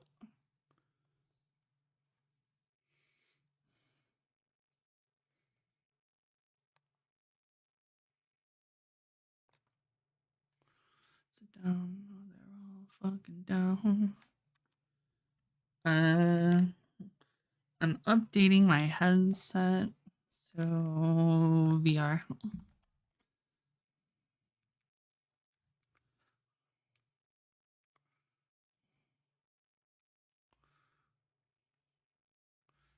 Word.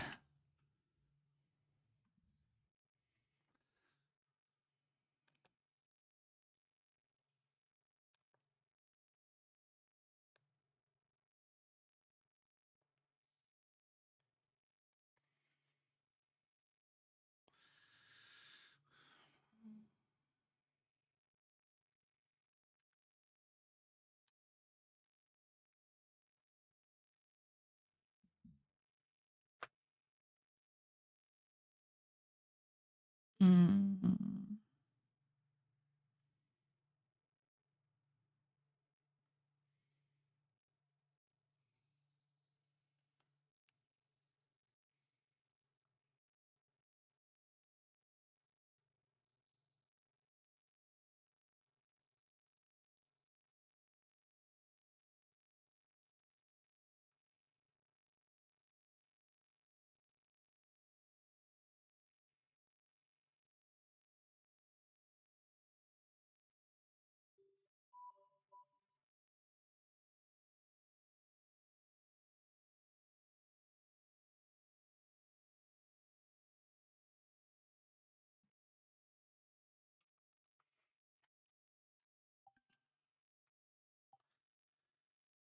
Okay.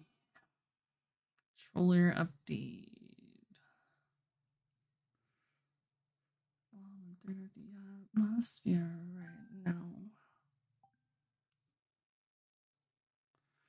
I really don't.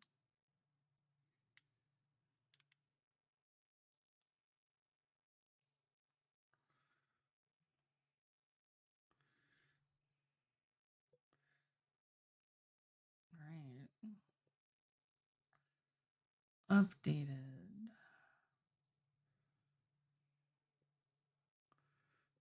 Connected Wi-Fi.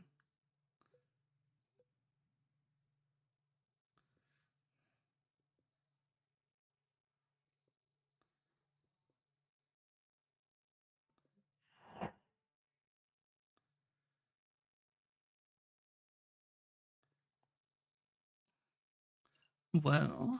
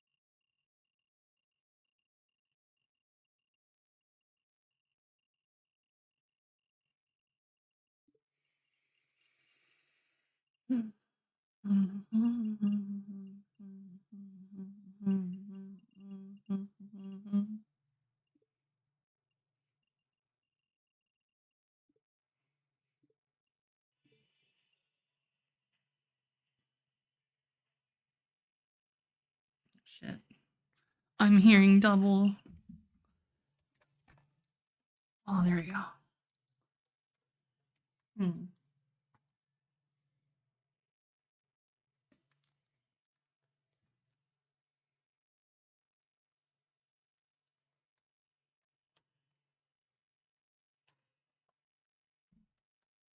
Oh shit, they actually changed desktop virtual or virtual desktop? The fuck? My virtual desktop is entirely one thing now.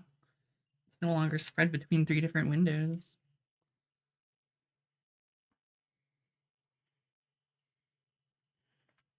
I feel like I'm fucking Xavier.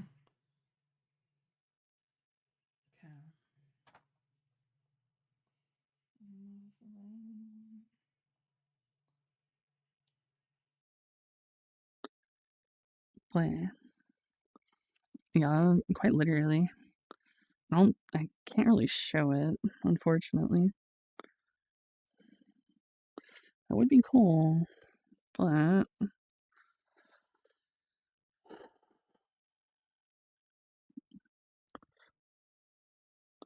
launch Steam VR.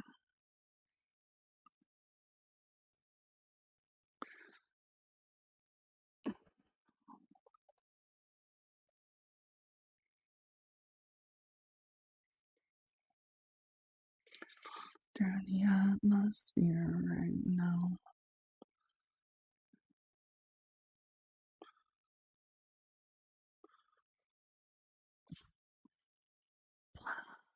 Bless you.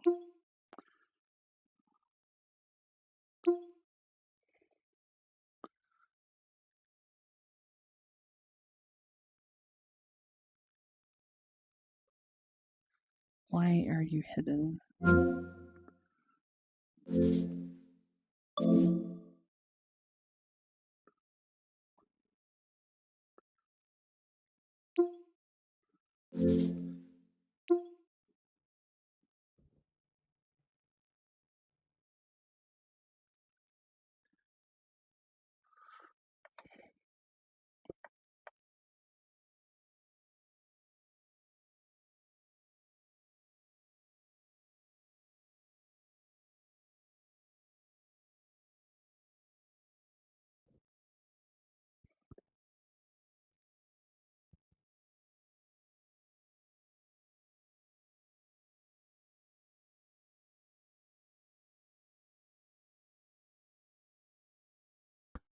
They changed how the pass-through works on this thing.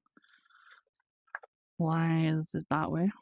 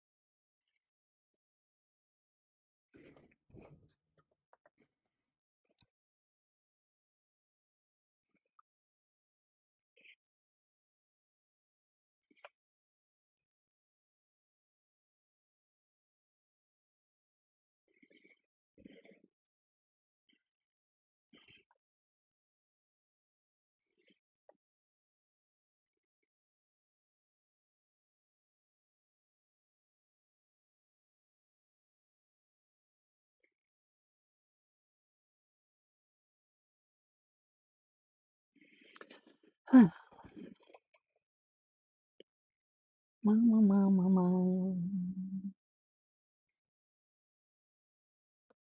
Ow.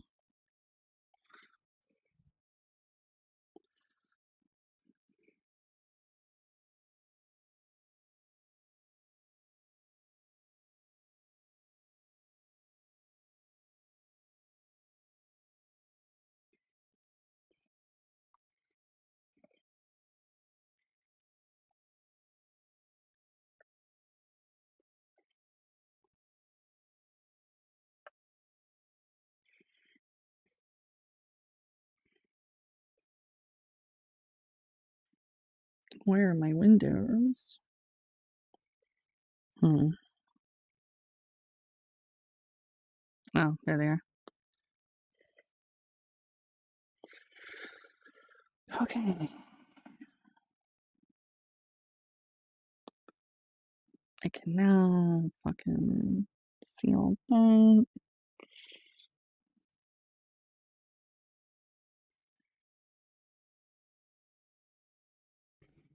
That's updated.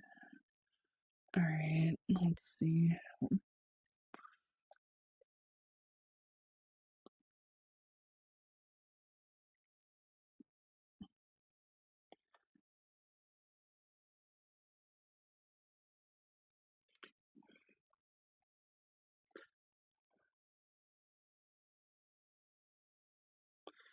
Where's my...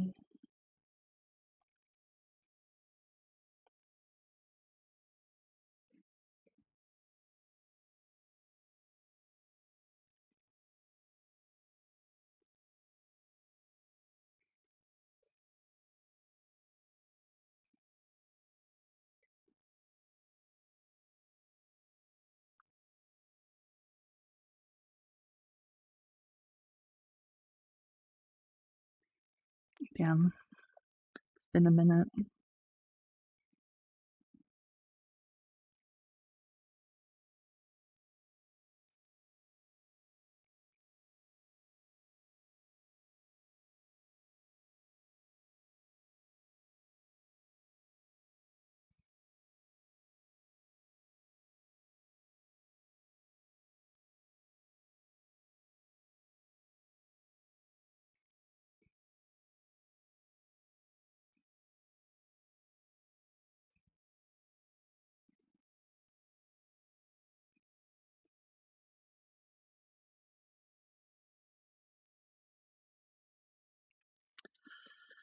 Yeah.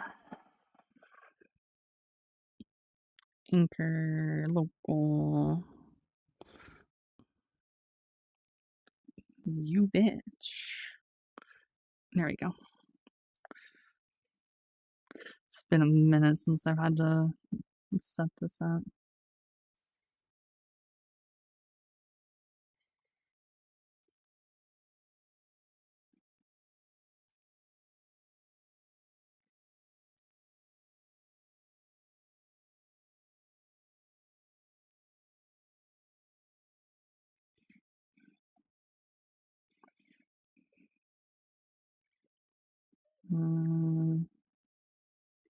Auto level.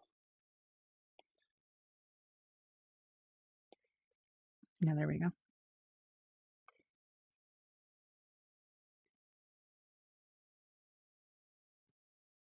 Motherfucker, what?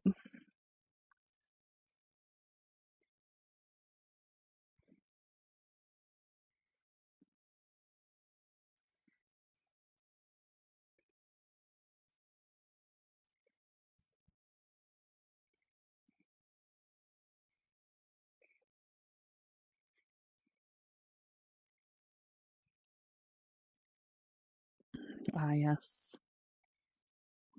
My old spot. Yeah, you motherfucker. Oops.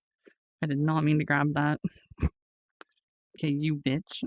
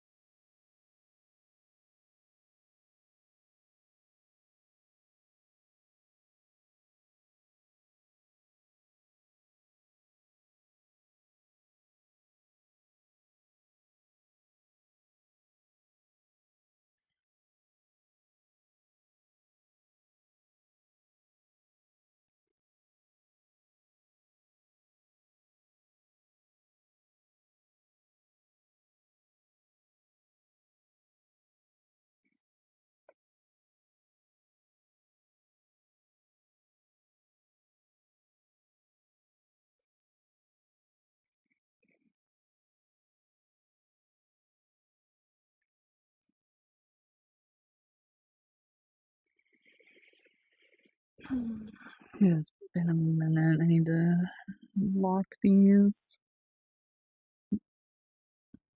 They updated fucking OVR toolkit, so I gotta fuck with the locks.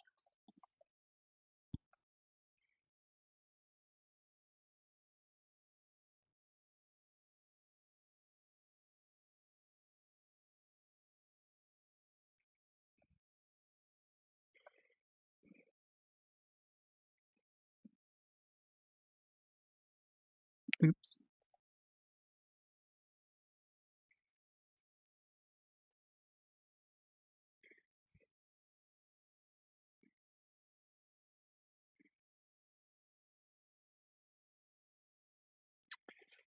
Alright. Why did you... Camera, stream.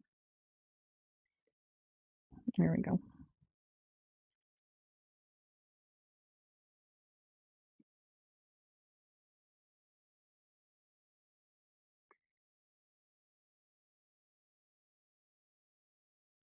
Thanks, G.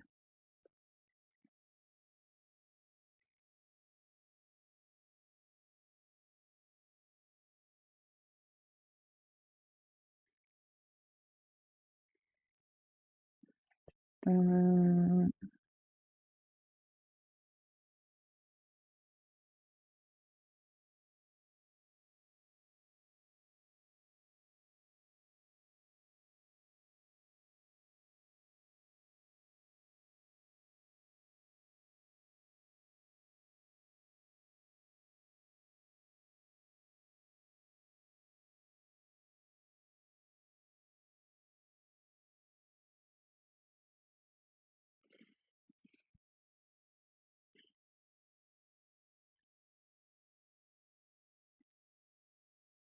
Yeah.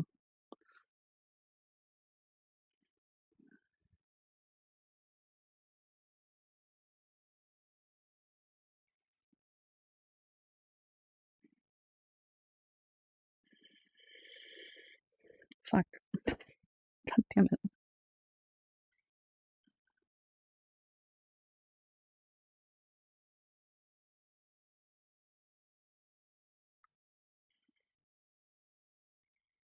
I keep forgetting that button. It's not the one I want to press.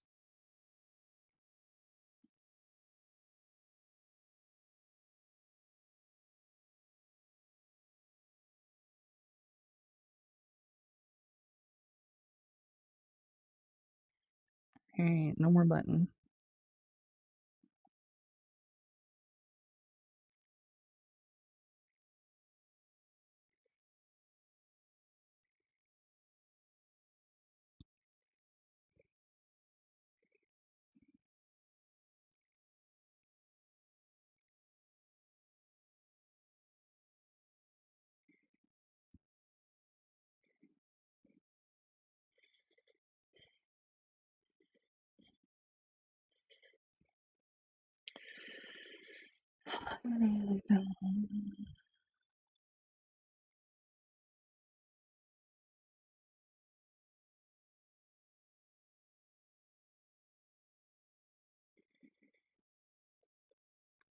Alright, I tried to install that, but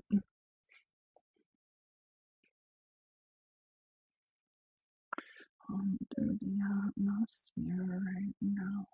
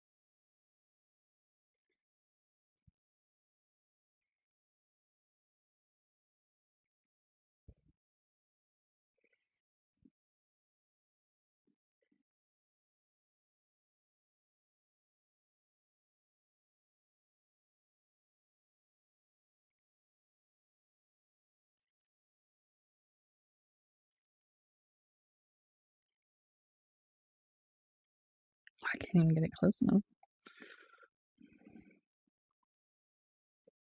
That's my screen.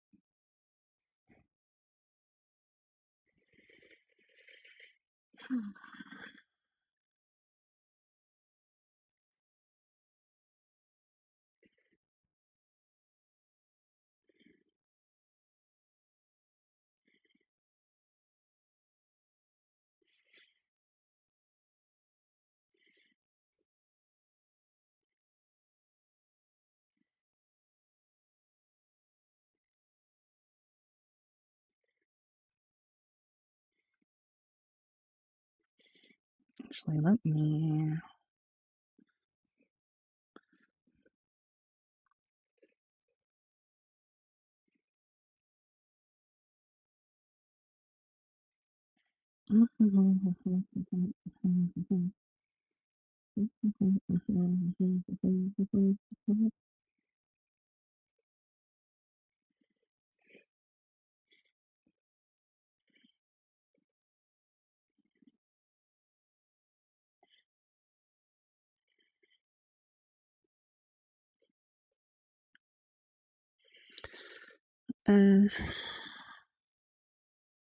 Oh no, kind of just chilling for now.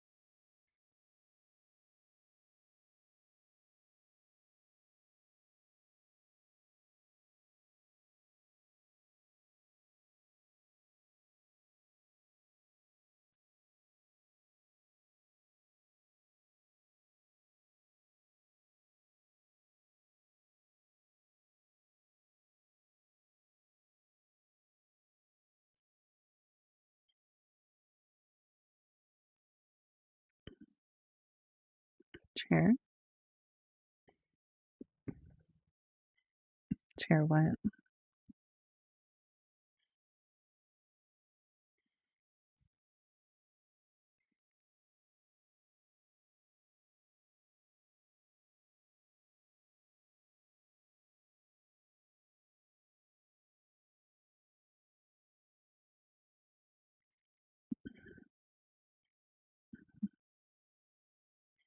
No.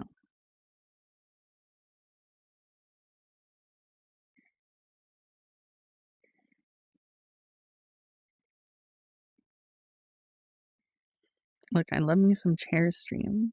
Oops. I love me some chair streams, but no.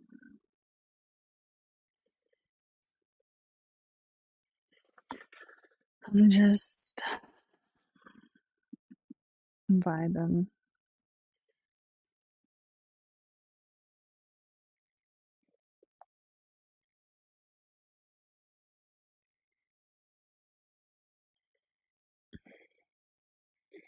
It's been so long. I haven't really been in VR.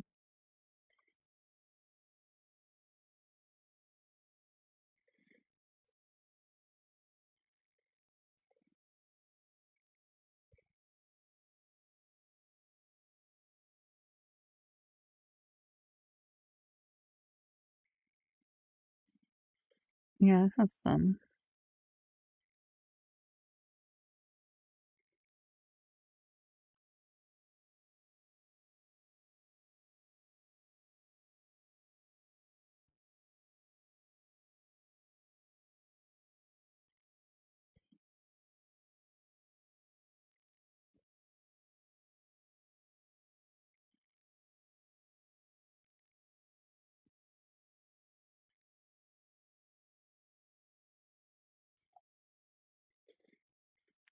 Comparatively to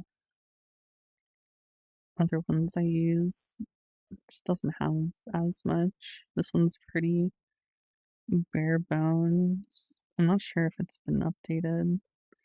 I'd have to check.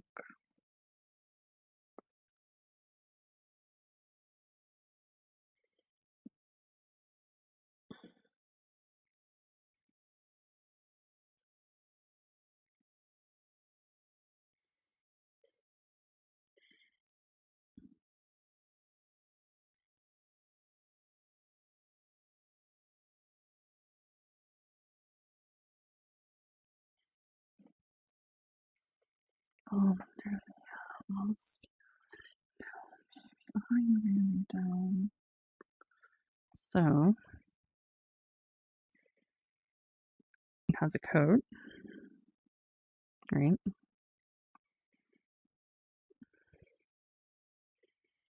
Which I like on its own.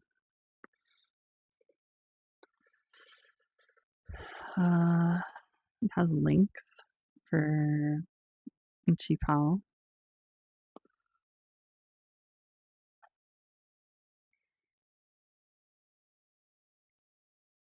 It's got some color changes.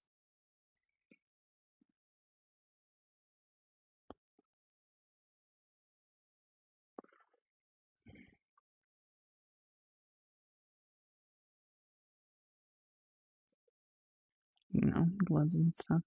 It's basically just a light and dark colors. There's this outfit, which, I mean, you can do what you would think with it.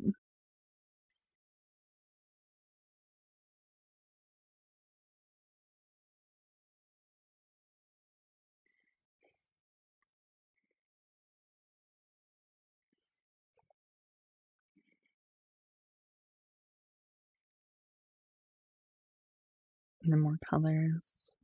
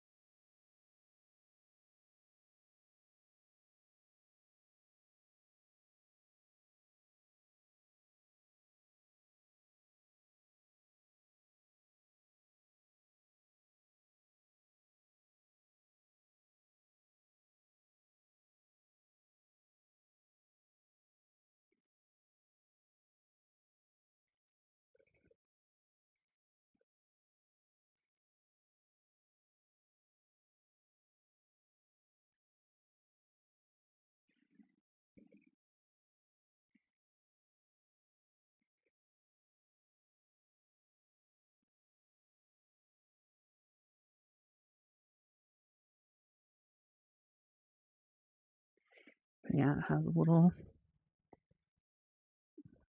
animation swap.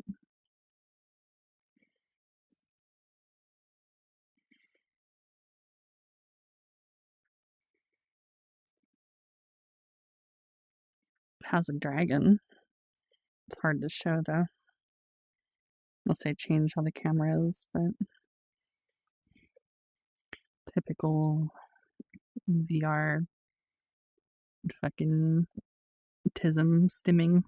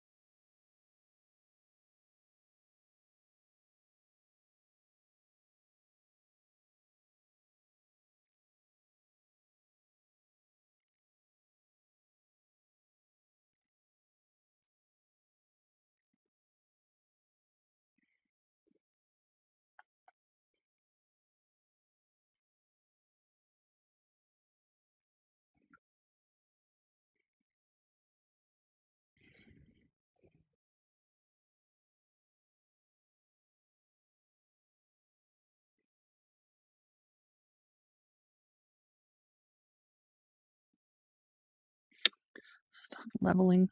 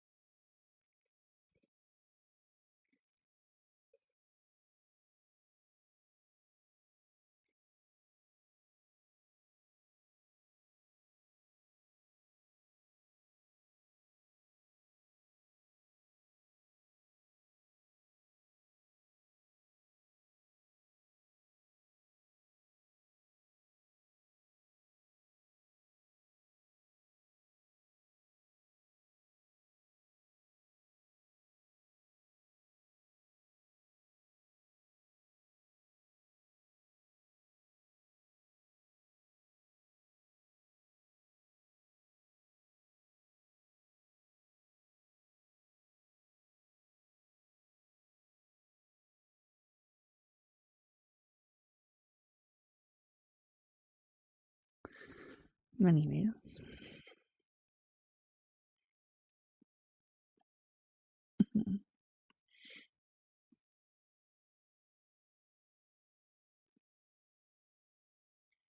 Oh, I have fucking stop.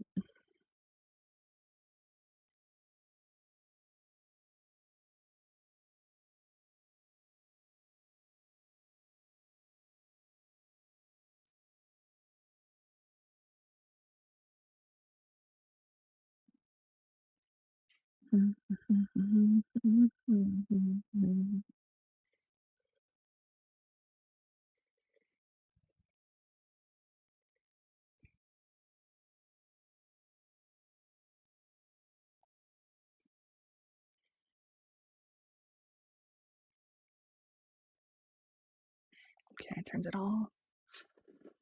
That's good. And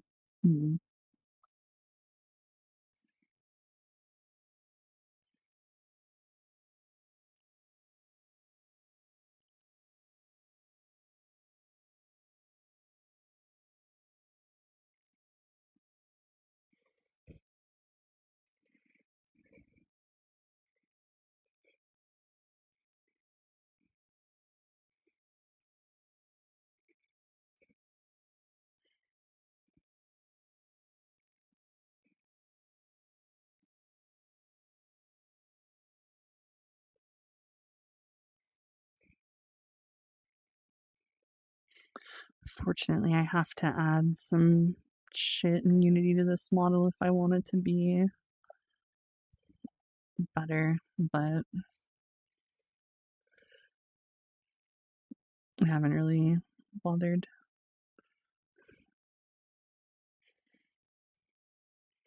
Although it might be updated for all I know. I have to check.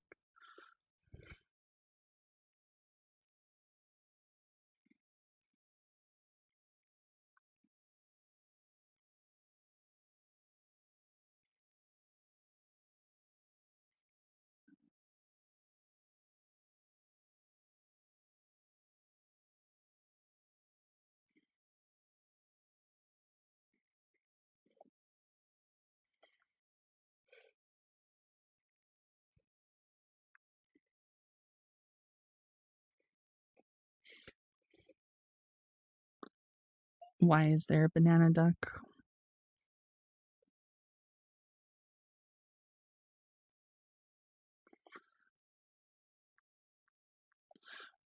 Come back. Fuck, I threw it too far.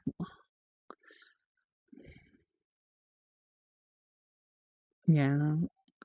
Add the details so you can put me in the Razer official gamer jar.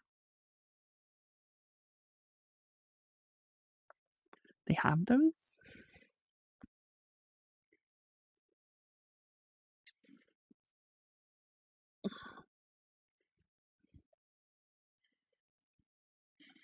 Put me in the jar of Nichan.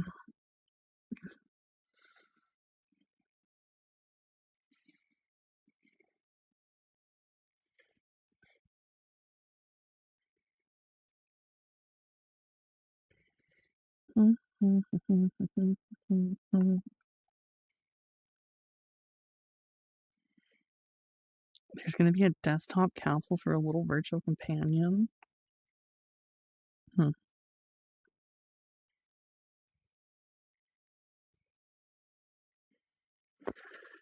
Unfortunately, this model is the character already spoken for.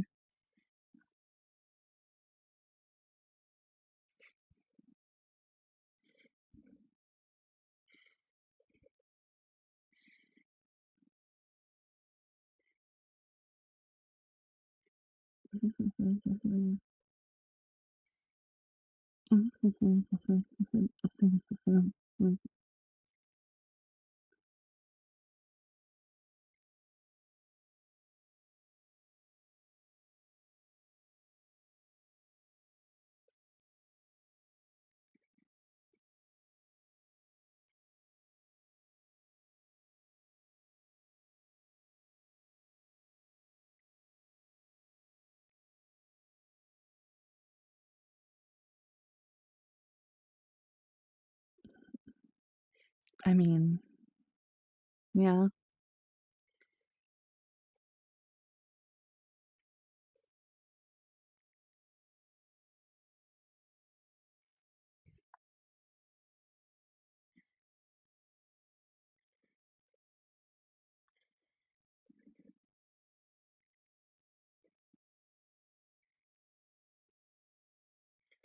I feel like this model very much captures my vibe.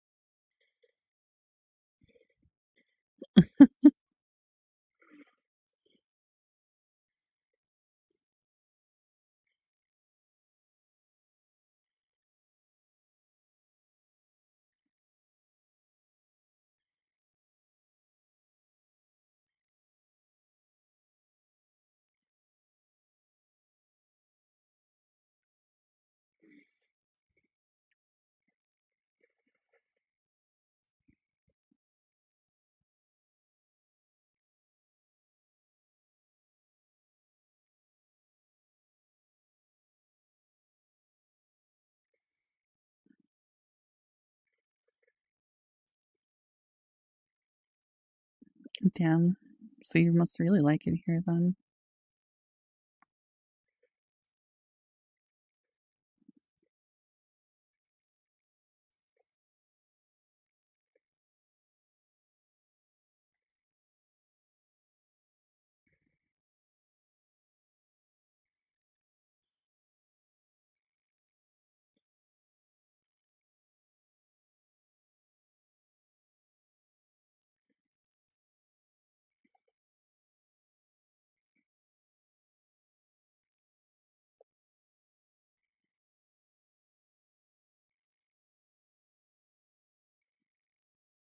Need to do that.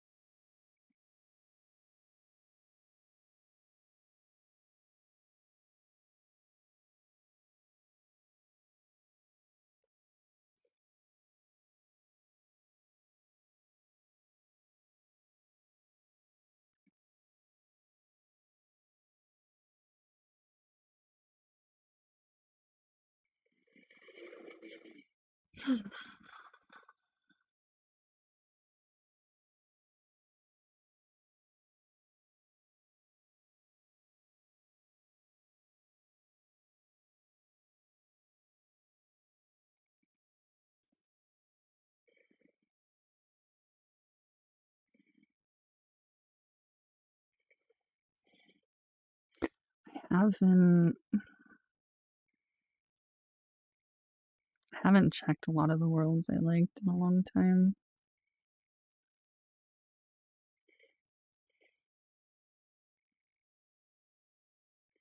Where is my worlds?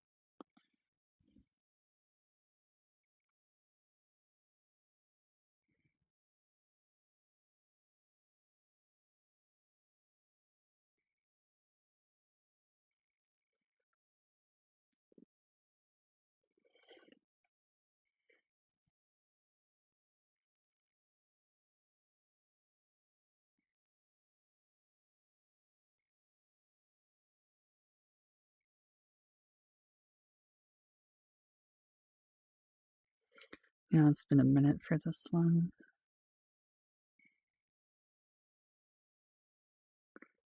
Through the atmosphere right now, baby. Are you really down?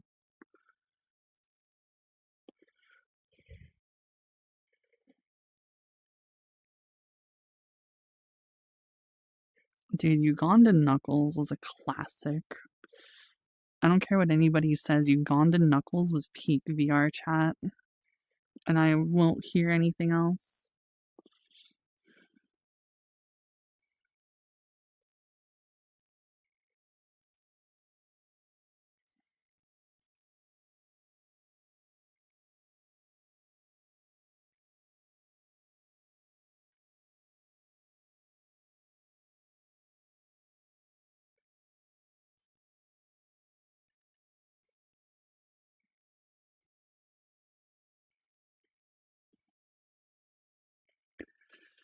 I see they made it snowy here. Yeah, dude. Ugandan Knuckles was straight peak.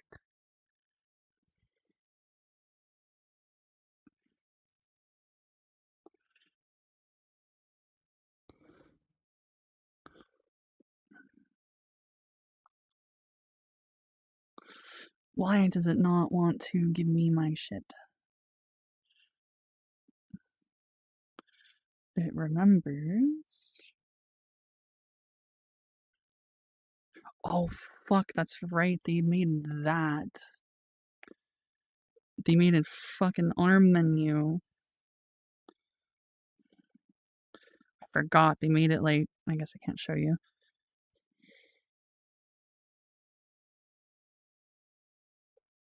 They made it like a fucking OVR toolkit type shit.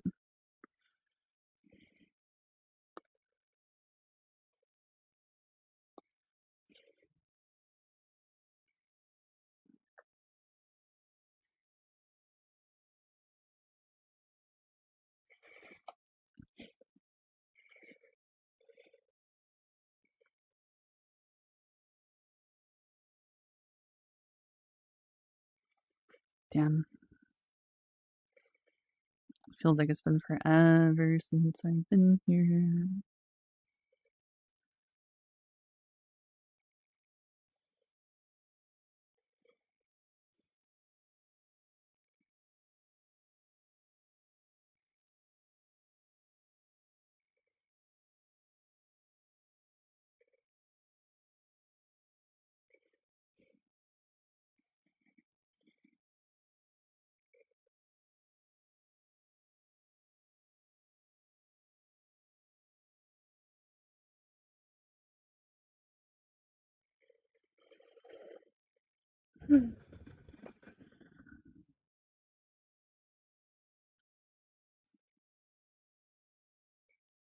Basket.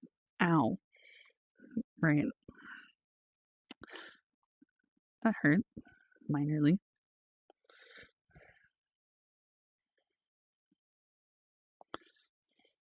Look how big this shit is compared to my fucking model.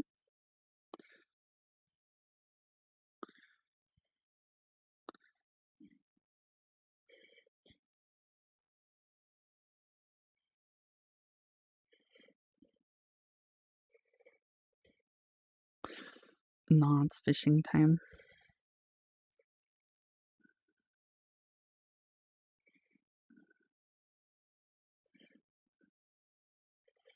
I don't know how I'm gonna do this.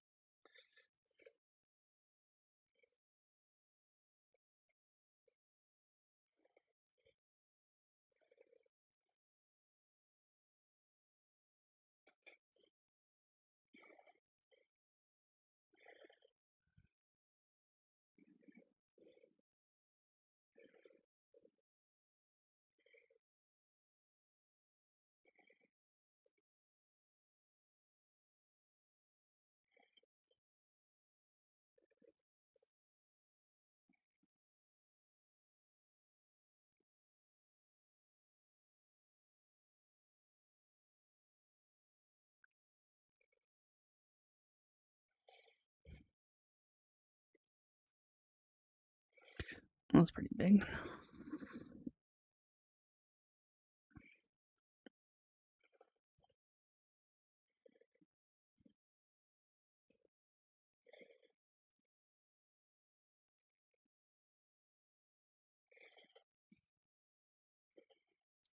Damn.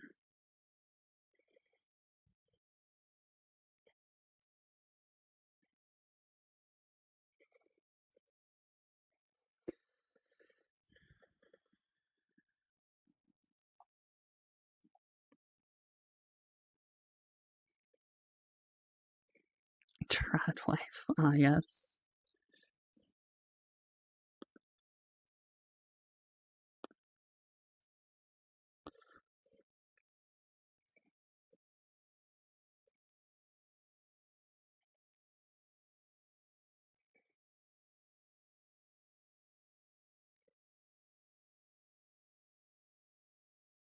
Oi. It's too far. Or it's too close. What? I'm dead.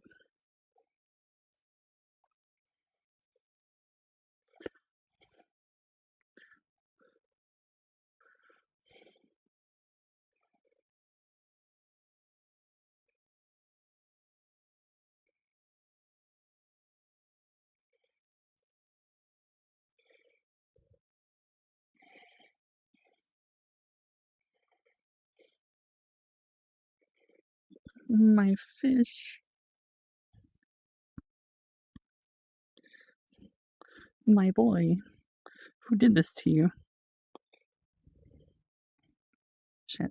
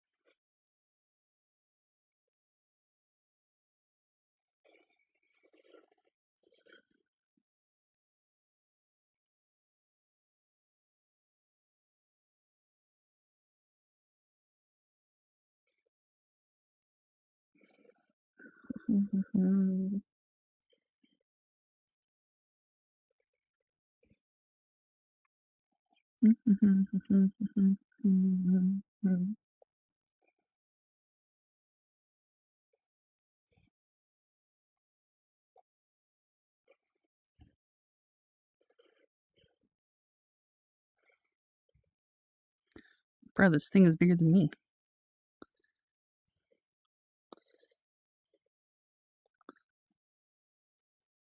Oh yeah. This thing.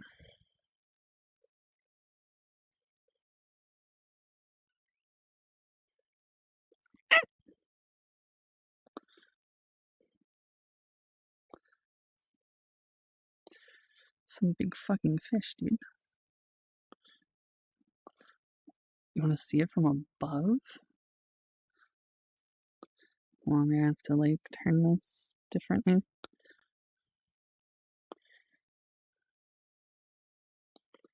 Like this.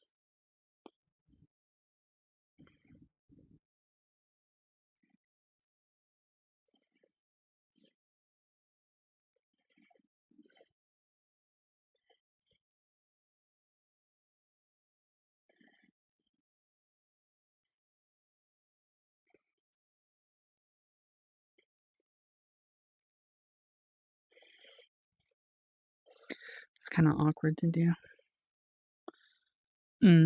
Yeah. I have to turn off focus entirely. And then...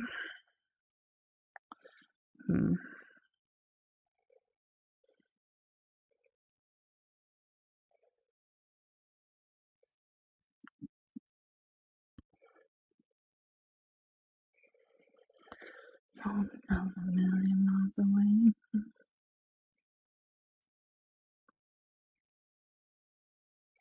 And the city lights are down, yeah, they're all fucking down. Falling through the atmosphere. Now, baby, are you really down? What?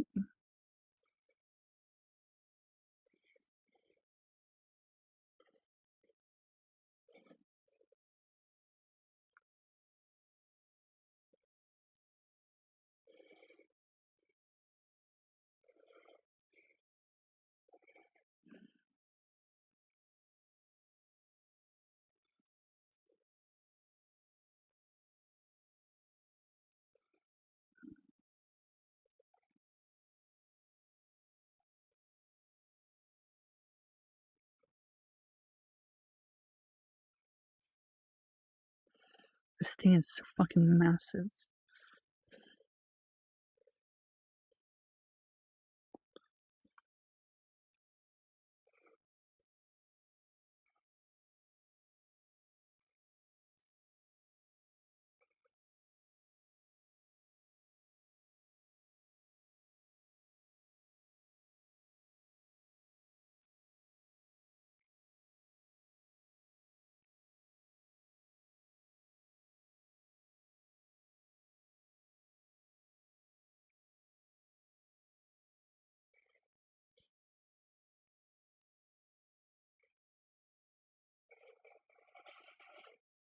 I give you the fish POV. I don't think I can give you the fish POV.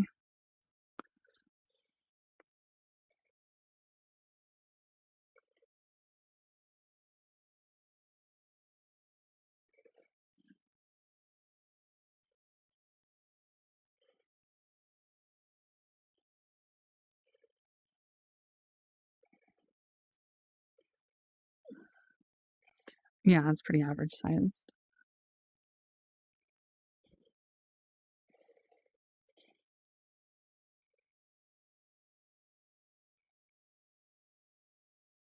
That's a big fucker.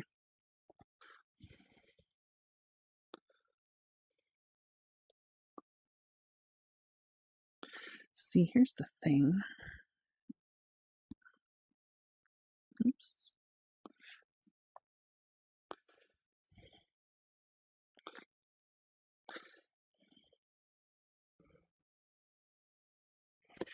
I can't properly Wait, where are you? You're over here.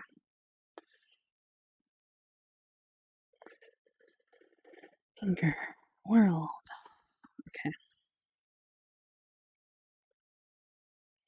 Look at this.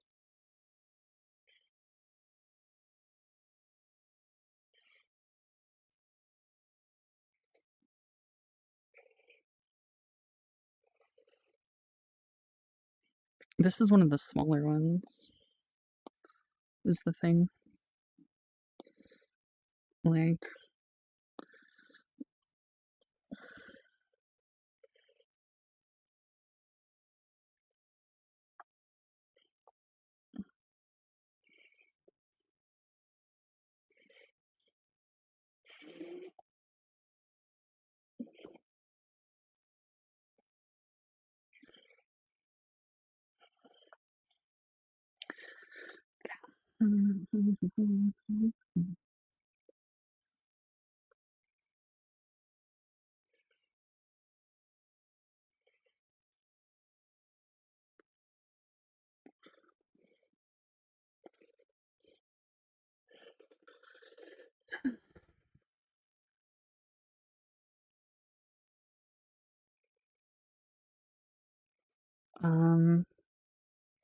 I can make it so you could see it. Yeah. So you'll see in a sec.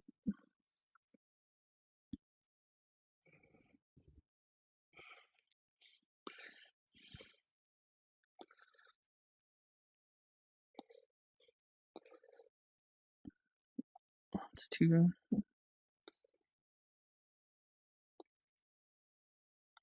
It's reversed. All right. There you go. It was a Swedish fish.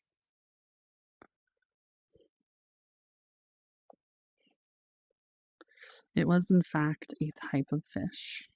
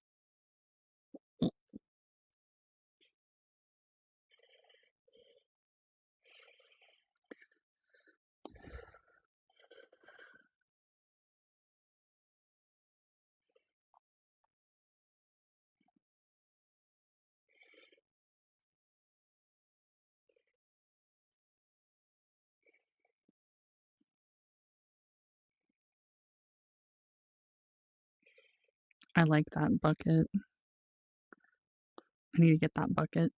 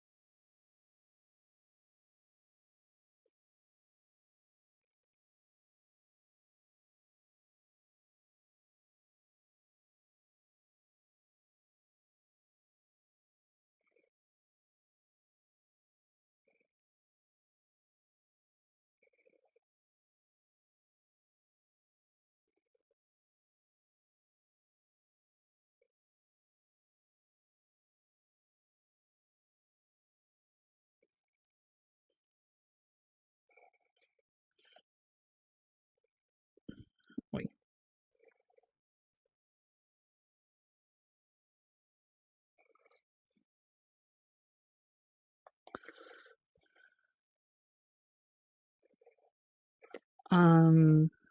There's a game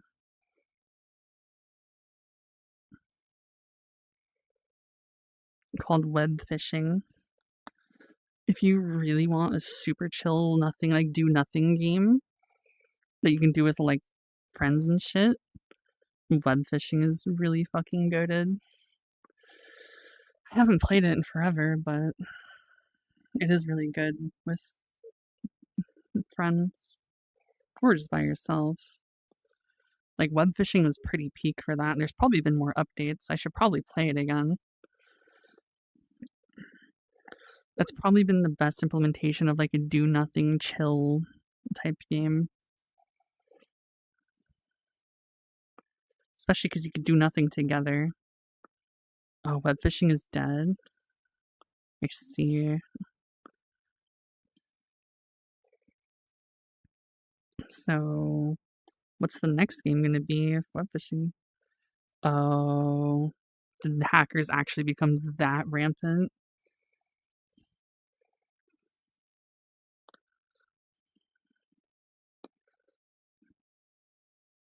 Rip web fishing, dude.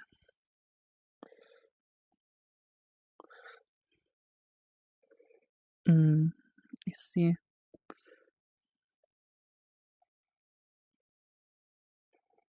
That's unfortunate.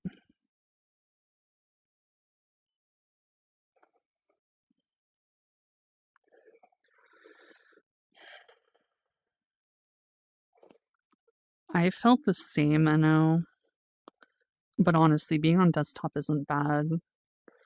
I was on desktop a lot before I got actual VR.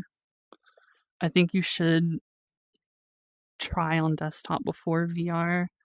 Because, like, yeah, you might be like, oh, what's the point if I'm not in VR? It's like, well, what do you plan on doing in VR that you can't technically do on desktop? Unless you just want to be, like, you know, immersed, right? But I don't think there's anything wrong with, like, playing on desktop mode. I'm pretty sure I have more hours in this on desktop than I do in VR.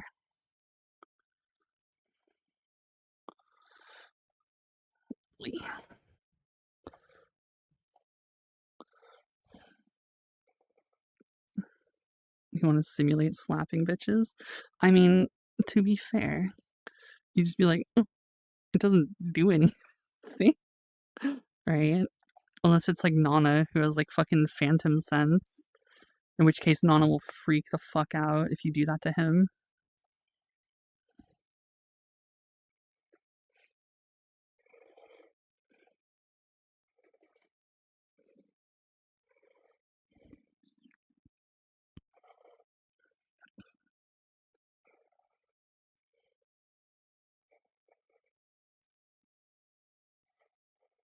Bro, this is bigger than me. 142. It's pretty small.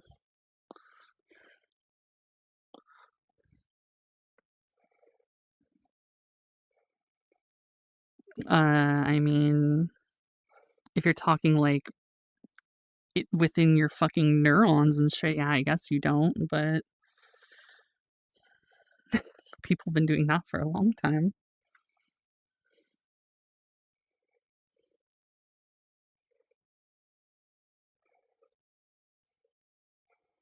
Yeah, I mean, it's the difference between fucking VRE sex and real sex is literally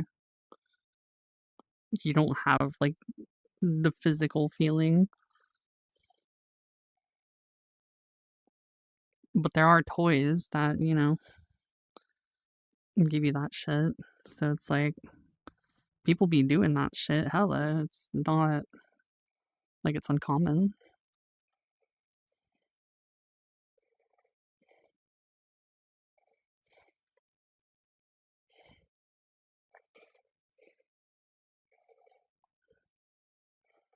Yeah, get yourself that Thrustmaster 9000.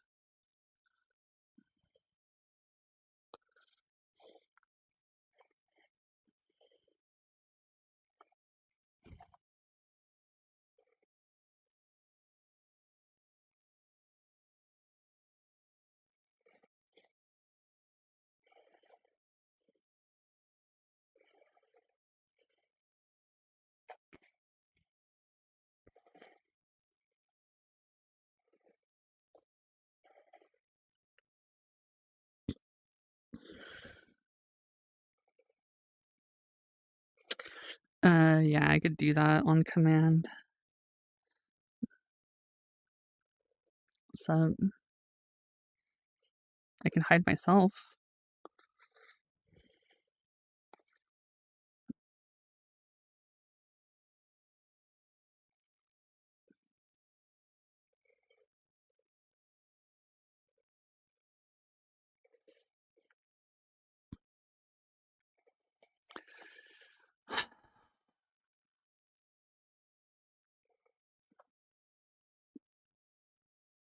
Wait.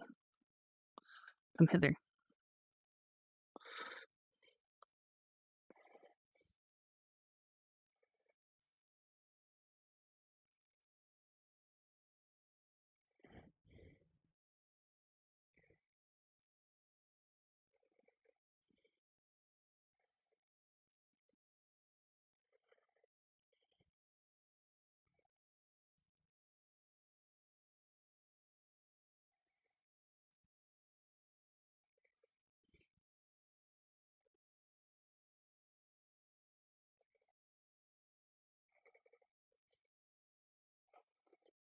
Can't wait for Bible 2, right?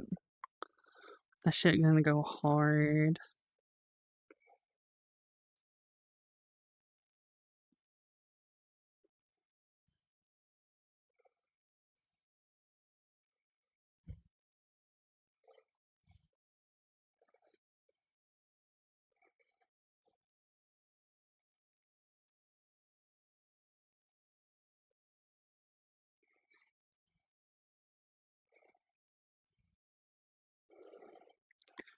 So if web fishing is dead, why are they even making another game? Aren't they afraid the same shit's gonna happen?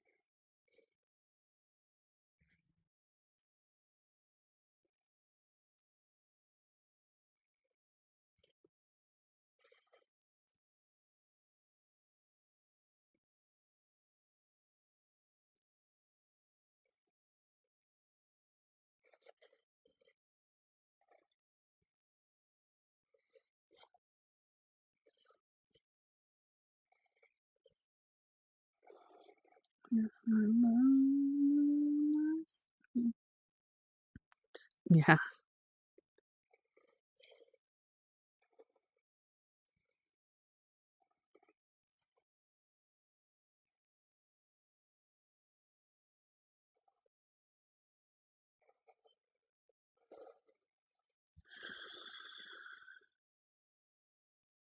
You're going back. You're gonna like it.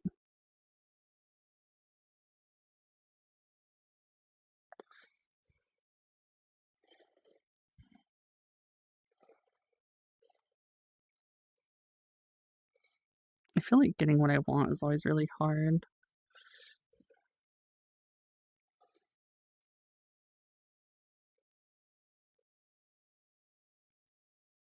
Oh, you can skill shot that shit. Alright. You see over there. So I'm right here, right? I'm like in this area. I can hit that shit. You can even pull it like midair. Except you can't even see where I threw it.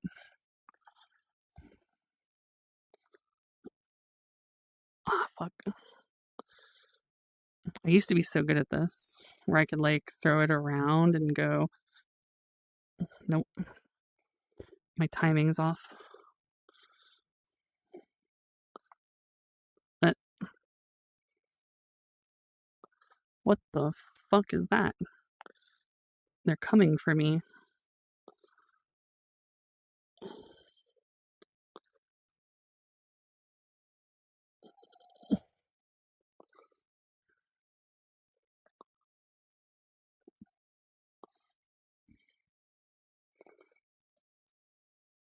Bro, the fuck are you?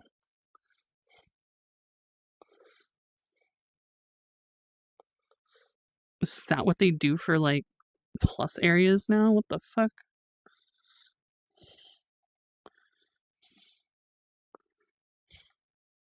Oh shit, that thing went far. It's a pretty moderately sized fish.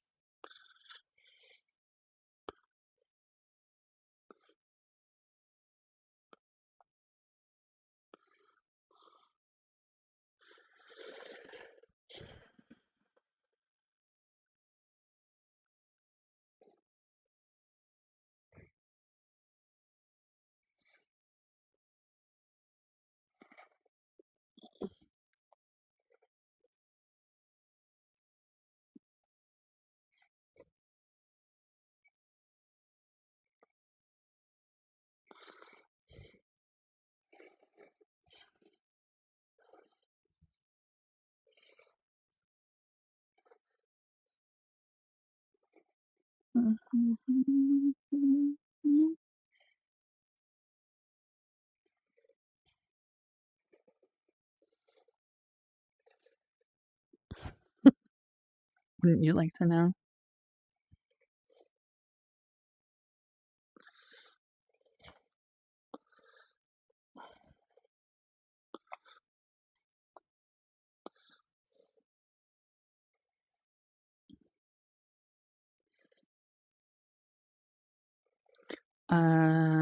I don't know how to tell, but a lot, I'm sure.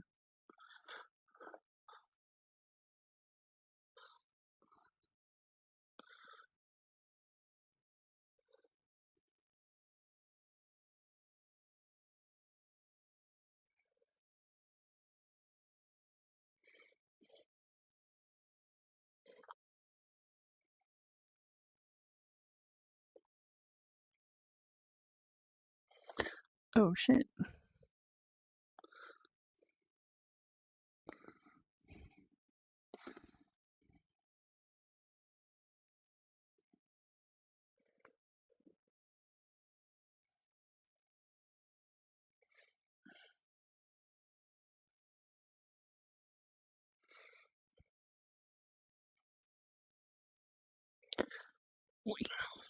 Get your bitch ass in there.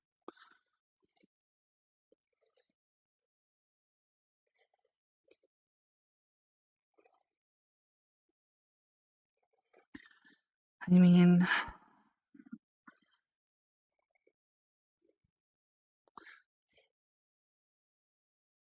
given how I am lately, it's all a lot.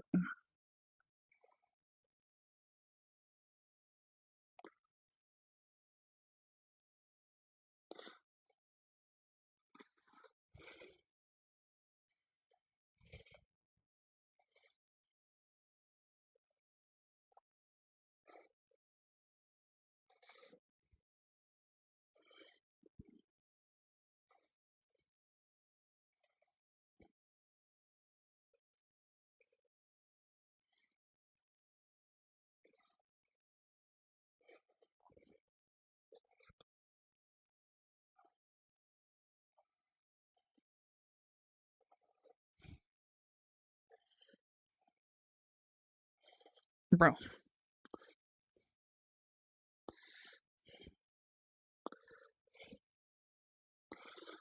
Oh shit.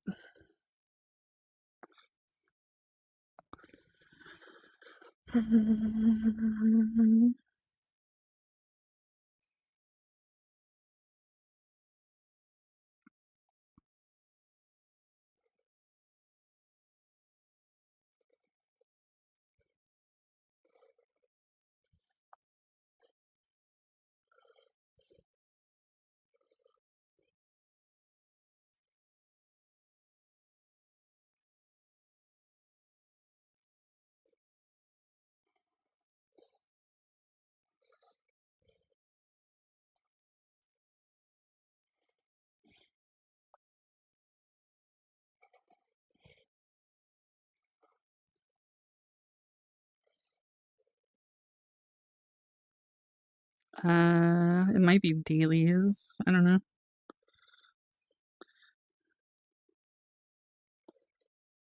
I'm not sure.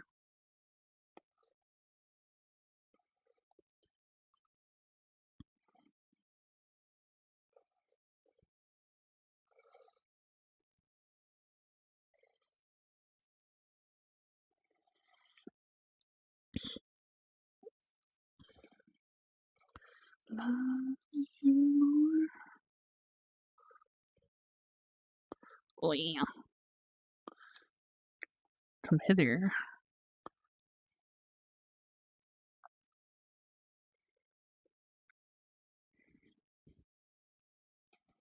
Fuck in there.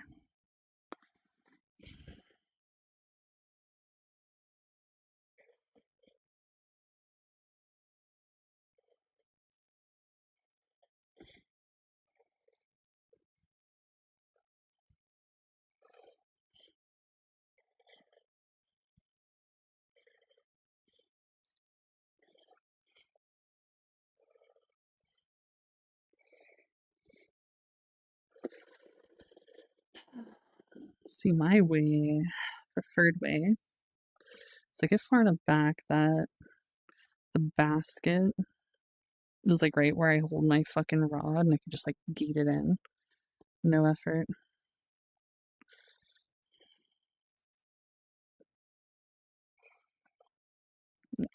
Quest 3.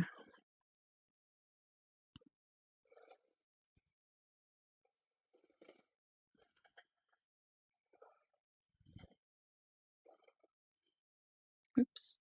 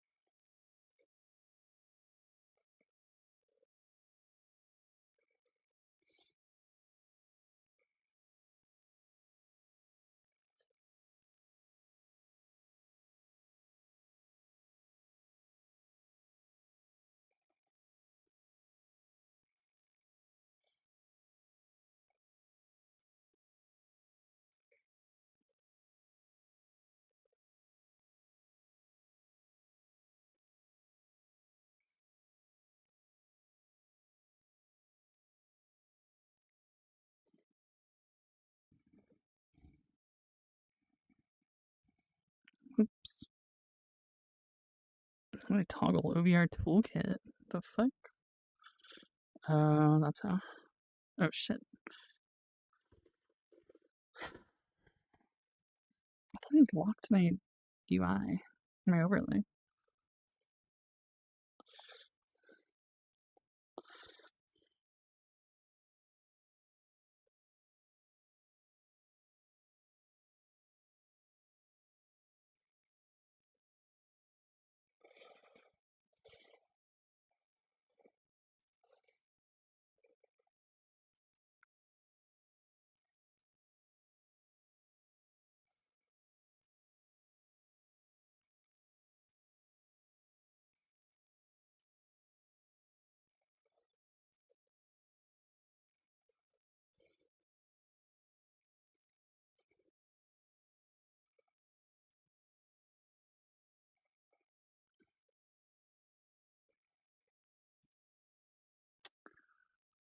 Close for my windows.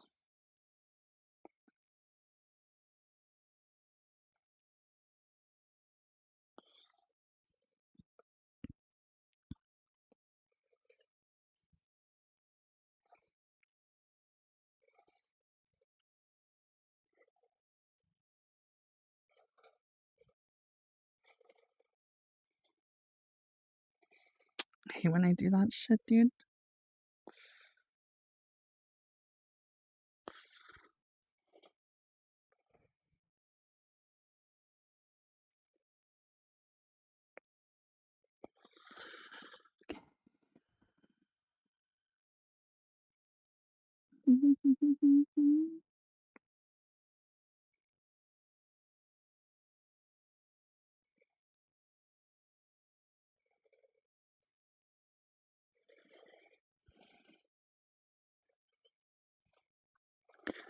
I love you, that's why I love you. Can you fucking attach, dude?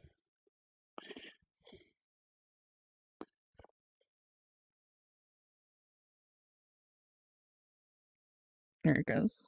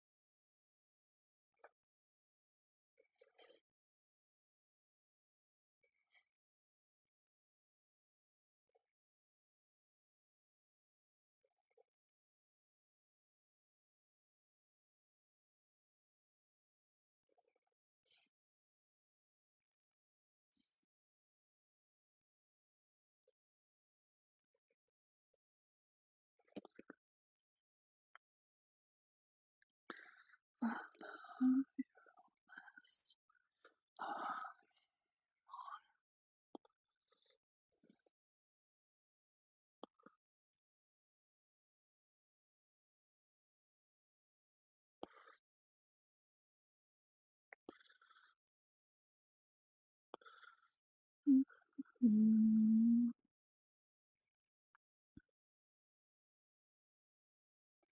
Where the fuck did it go? I'm gonna fucking...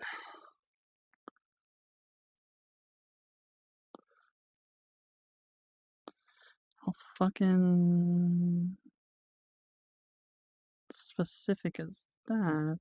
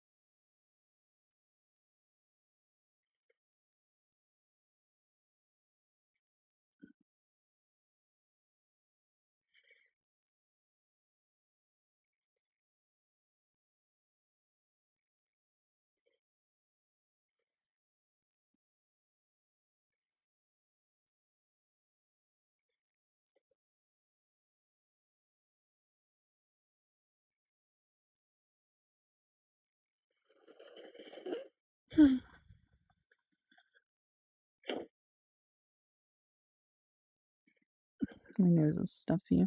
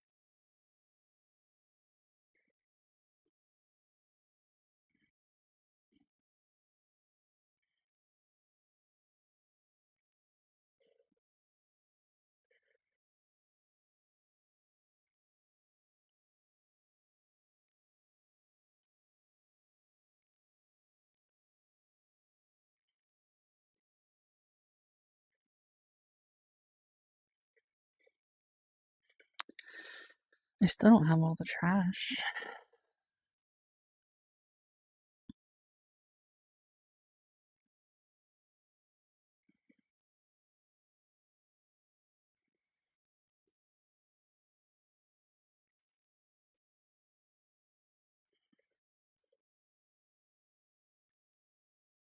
Yeah, you know, right?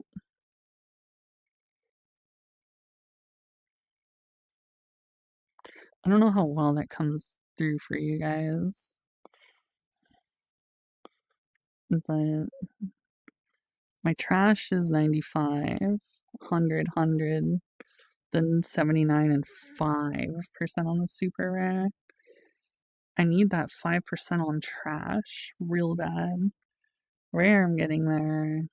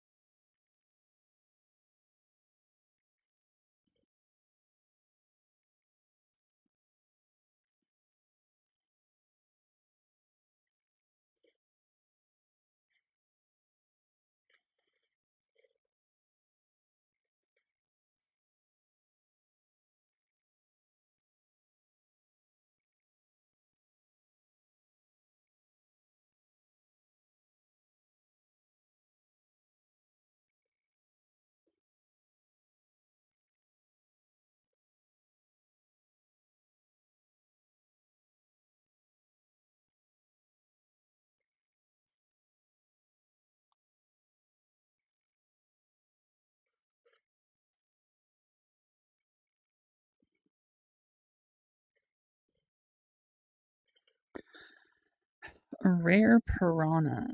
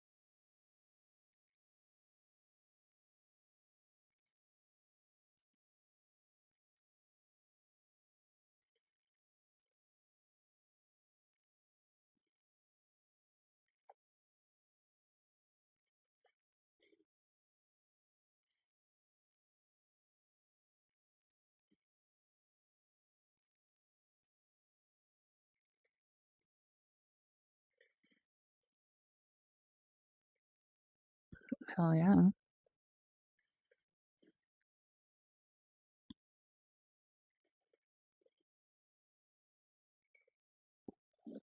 Oh, my eye.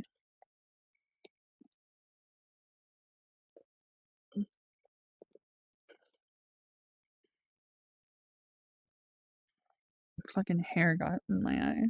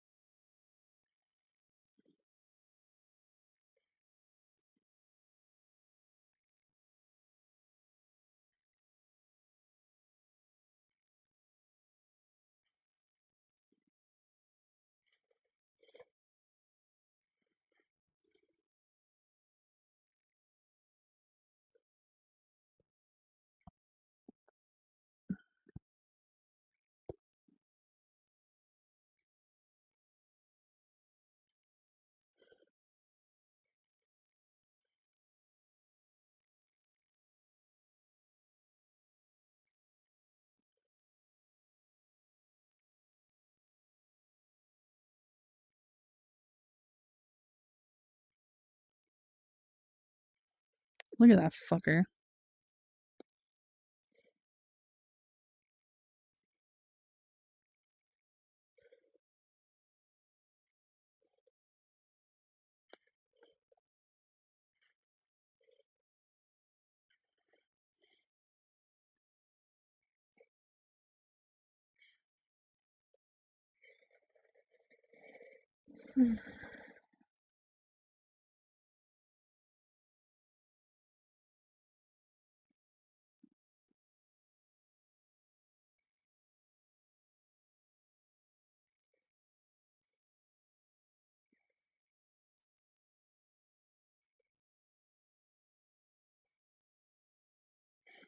No, it's catch and keep.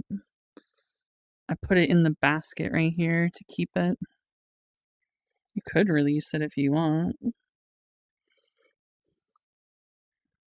That basket just takes it. It's an infinite black hole. Just like your ex-wife.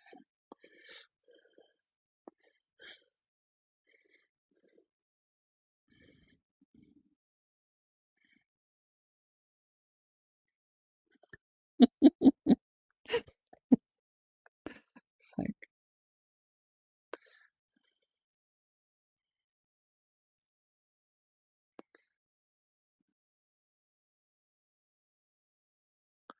oh shit, who's hungry for a boot tonight?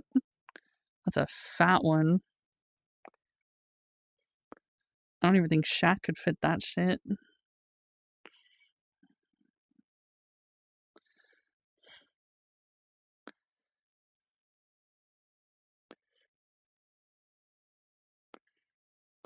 It's alright, Flan. Your future ex-wife is out there waiting for you, I believe.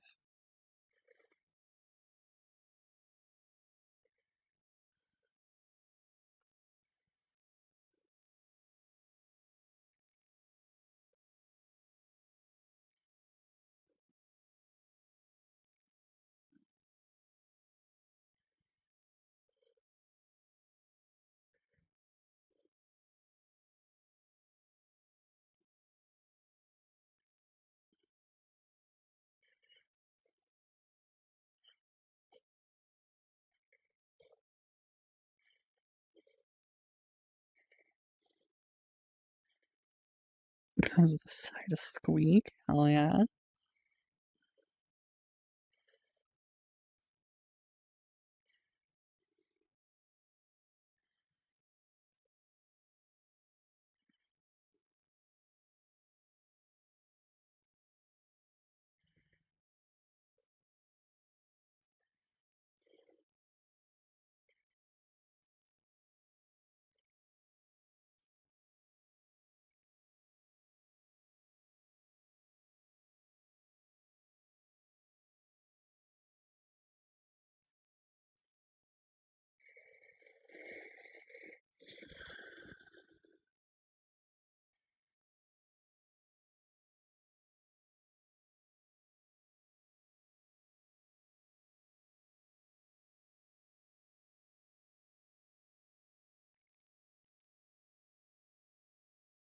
Holy shit.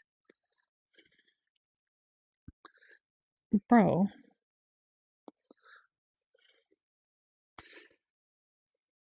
I feel like not in VR, you don't really get the sense of how ridiculous this is.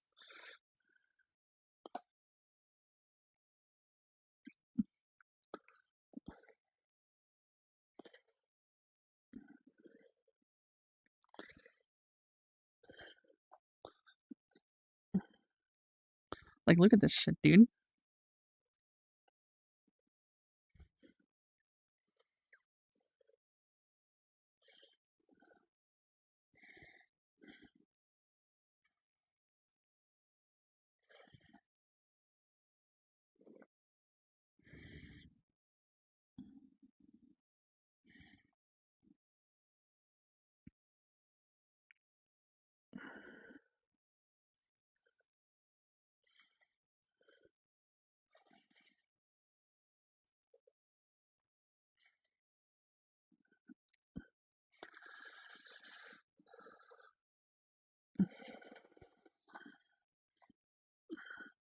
I will now proceed to pleasure myself with this fish.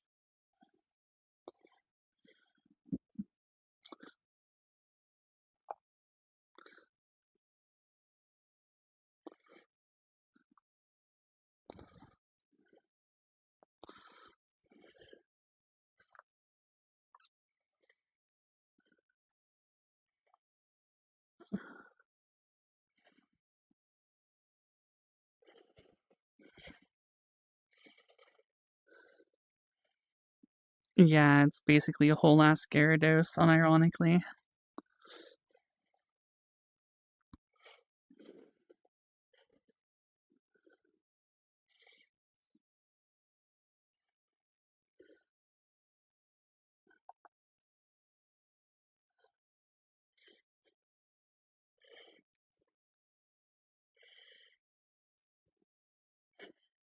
I actually got the Ultra Rod.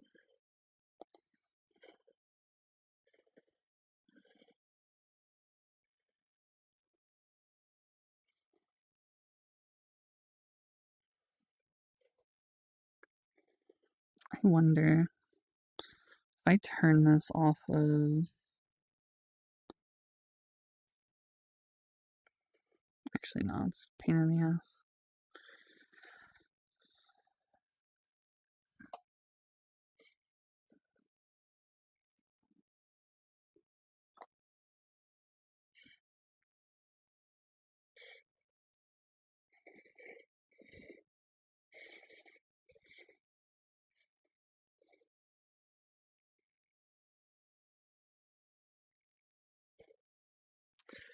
You bitch.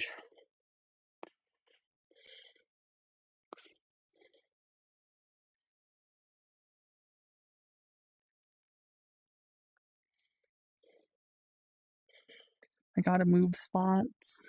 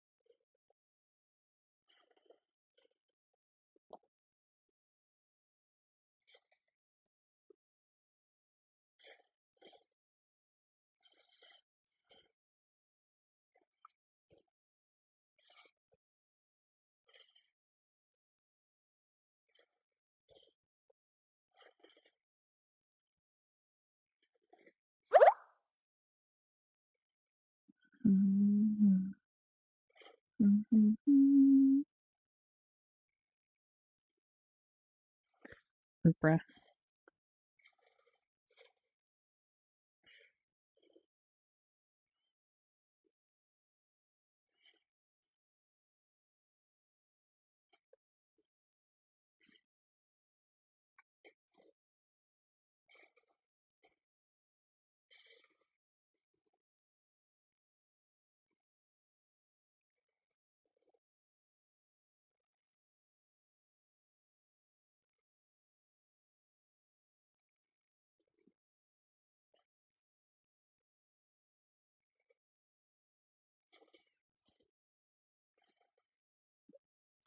Holy shit. I can't even lift it high enough to see the whole thing.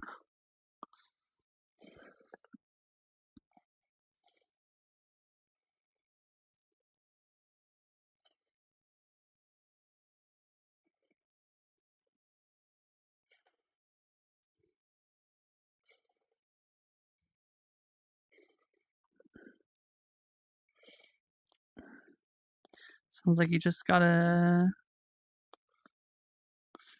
come fish with me, cause yeah, I'm being cheating. I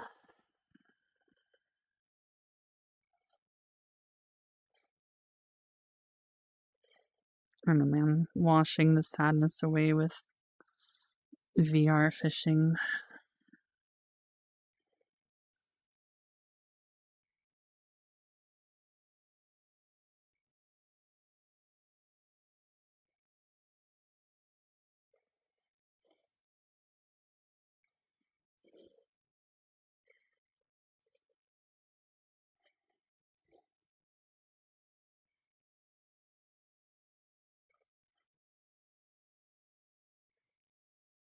The modern divorced dad. Yeah. Where's my beer? Son, get me a beer. I'm gonna beat the shit out of you. Again. For the third time today.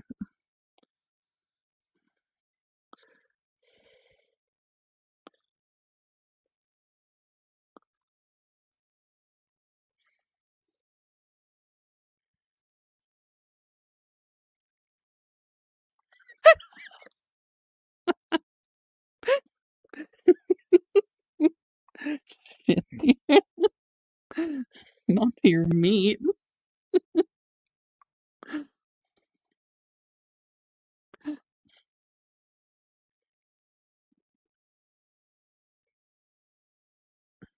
Yeah, dude, exactly.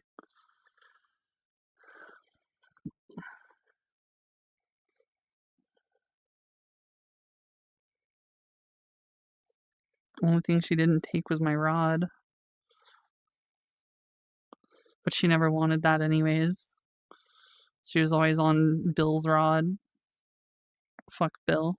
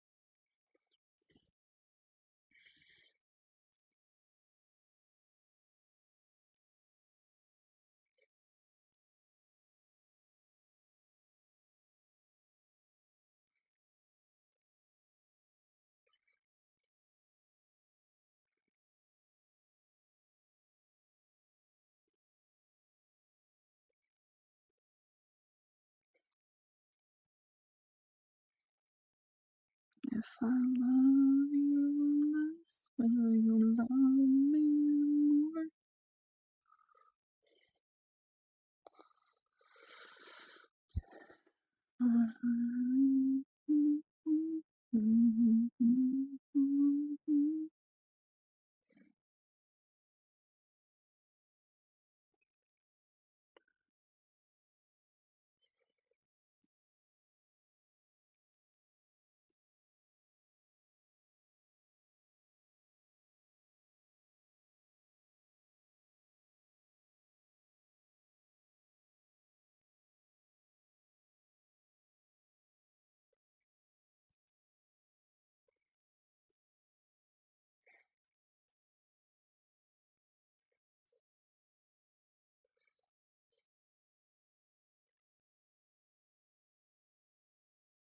I didn't get to see it.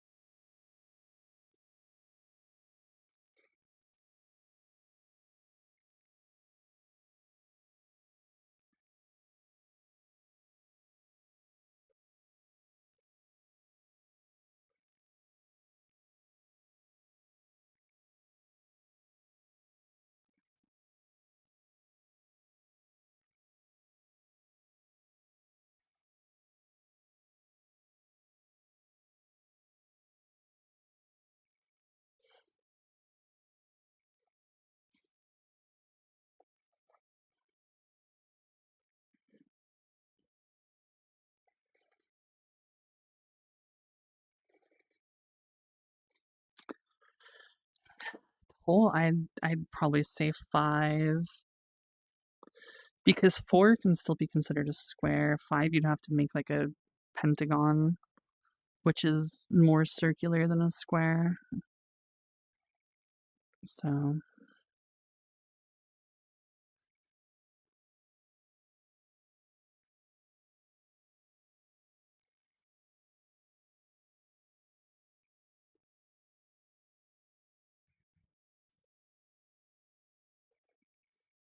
Well, yeah, I know.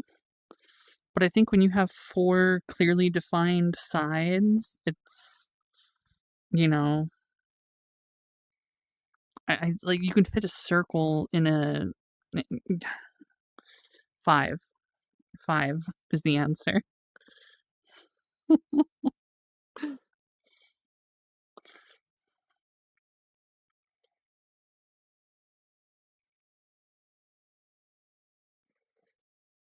If the lobby only allows 4, sneak your 5th homie in anyway. What's the worst that can happen? They ban you?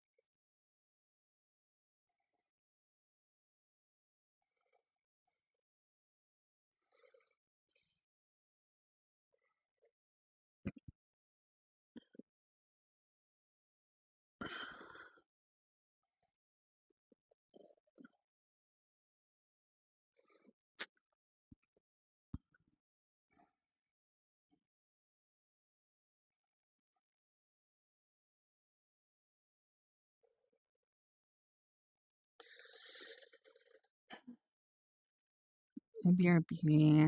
I really have to pee. Watch my rod for me.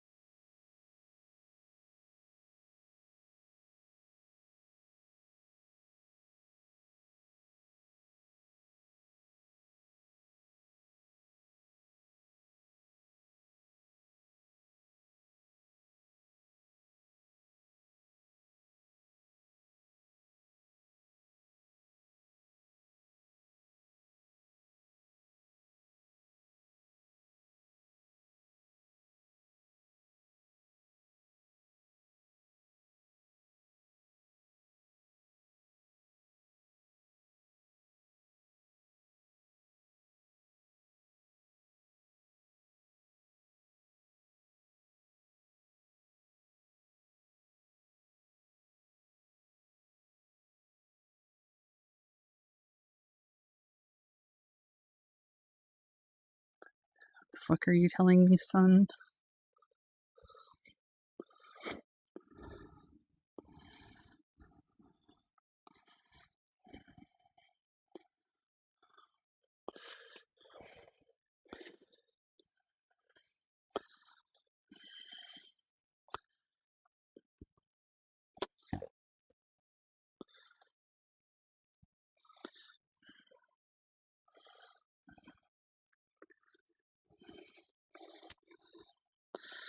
I'm not sure. It might be somewhere on the screen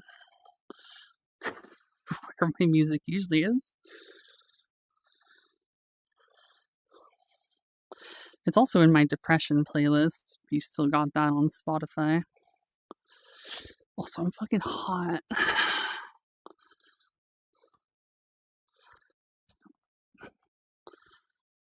Oy.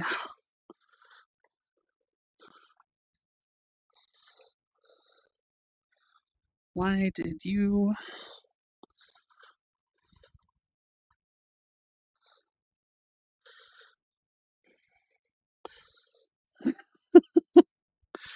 Sorry, dog, I feel that. I'm also blind and can't read. I also don't have ears. Or do I have a brain? It's really a wonder of like the universe how I'm here.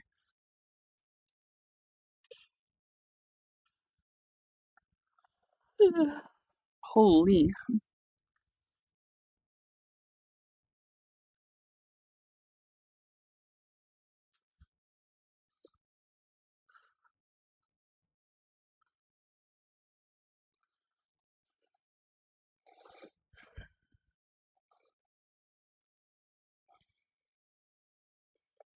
I'm hot because VR makes me hot.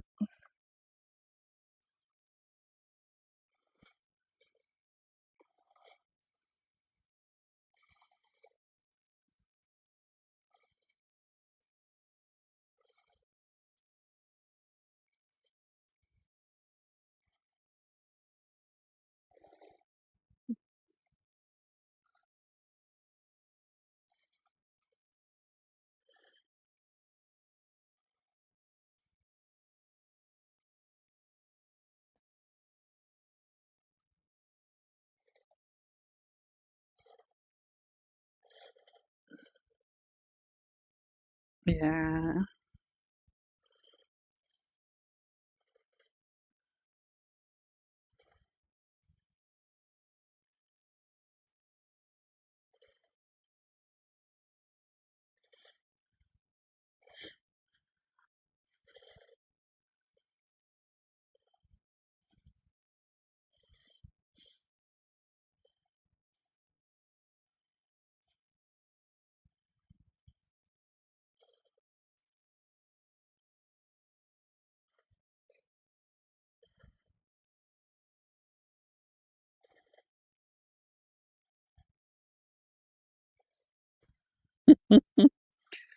Alright, shut up, homo. I mean, homie.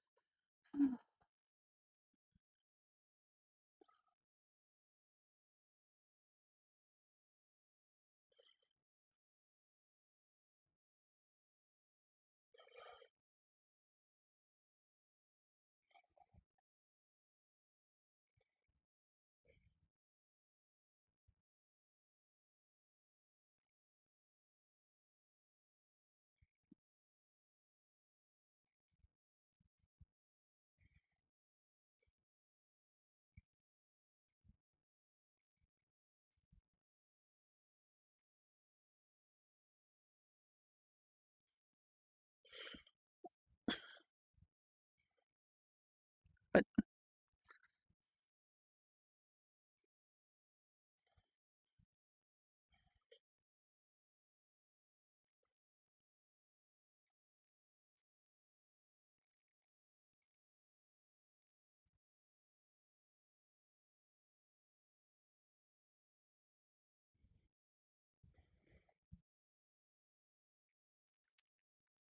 let's get some emo that pays taxes.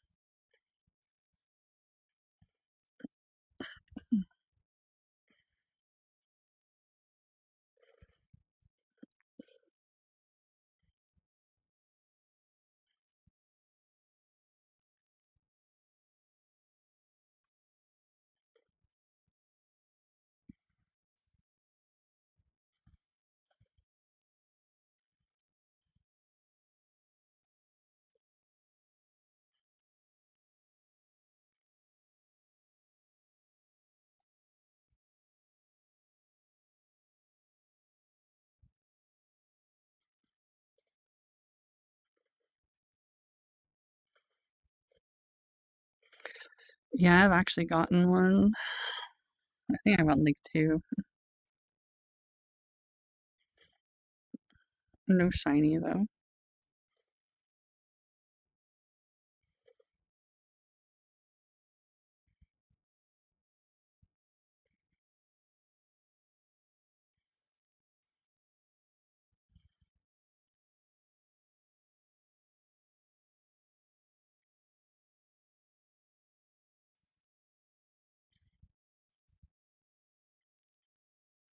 This is a big one. It's a big little fucking Nemo.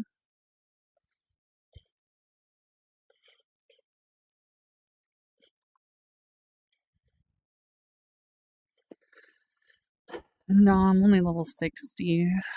I haven't been in VR for a while. So not yet.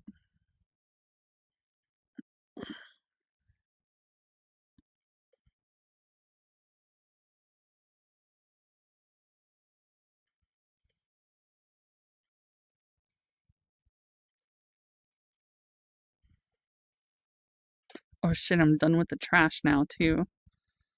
84% on rare and 5% on super rare. I'm almost there.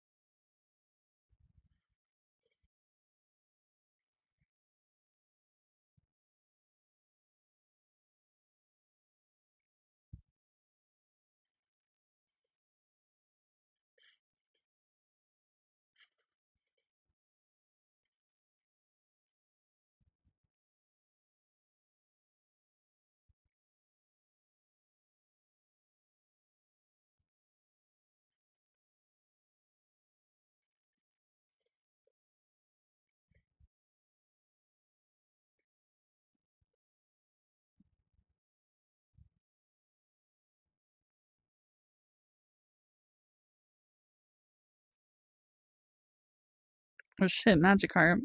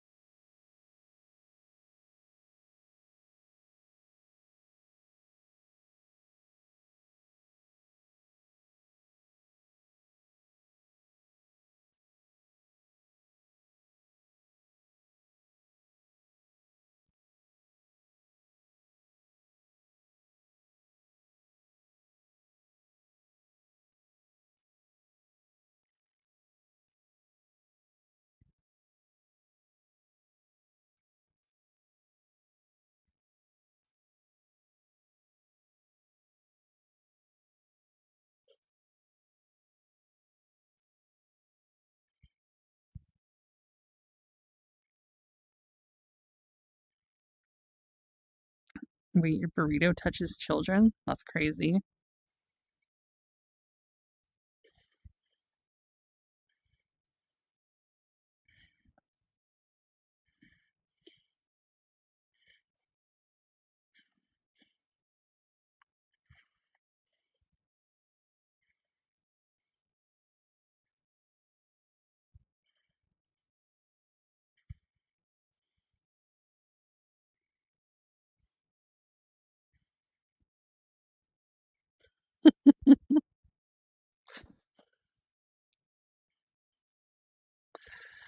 Like, you're the one who said it, brother.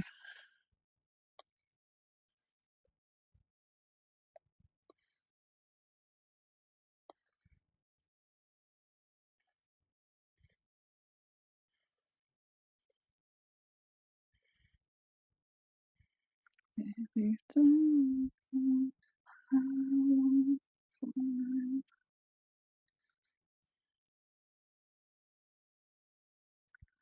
to find is your head in mine. Did you wait for me? For me? Didn't you wait for me?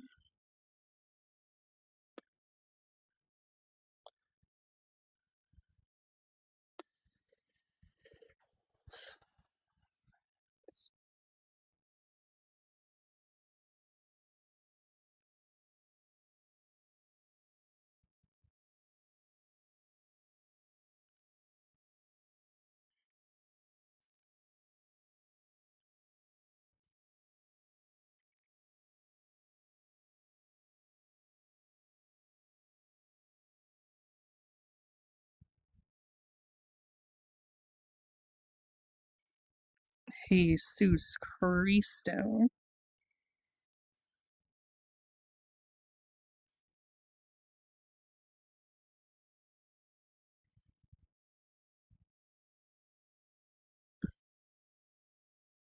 It's only rare.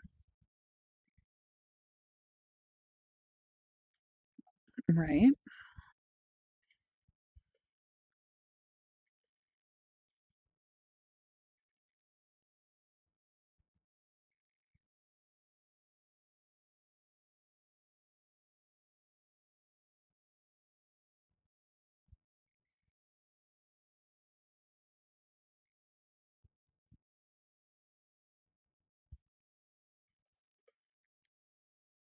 That's basically where I am at right now.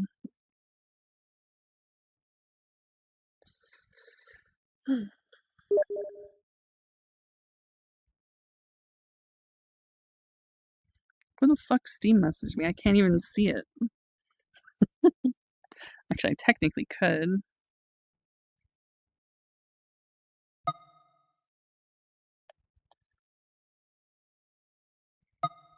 Can I? Maybe I can't. Never mind.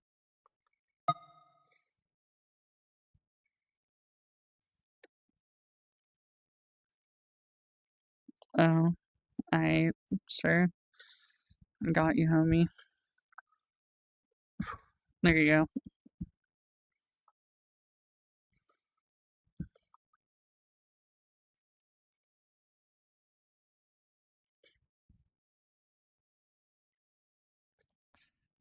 go. No, it's alright, dude. I don't need to borrow the Lambo. You already lent me your Bugatti. Right after you saved that kitten with the child in the burning building that was like 28 stories tall, when you jumped out and used your fucking shirt that you got from like fucking Givenchy to like swing that shit around another fucking like balcony pole to like pull yourself in to save the kid unharmed and the cat. I mean, like, dog, Lambo's great, but like, I got your Bugatti, dude. I know you have like 12 of them, but like, it's all good, fam. You can keep it. I'm not greedy.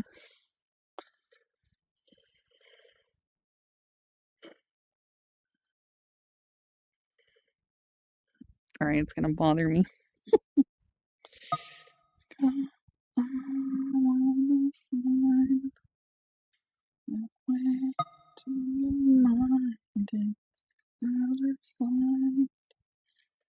Bro.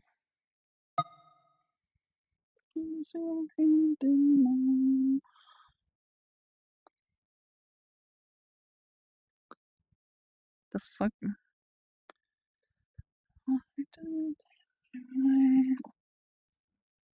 Alright. I must turn around.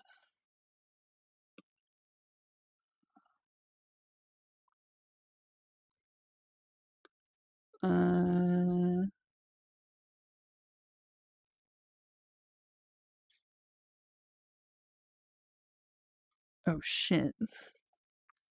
I just saw that over there. Easy. I don't wanna die. Can you fish up, buddy? I got... Alright.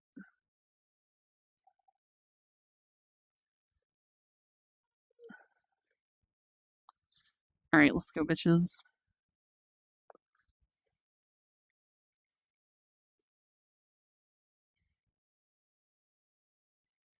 Now it's too late.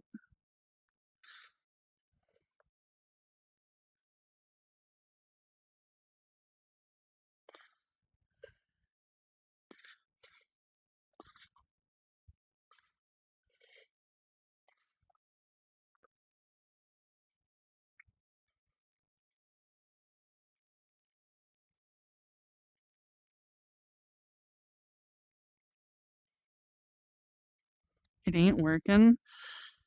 What you need to do is go into your menu, go to fucking, what is it, social, search, and search for Starisu, Starisu, and add me.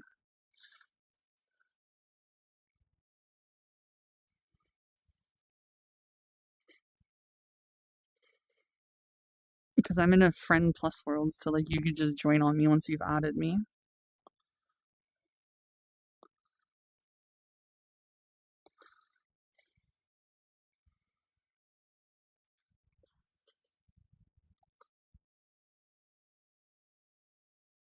Yeah, like that.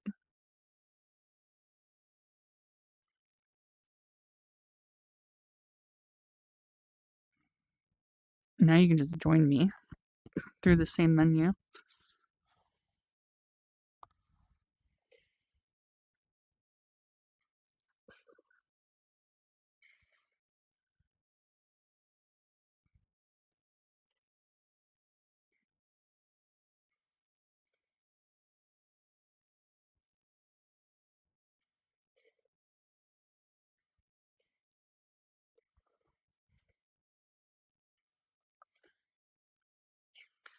Killing softly. Hey, crow.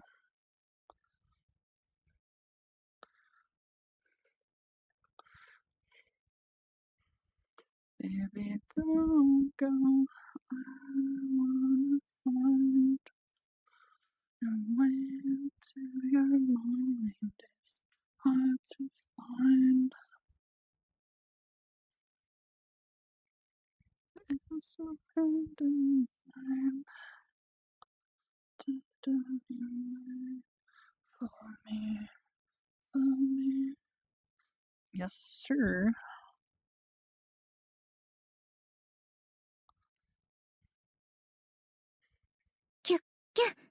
Yes? Except for the hundo biddies, Momo.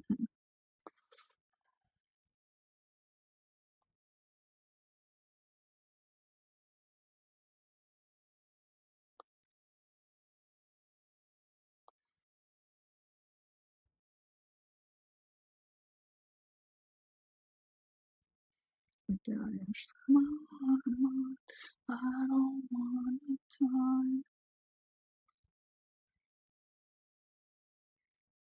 Same. Honestly, there's just always more. Got to look both ways. Dropped off the edge. Now it's too late.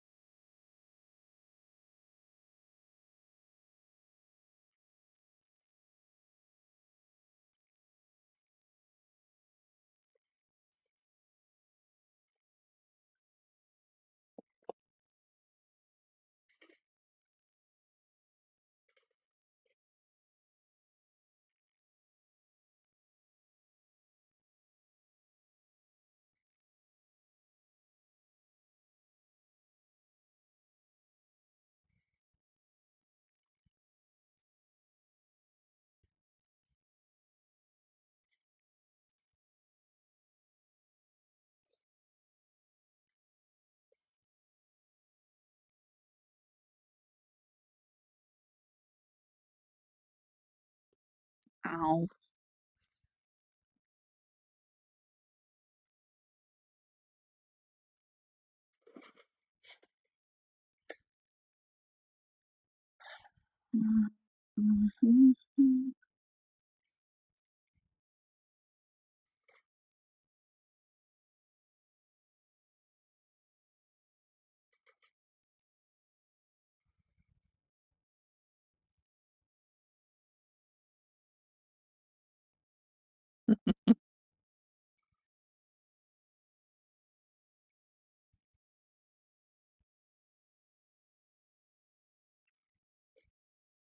Why can't they wiggle it? What's the problem with wiggling it? Does yours not curve like this?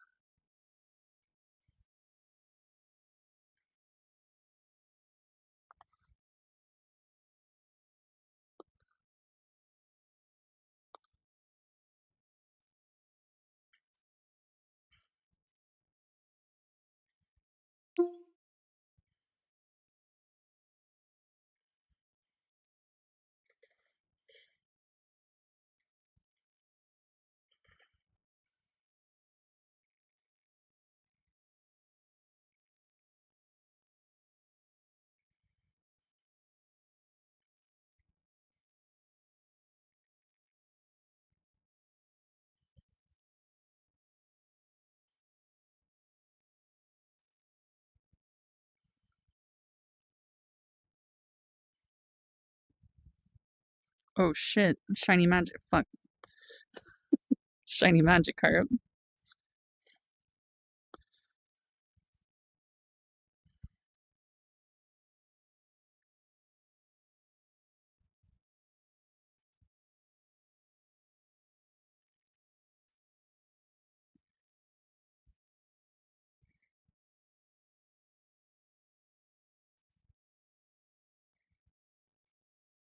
It's unfortunate I don't have 2 rods. I could play you a sick drum solo.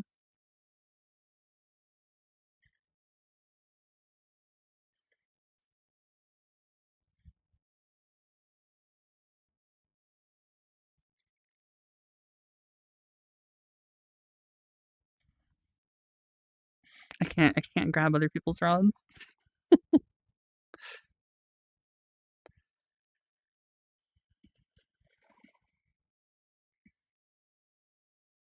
Oh, hello, child. Did you bring the Keystone Lights?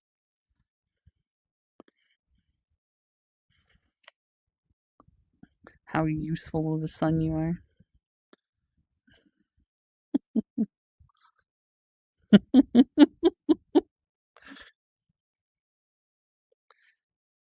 Hmm? Oh.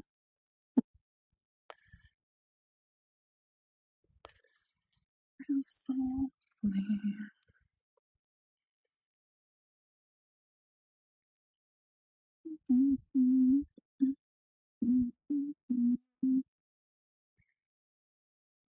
What? Time to learn that you can't swim.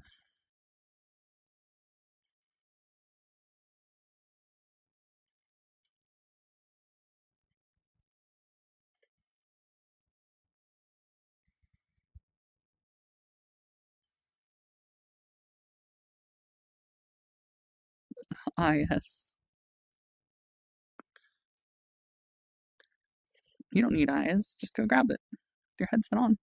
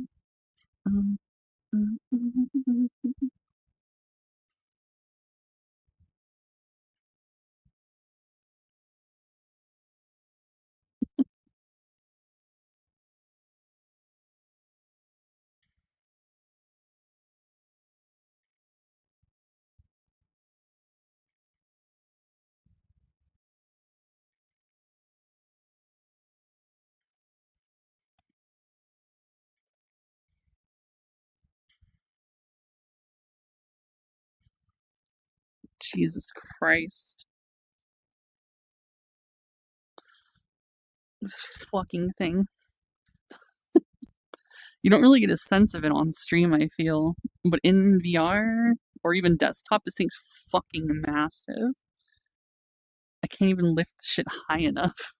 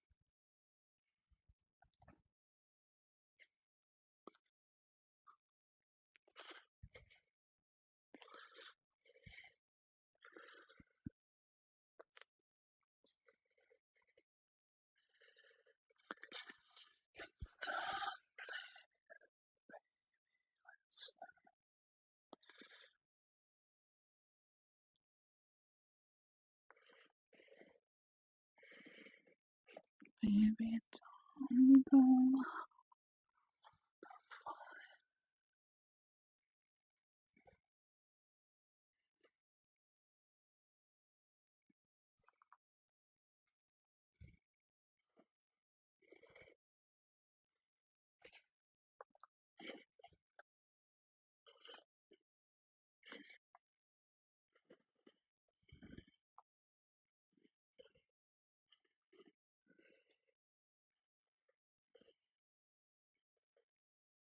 Shit, we getting the boys.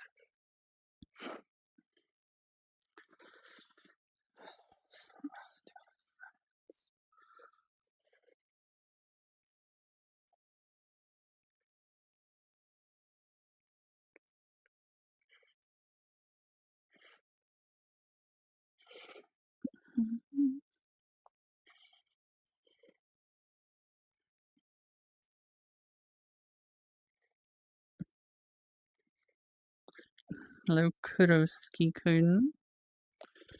Konnichiwa, Gwan.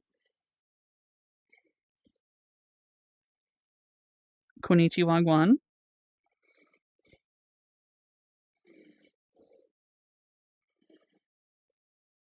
I feel like it's been forever since I've seen you in VR.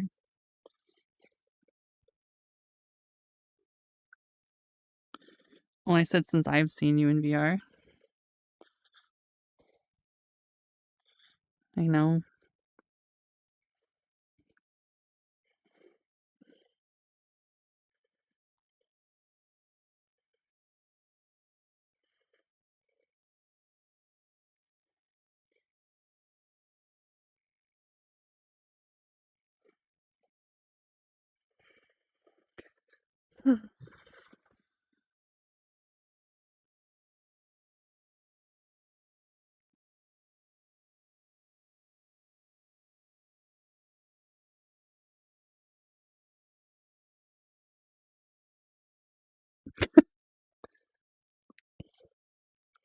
I don't think it's necessarily accurate.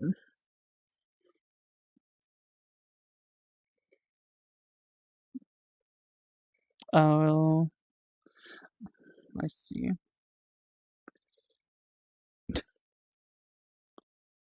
Damn. Stand short kings in here, I guess.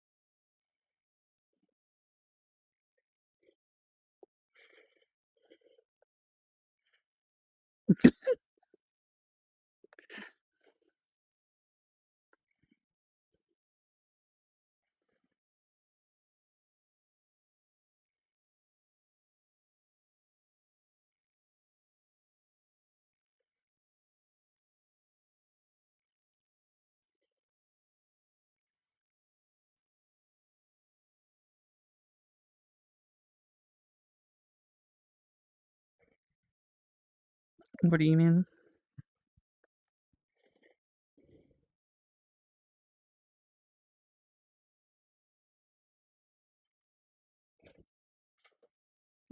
Oh. Mhm. I see. Yeah, I forget about that basically instantly. It's probably because I wear glasses, so I'm used to my brain is used to just tuning out anything that's around my face. Because my glasses are also like, like the little thicker black lenses. So like, or frames. I got the fucking, yeah, the fucking, what's her name? Yeah. The fucking, what's her face's name from P5? The fucking hacker. Yeah, I got the Futaba glasses.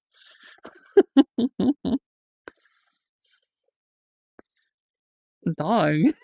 She's hot and that's it. I also haven't played P5 in like 8 years.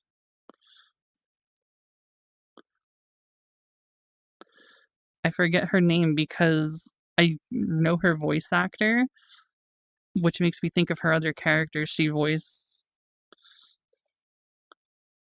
Aoyuki in Japanese.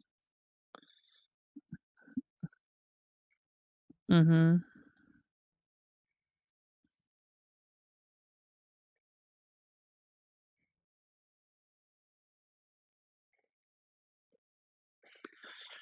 It's just like Johnny Young Bosch is every male voice.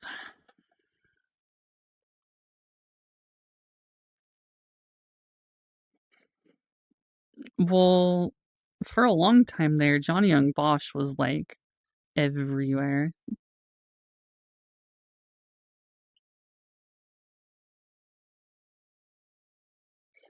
Mm.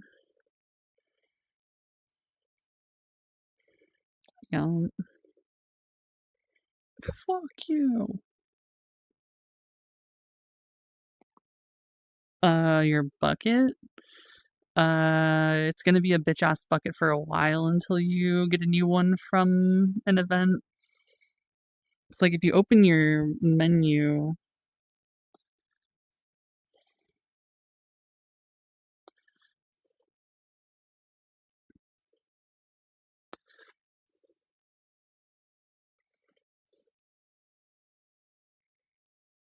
Damn, I'm gonna put flan in the bucket.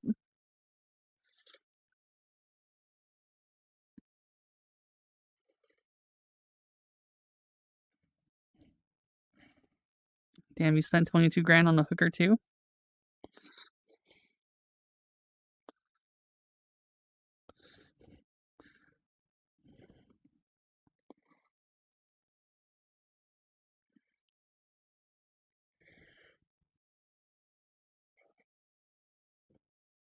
Mm.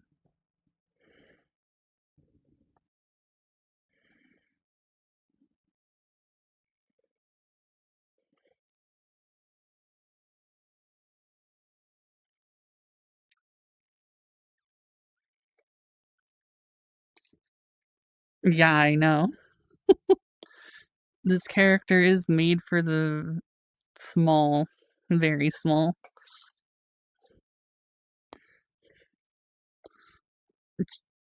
Right? That shit's fucking huge. That's what I'm saying, brother. Them shits are crazy. They hella buffed fish sizes, like, unironically. I've been pulling out so many huge fucking things.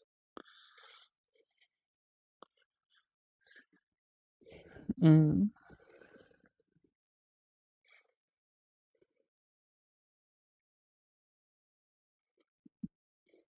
Yeah, I kinda want it, though. I don't like this, the Easter one we have.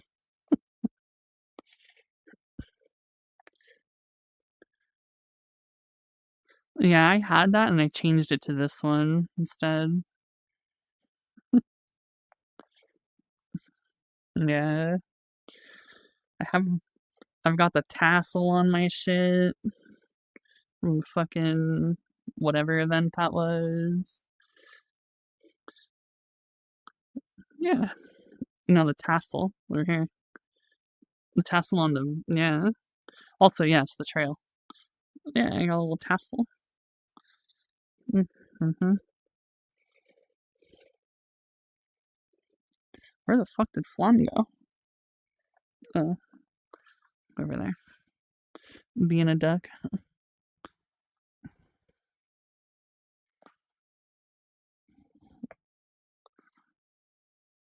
Wait, really? Where?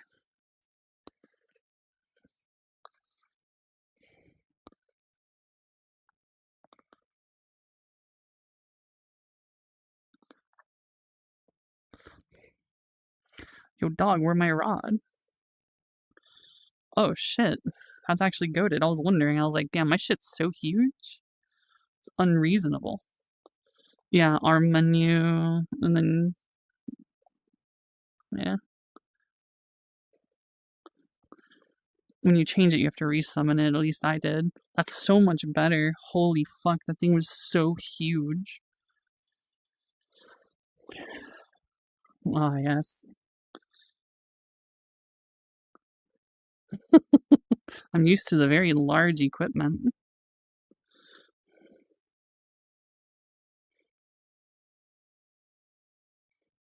Yeah. Man, I gotta move my bucket.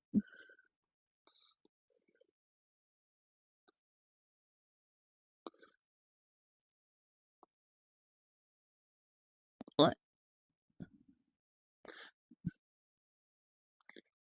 Yeah. Because it also, yeah, it replaces everything. No, never mind, you good. Right here.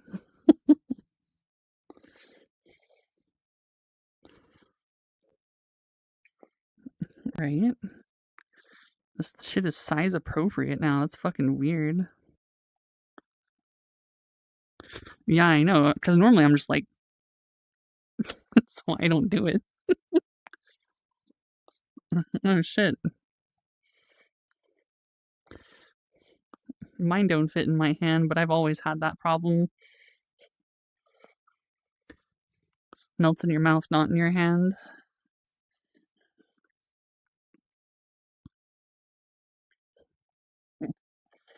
Yep.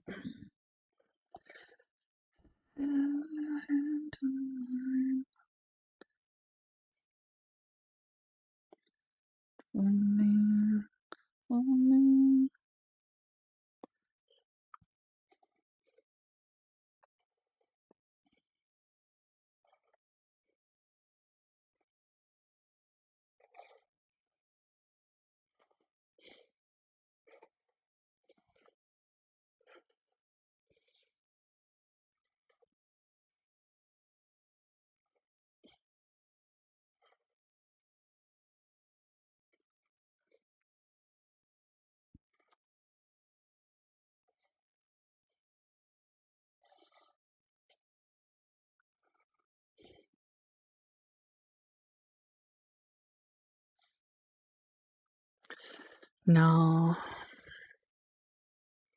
Guess not.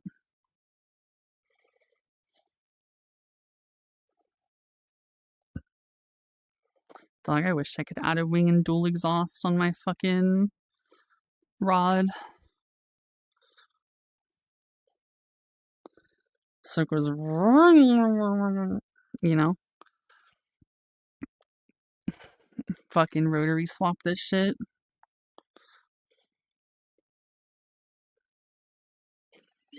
What do you mean? It'd be so much better with a rotary than this old, like, fucking shit. It'll be fine. Hell no, that just ruins everything.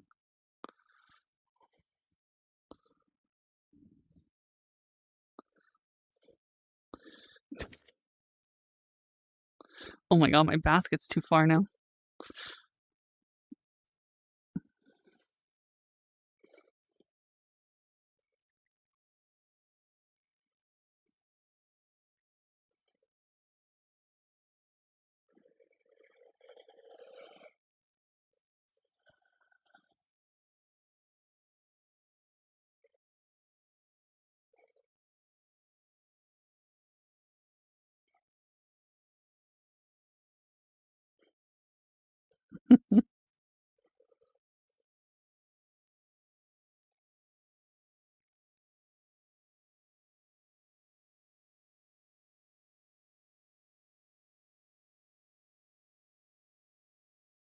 Yeah.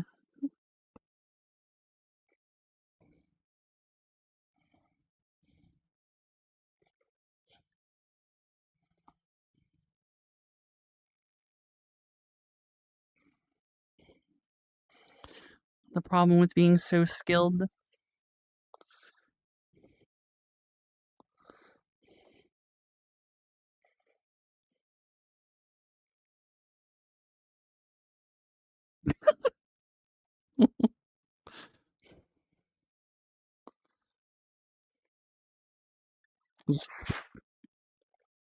Mm-hmm.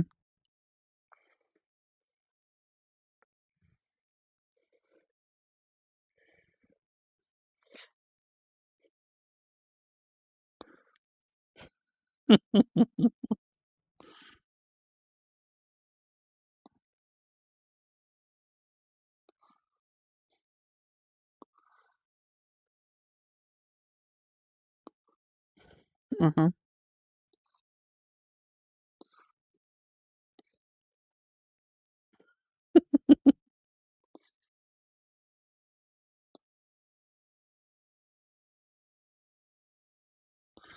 If only it worked like that. Oh shit! Rare spot.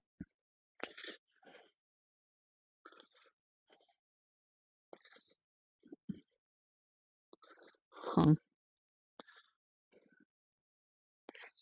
Can't say I've seen it.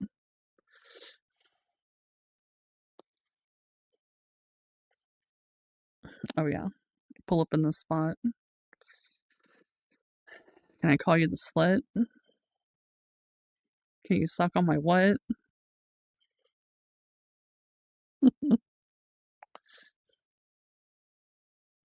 Bro, can I get a fish? It's just sitting there. Here we go. Coelacanth.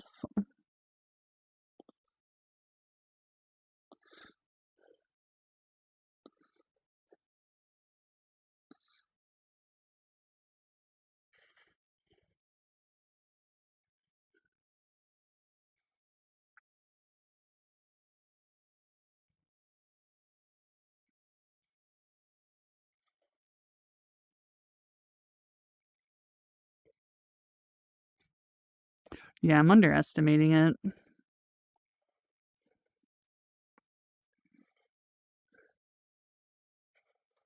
Yeah, I'm winning slightly.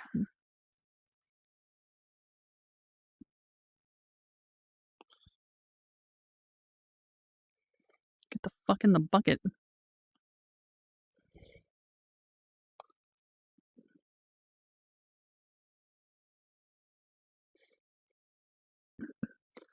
Everything you say to me.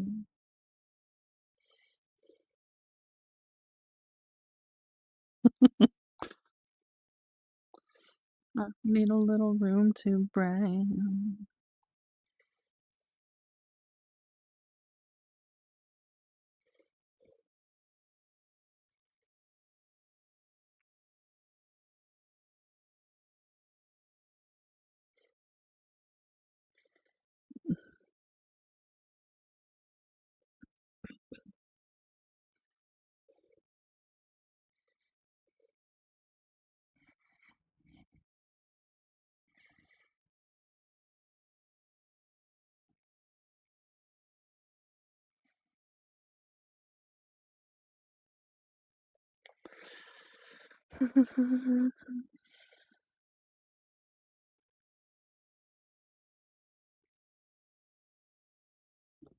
I mean, I figured you would.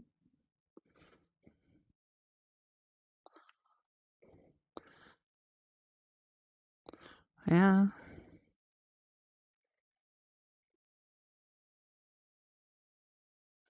To be fair, I really haven't seen since last year. You fucking get in the bucket. What?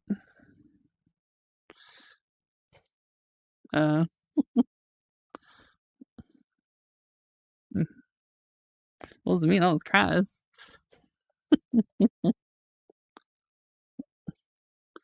You literally just said it right before I did. I repeated it. I'm like a parrot. You tell me your favorite word and I'm gonna be saying that shit endlessly. Knit. I landed shit behind me. I'm so fucking skilled. I am fishing it. I'm fishing it. I'm fishing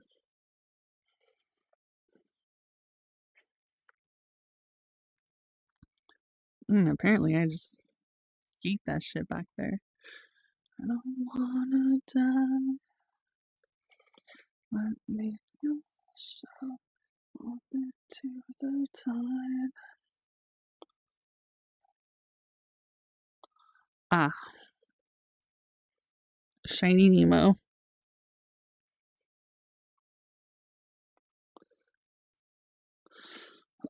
It's 50 points worse, though, than the last one that I got.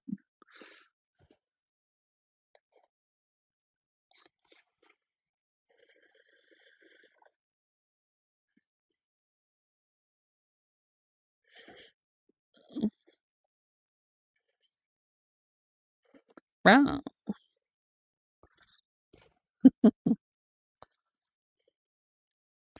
Can't cross them here.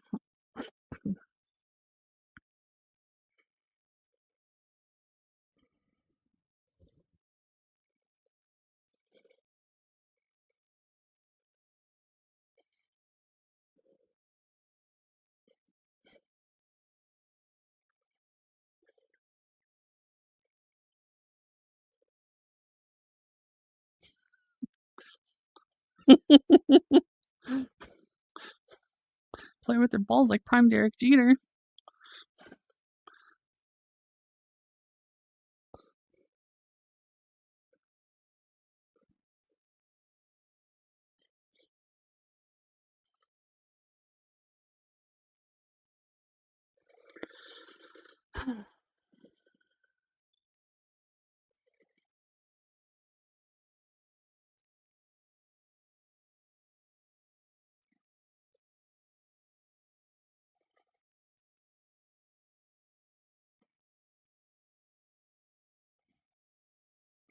I know. Shit's crazy.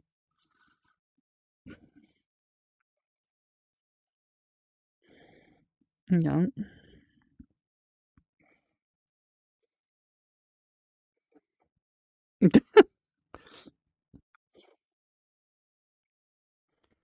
Yeah, add a car battery, add a tire.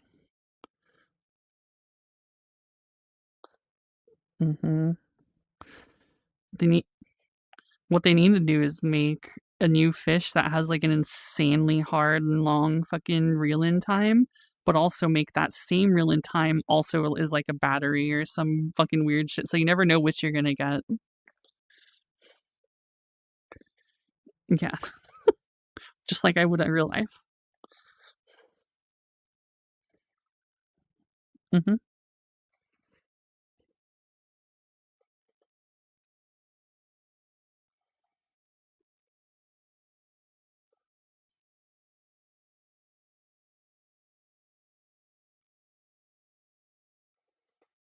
Mm-hmm.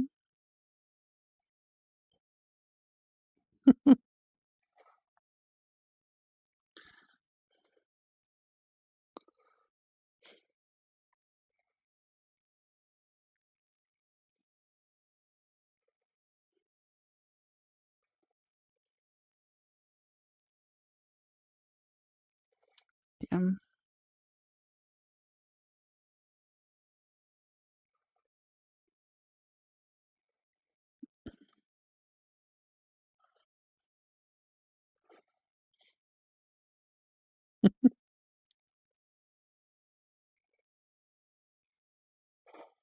Let me wash up out into the tide.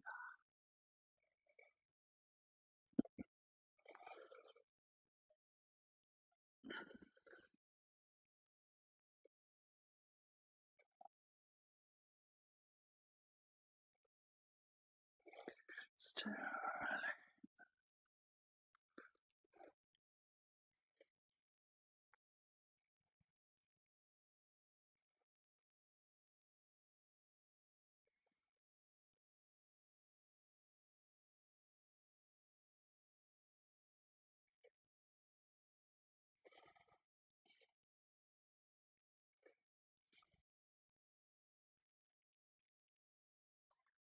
Over there somewhere.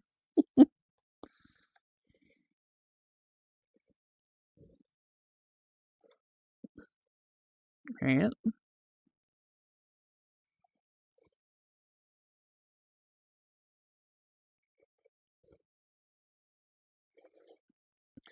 Like that? Oh shit. Almost had it. I'm not close enough to be able to do it.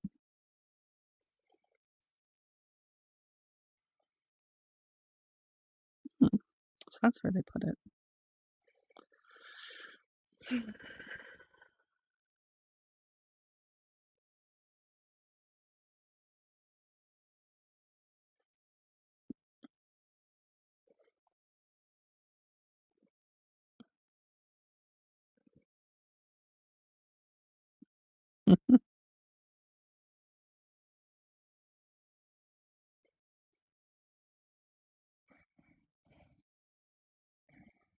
Where'd my rod go? I left it.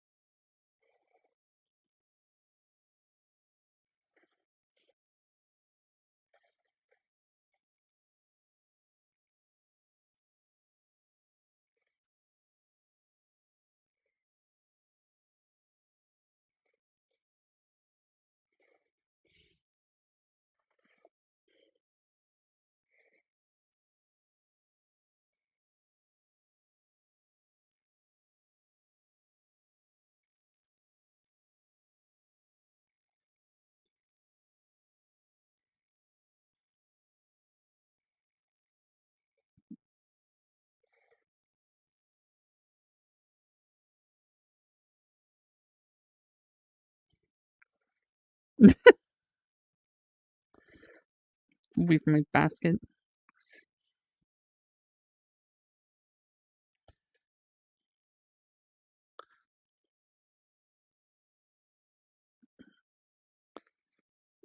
Yeah, you can use like all the shit that's on there.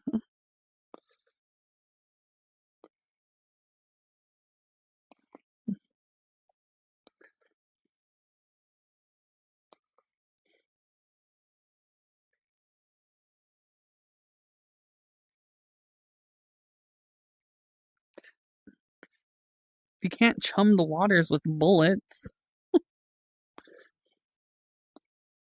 Oh shit.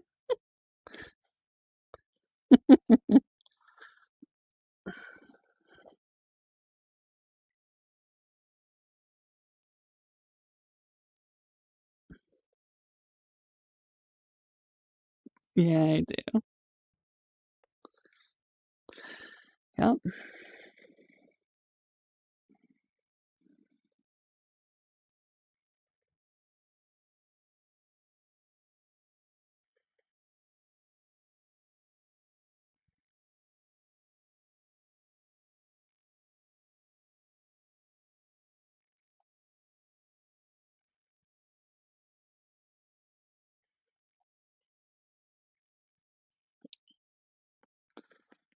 Hell yeah. Darkness.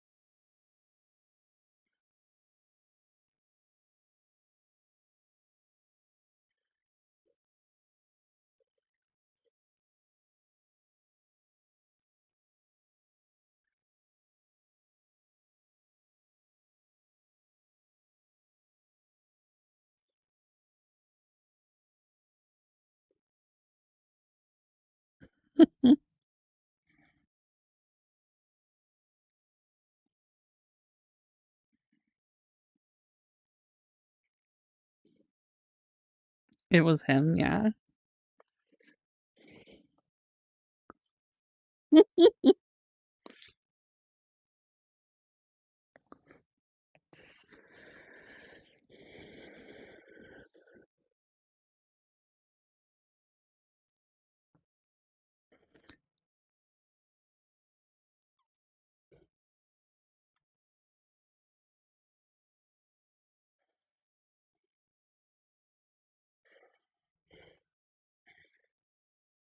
Twirl the Glock before you play with your...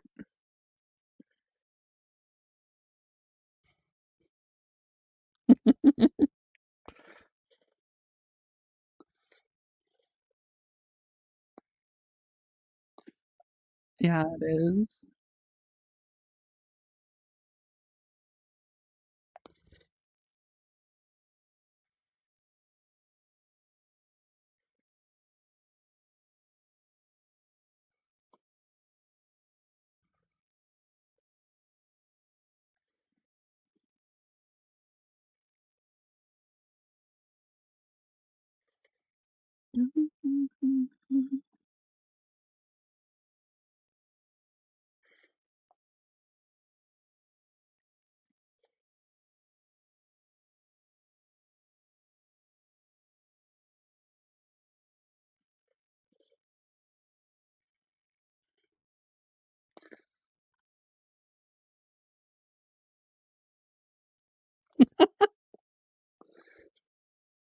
Yeah.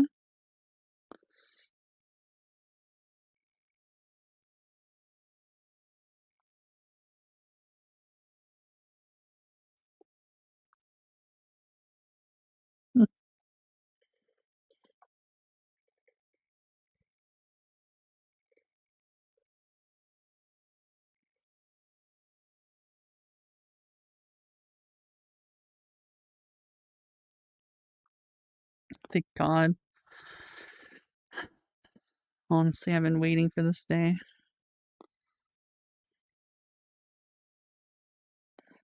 The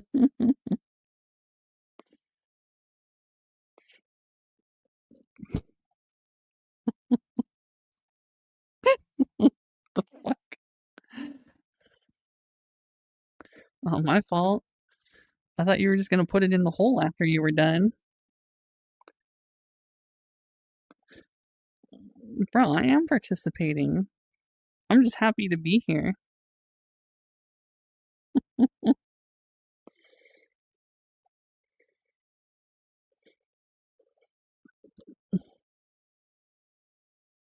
The Blahage Blast.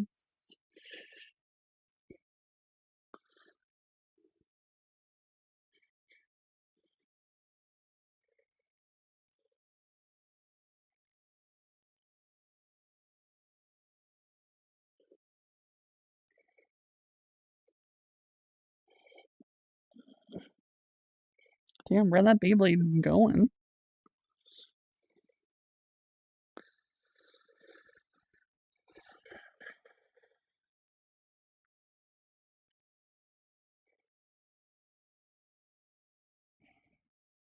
Hemlight?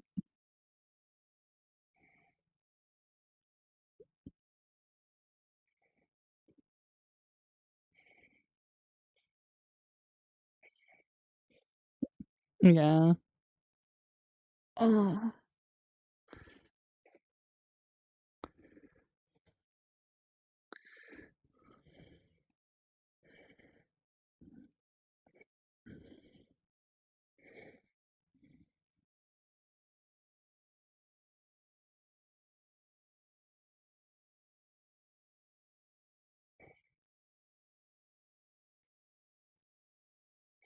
What the fuck?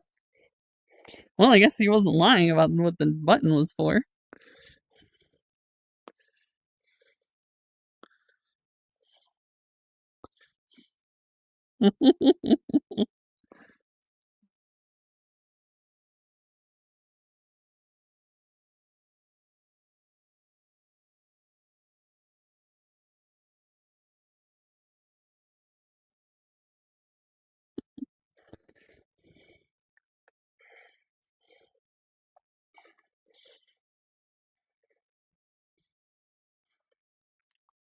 I'm sure it sounds like boop, boop. See, luckily I never have Discord sounds on, so that shit never gets me, because I'm just like, damn, you like my fish, motherfuckers? Damn, it doesn't have sparkles no more. $267.99. Goddamn.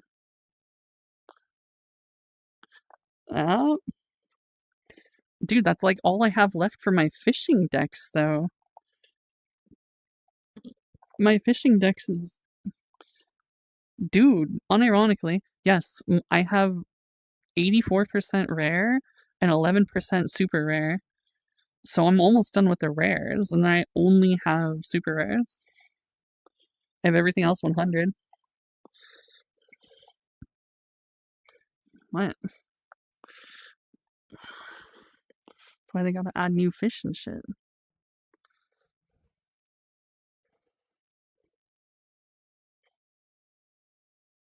Hell yeah. Let me fish up a grenade.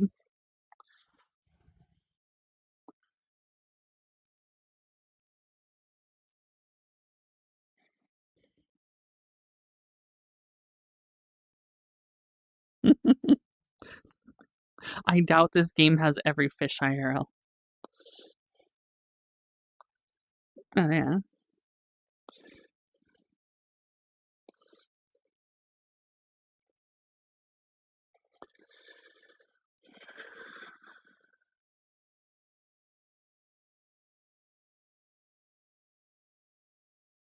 Damn, you got that super AIDS?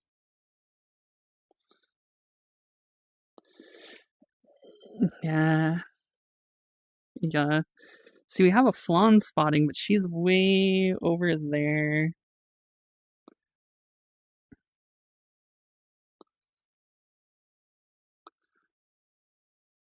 What the fuck was that sound? I can't even get to her. She's fucking... Oh, yeah.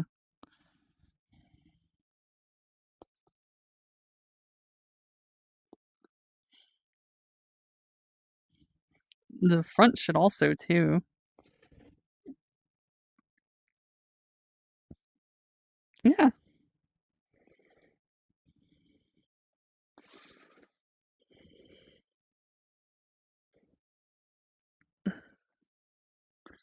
Mm-hmm.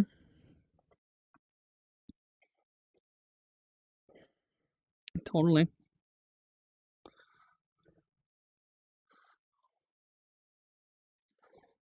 Yeah. Never trust a woman.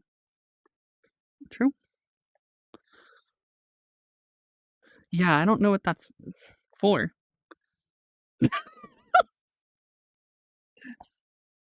Why are you so itchy?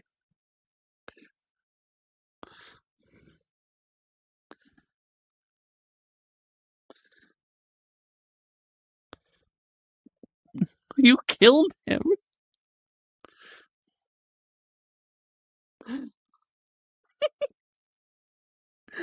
Like...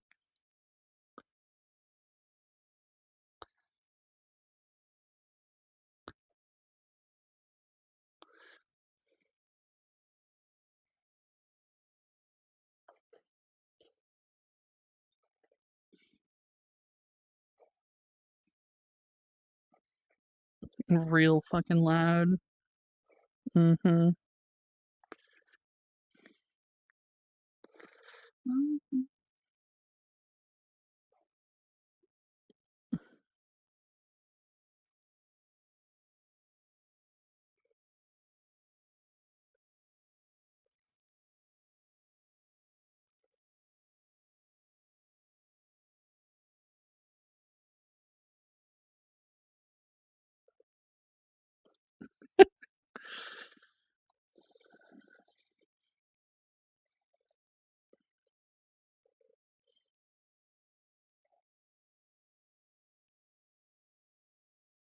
What the fuck?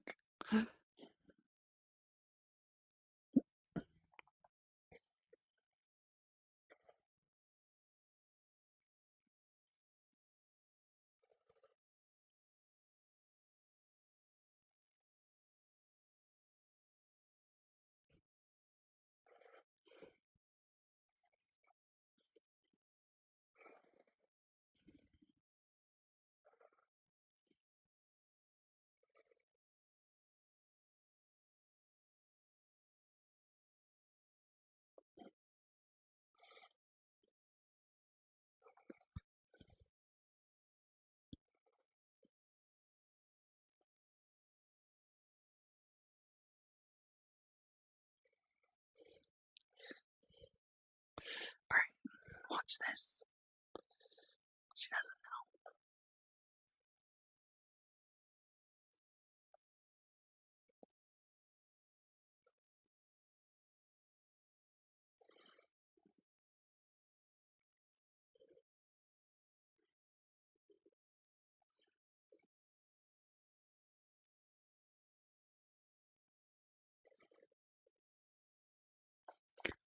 There's your flan sighting.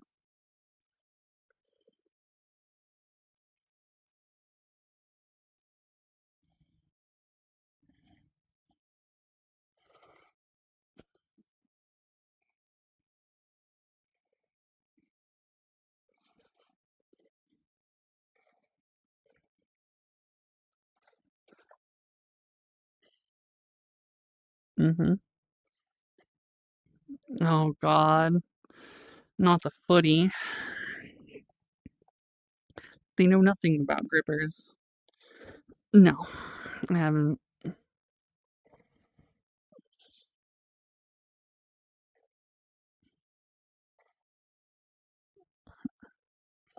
I have not seen anything. Okay, that battery is dead. This battery is not. Yep. Plug this in. This.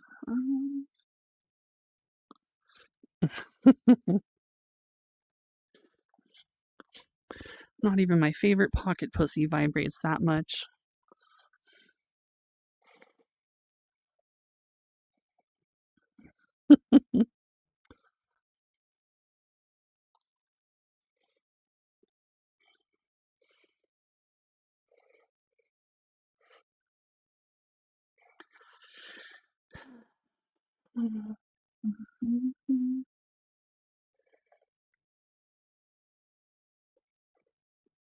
Mm,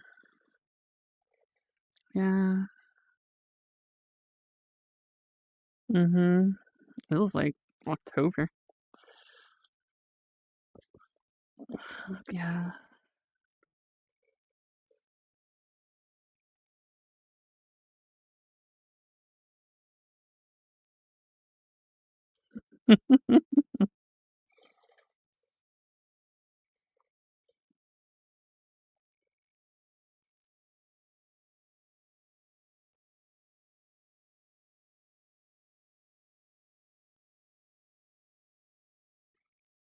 Alright, so there's your turn.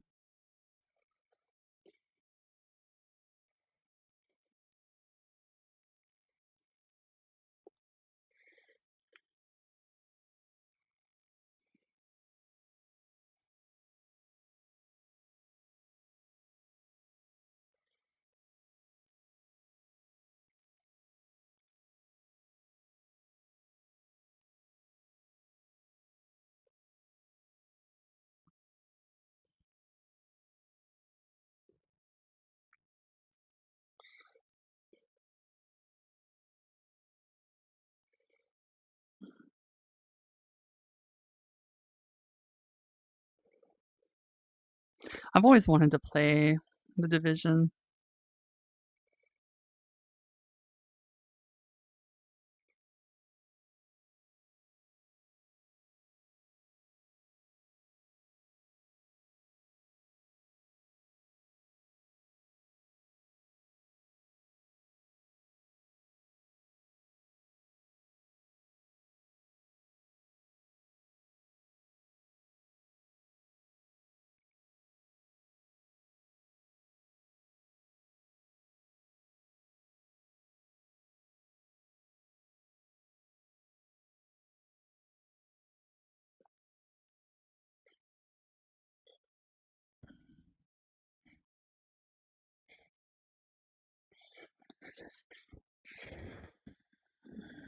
Alright, installing.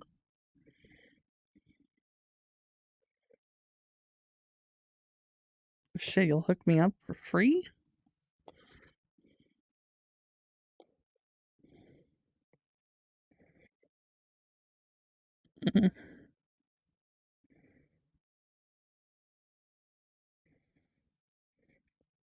Yeah, I don't know. Division always looked like fun. I just never bothered because of Ubisoft.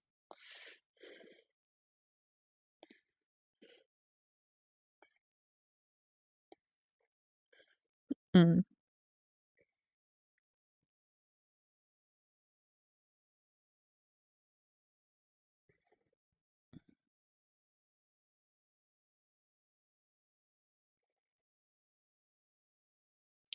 Hmm.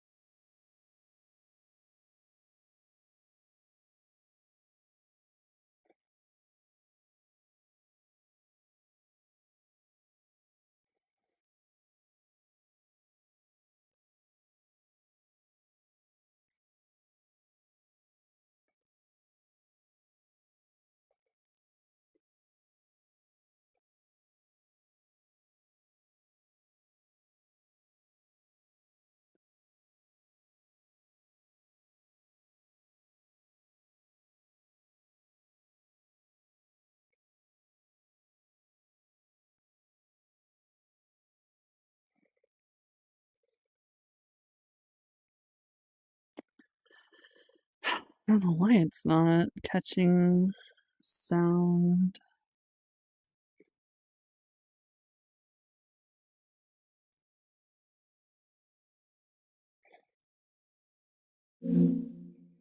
Mm-mm.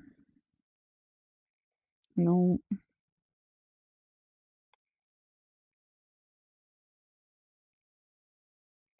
It's not even getting game sound now.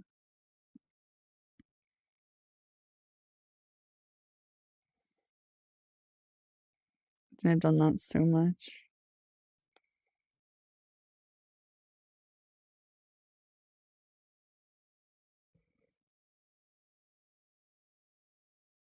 Mm-hmm.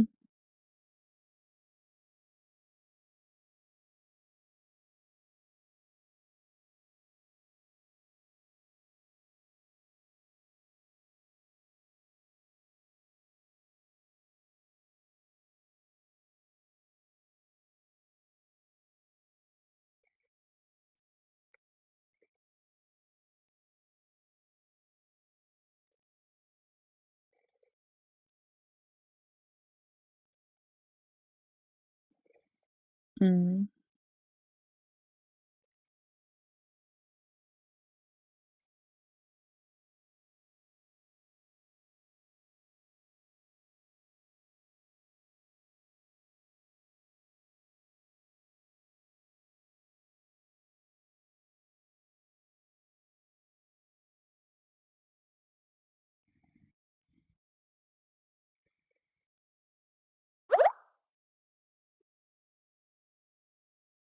Hmm. Idaho say something. Huh. I wonder why it's not. What the fuck? Nope. That's weird.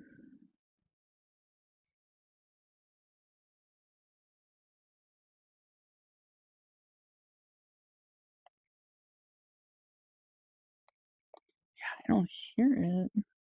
Fuck.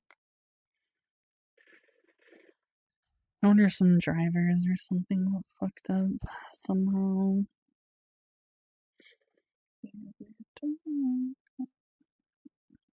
Yep.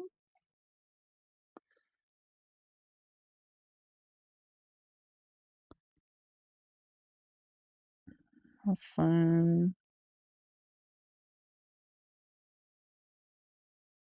Oh, hell yeah.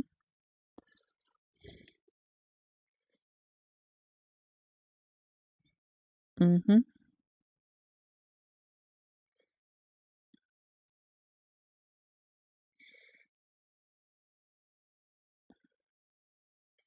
Honey. Deadass, I do not know why it's not coming through.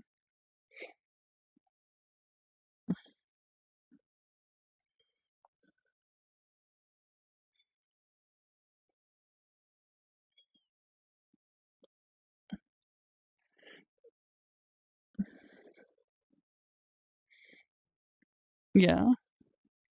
Mm-hmm. I have.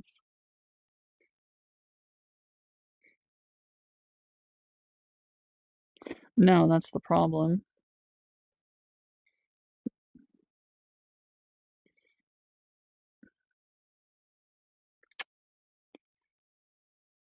Mhm. Yeah. It's always terribly annoying, though.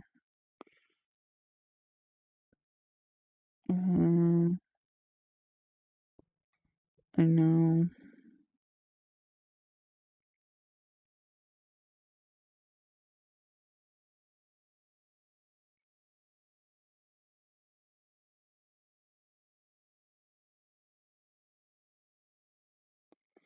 If only they could hear you.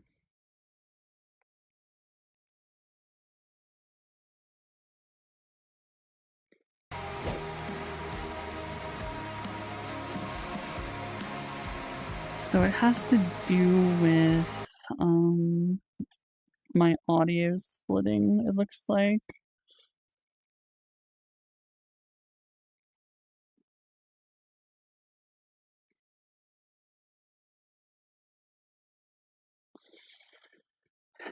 No, if I set it to,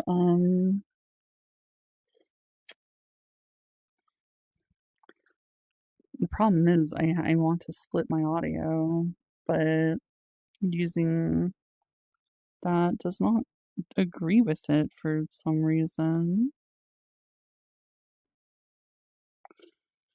Which is weird.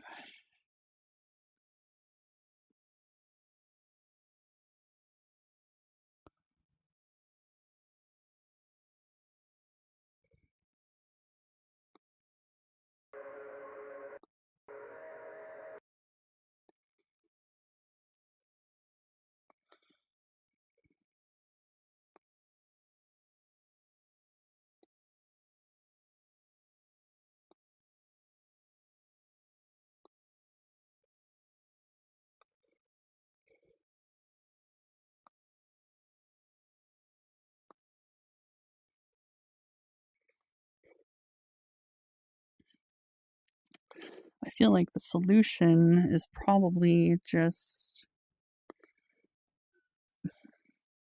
restart VR.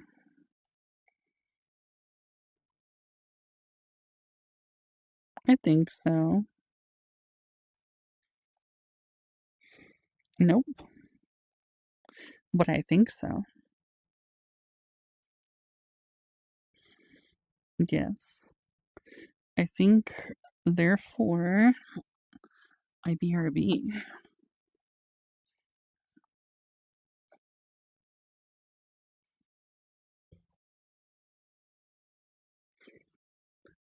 It does. It has physics. Oh, well. How about now? Try it now. Damn, really?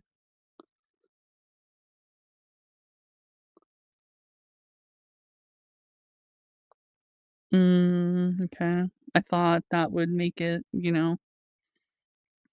touchable. Mhm. Damn, that's unfortunate.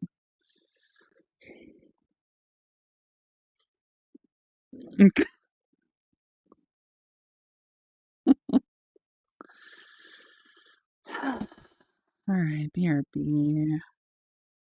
Huh? Oh.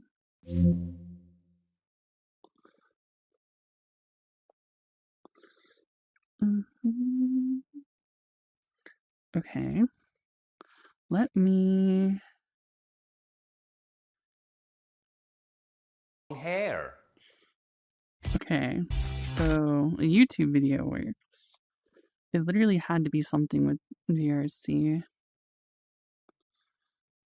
It's whatever. The solution is just to relaunch VR. Wow.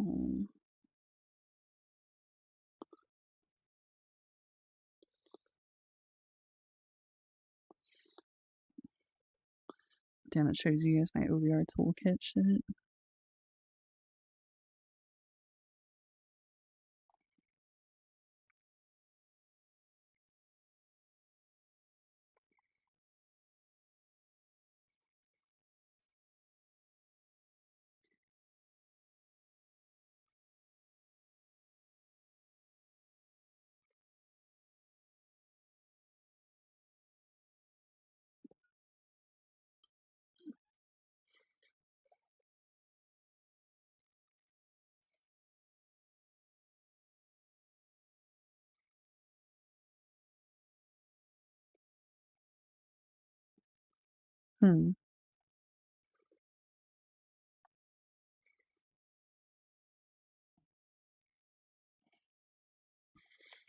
It's actually not registering.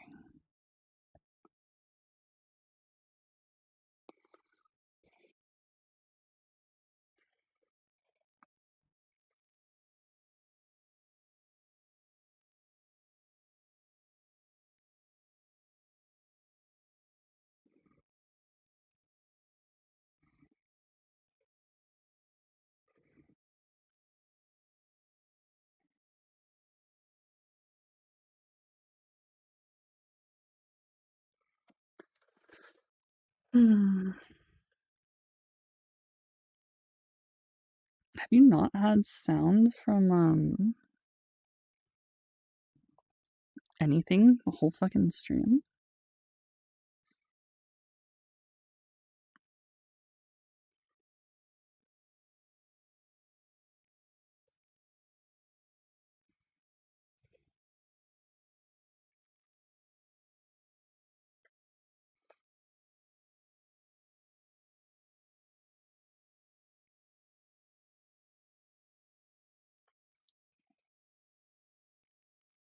Hmm.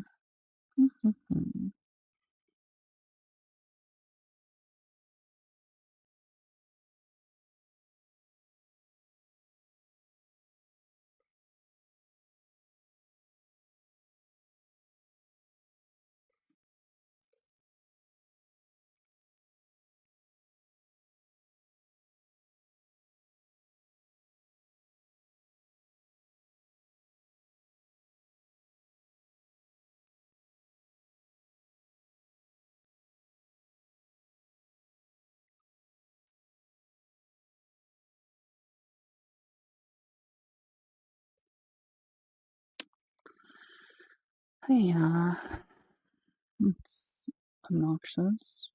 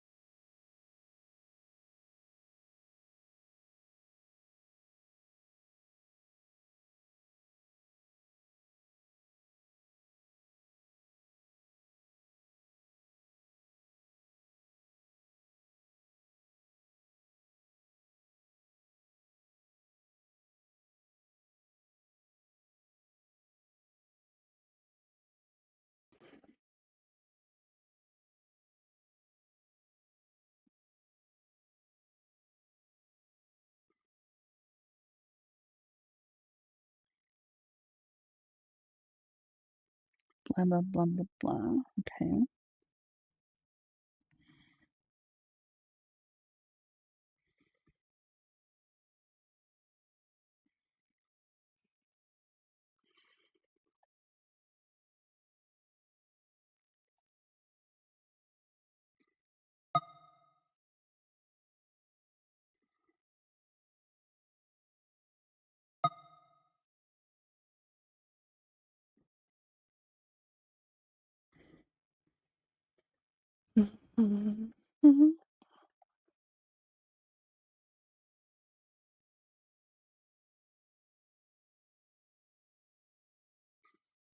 It's really not being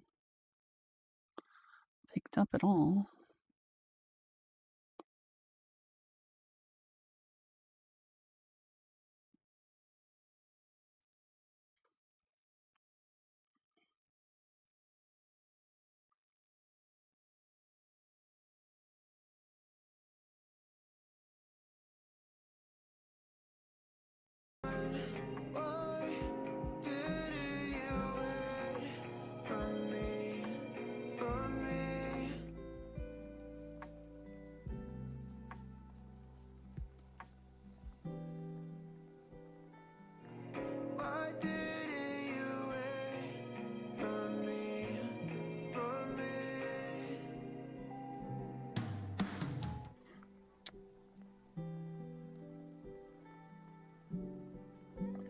What the fuck? Okay, so it works now.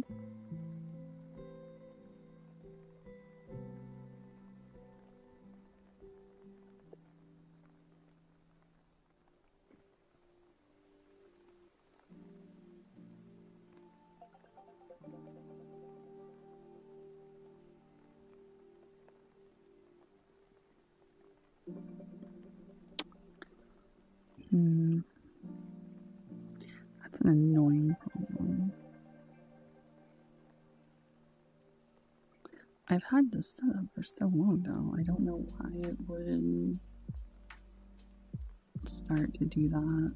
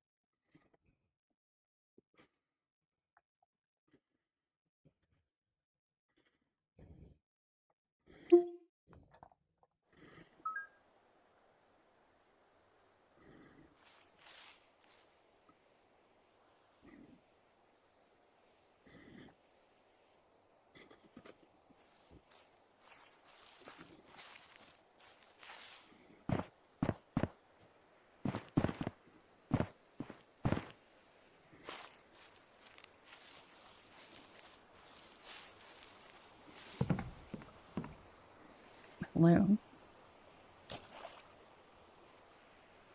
Onban Watag 1, Kroski-kun. Okay, now it works, but alright, so... Oh, there's actually, I hear myself on the stream. You're good. This is...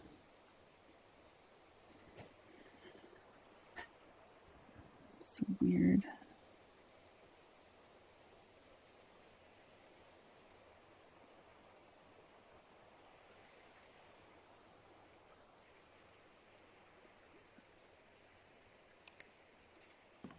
I'm gonna have to figure out what the actual problem is after.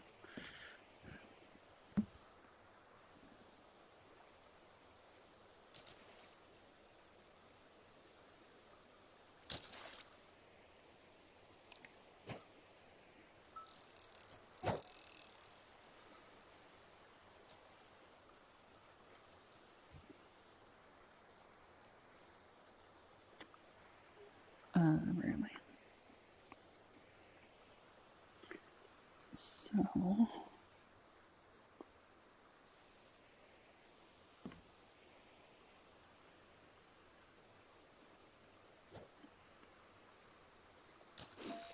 maybe I can...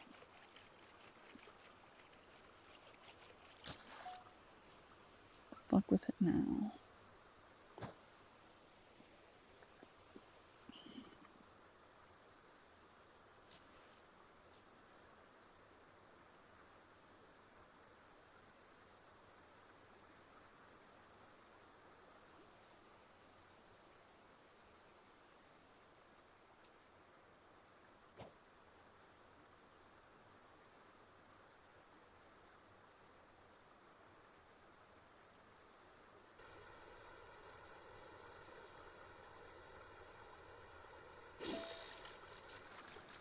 Okay.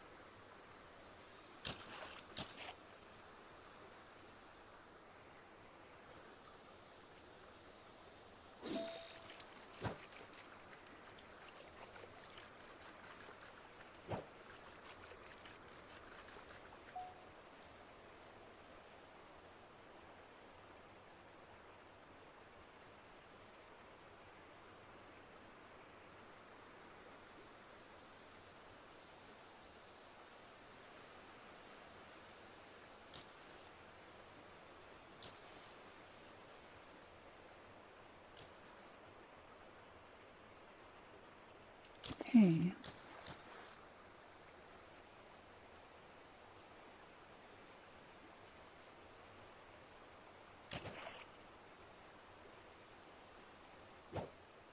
Either way, that fucking works now. Huh? No, no, I got it to work. I just had to do something. You fixed it? Yeah. What was it though? For some reason, my application audio splitting does not recognize VRC naturally, apparently. I don't know, maybe there was an update or some shit that like fucked with it. But Did you have it set to it's capture. Fucking open up my No, OBS I had it set to capture all audio except from Discord and Spotify. Because I have different audio captures for those so that I can make it so they're not muted on the VOD, or I can, mute them so nobody can hear it, etc. Yeah, you have the custom track Yeah. off for that. Yeah, so I just literally had to basically make another one of those, but specifically for VRC. Why? I don't know, but whatever. Oh, that's...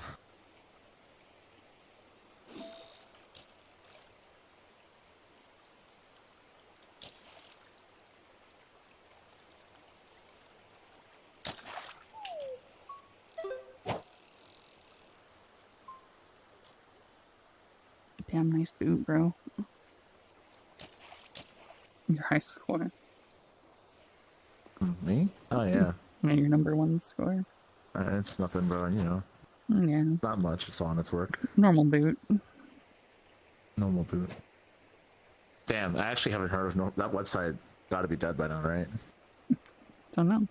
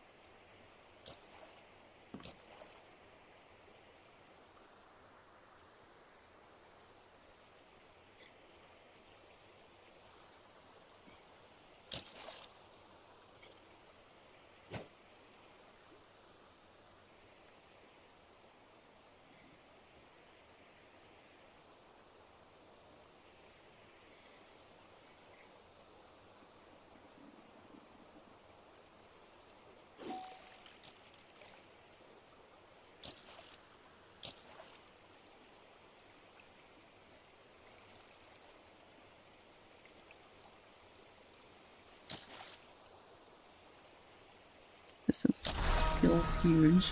Jesus Christ. Fucking jump scare, bro. God damn.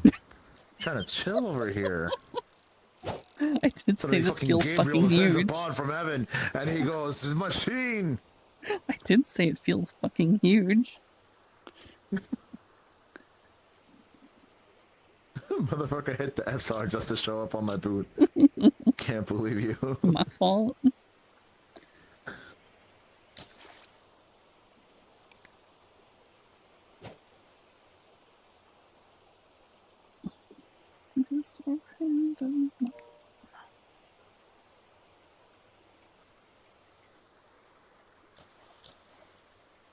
Finally, I bought an actual watering can. Wow. Wow. I bought the planter and then not the watering can the first time, and then the event swapped, so I didn't have the currency to buy a watering can. Question is, what is the point of the planter? It helps you make seeds, which grows particular bait, which makes you catch better fish. So I'm assuming like higher quality and whatever. Mm-hmm. It's at the start of the world. You must have seen it. It's like Yeah, it's over there by somewhere. the tutorial area. Yeah.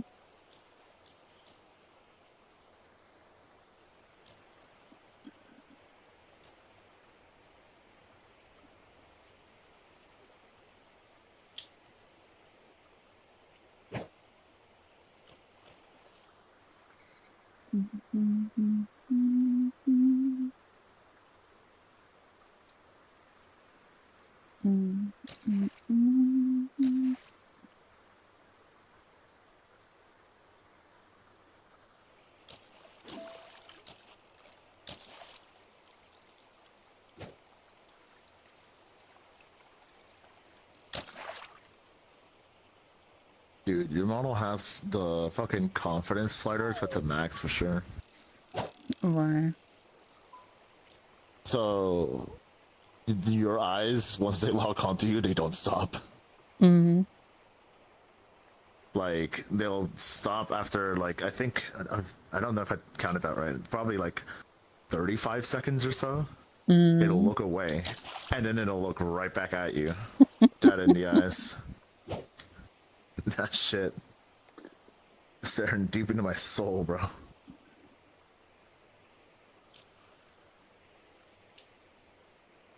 It's required to assert dominance. I mean, considering your Kisaki,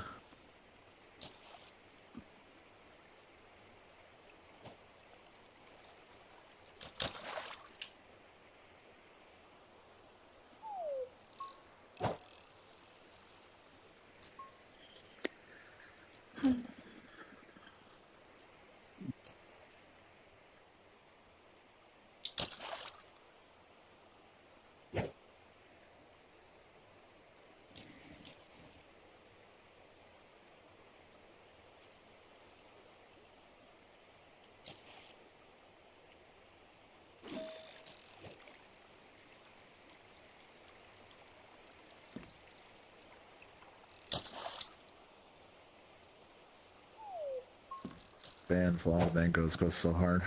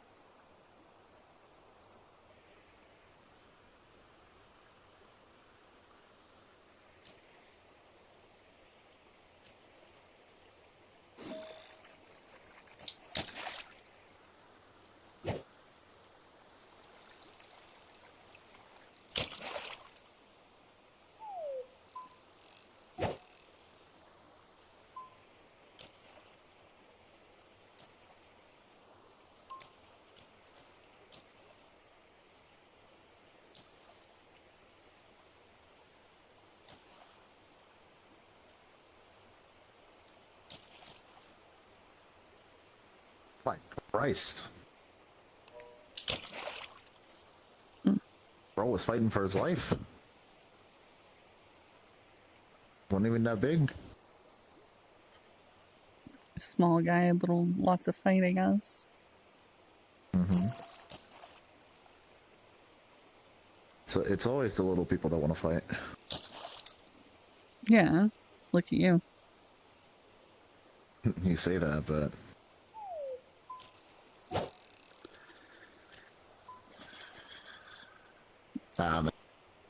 Hmm?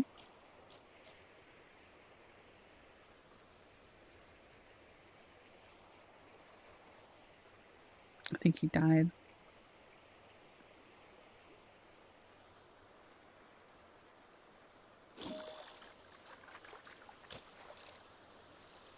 I can't tell if Juan is stalking me or if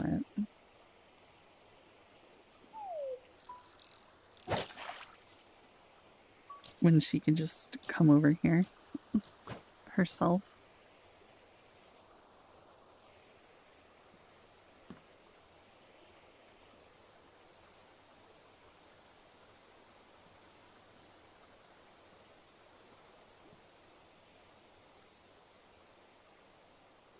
Did your headset die or power or something? Okay, yeah, I figured. Motherfucker just sitting here menacingly.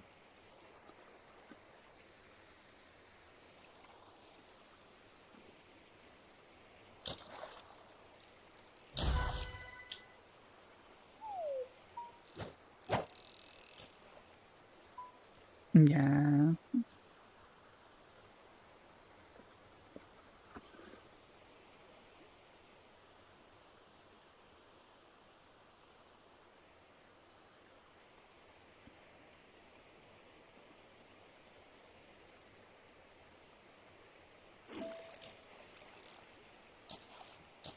I have another big one.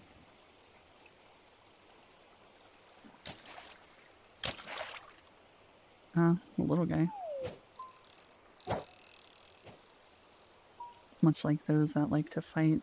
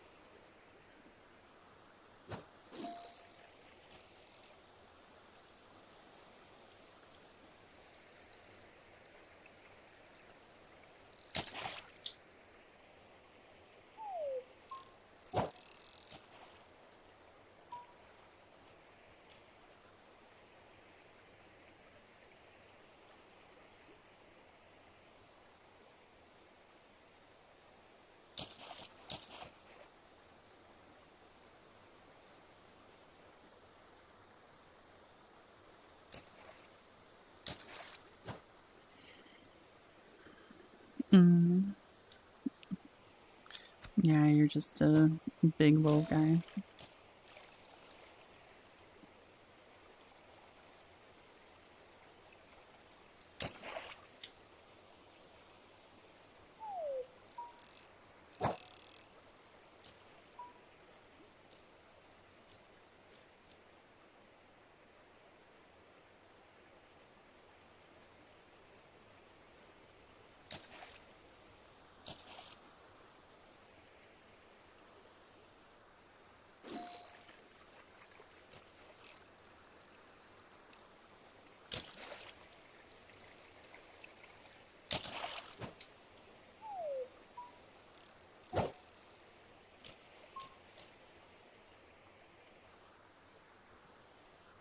Oh shit.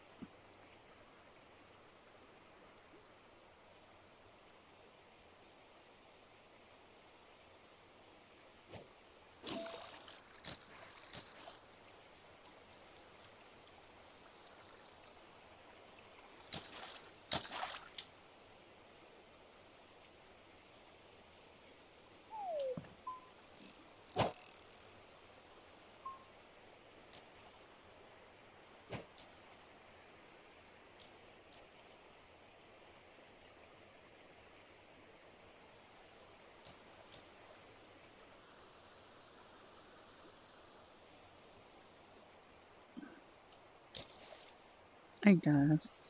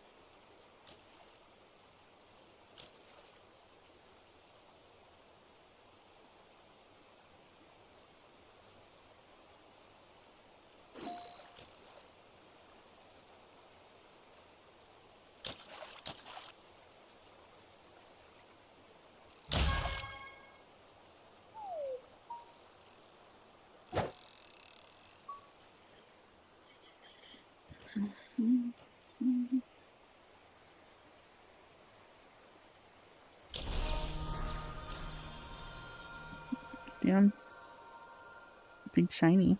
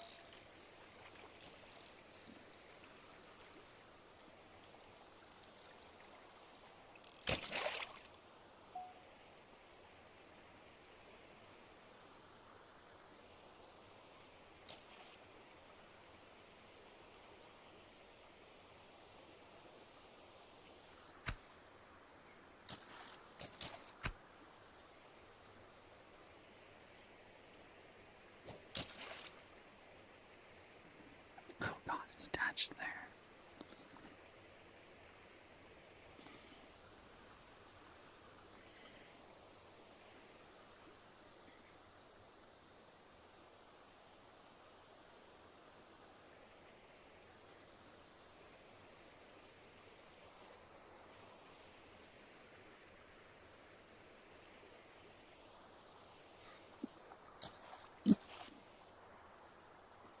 I threw it a little too high.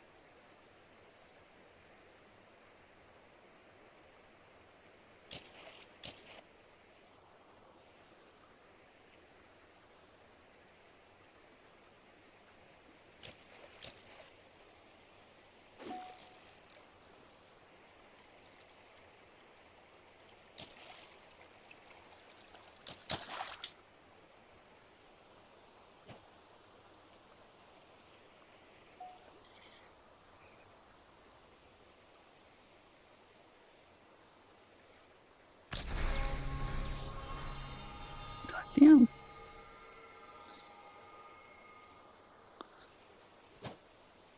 Stupid fucking fish. Damn, that was big. What the fuck?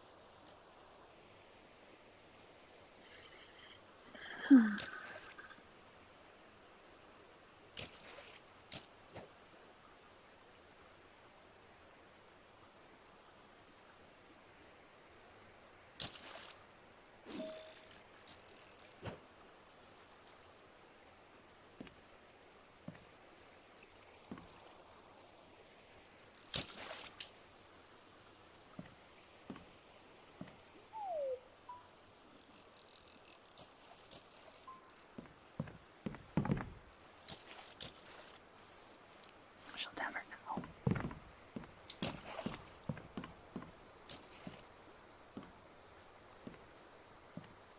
She'll never know.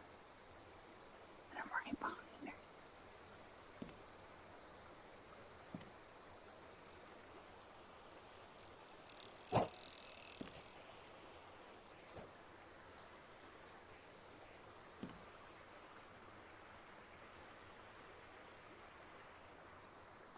Damn, those are some fucking insane eyes. Hold on. What the fuck? That's insane.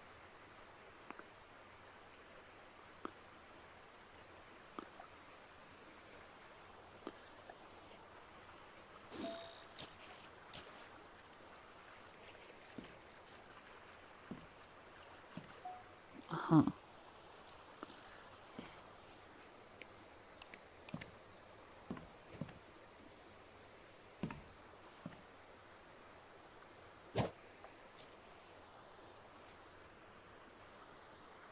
Where am I? I lost where I was in my room.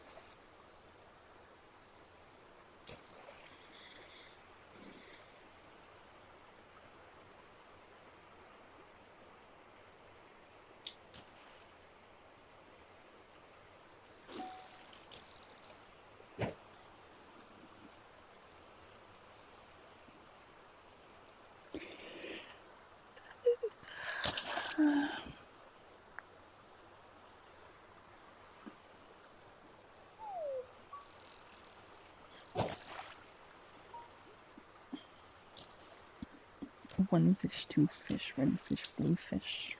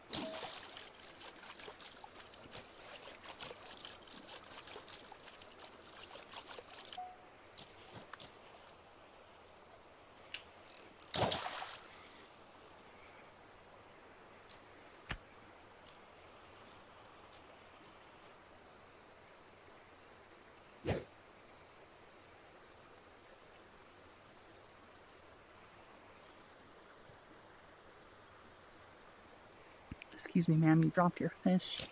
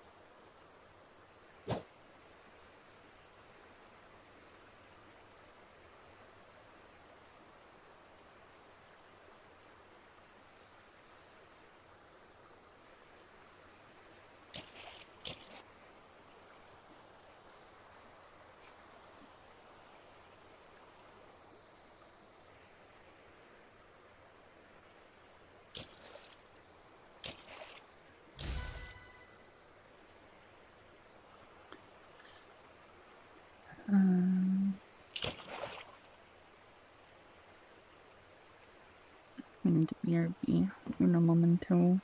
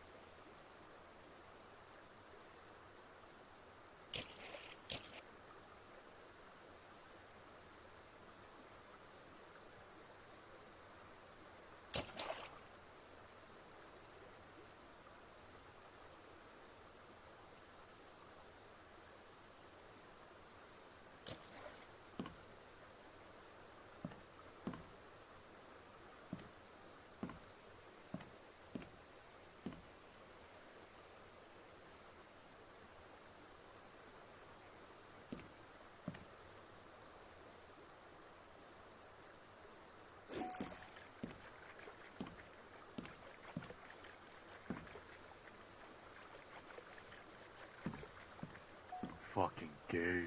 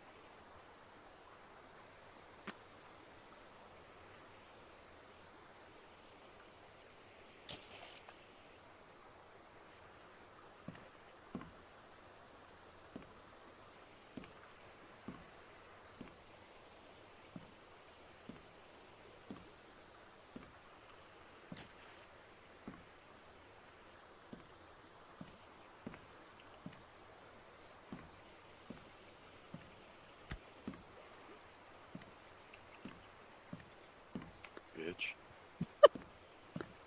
That's how I know you're down bad if you're playing fucking VR. No, I'm playing Minecraft.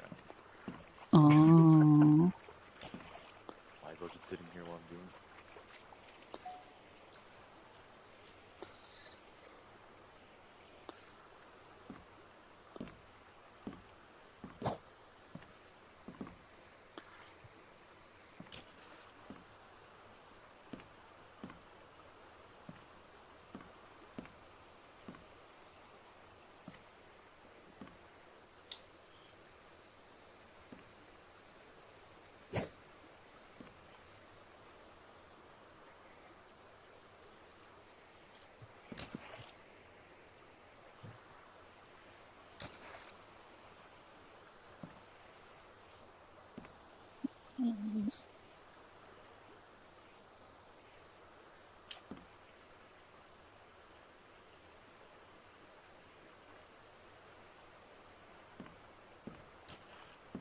Boy, bitch.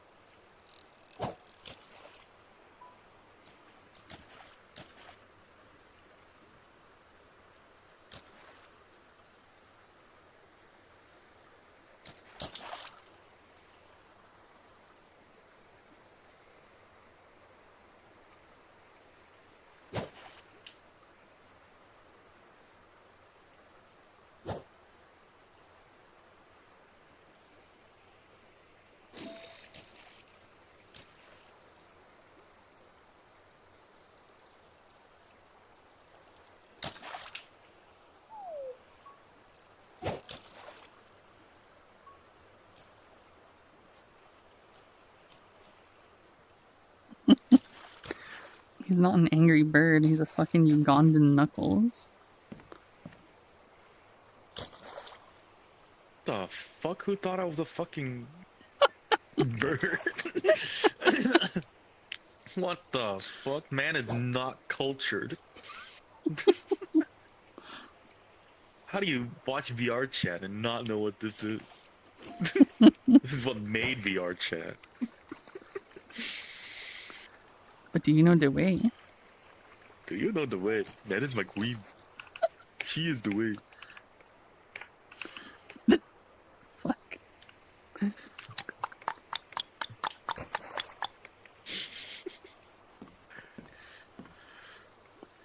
El Clasico.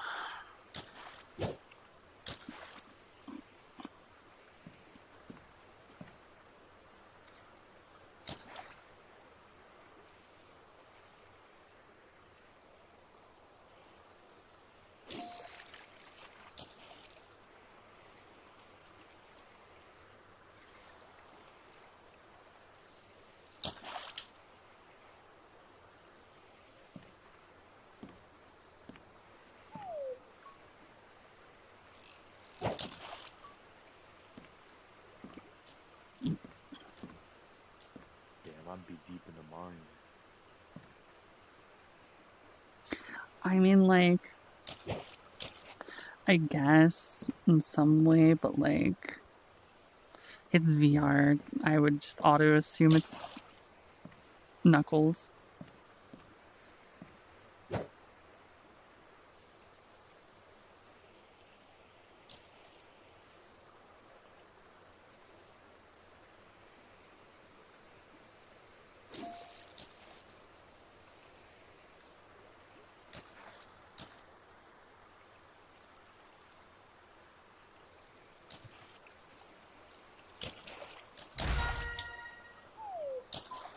Damn, Fawn, are you getting fucking drone footage up there? Oh shit, it's way up.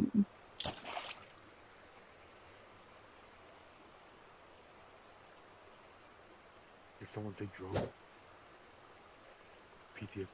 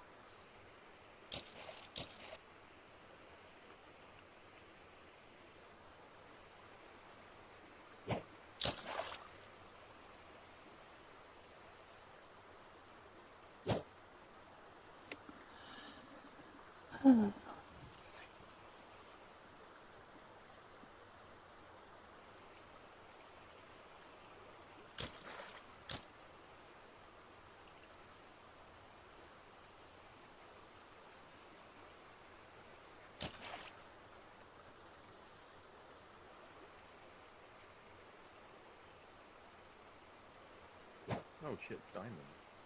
Ooh.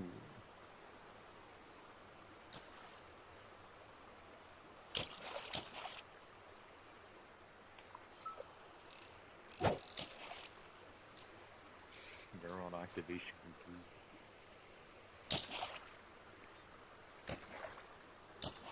Damn, I can't believe you finally made that Minecraft server. Felt like it finally.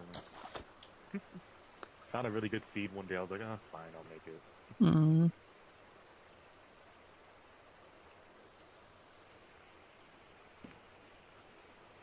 You can join, by the way. We have 10 slots. I don't have Minecraft. Damn. Yeah, I'm sure Roteris will buy it for you, Copium. You never played it before, right? Nope. Damn. Minecraft If anyone in chat seemed... wants to join too.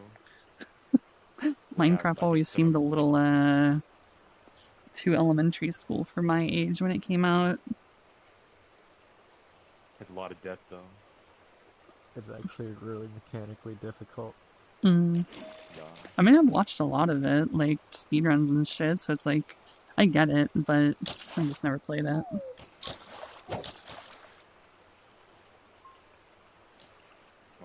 get you a Minecraft copy sooner or later.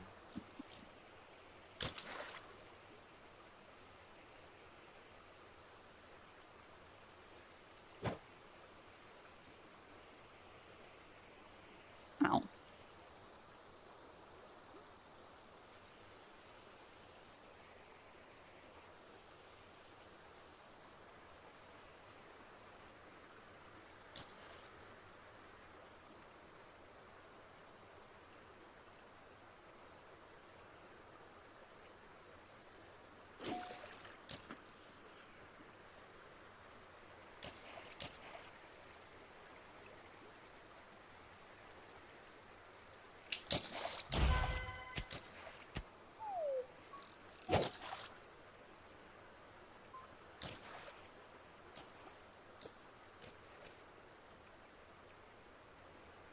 Dog, I don't even play hardcore Terraria. I wouldn't play hardcore Minecraft.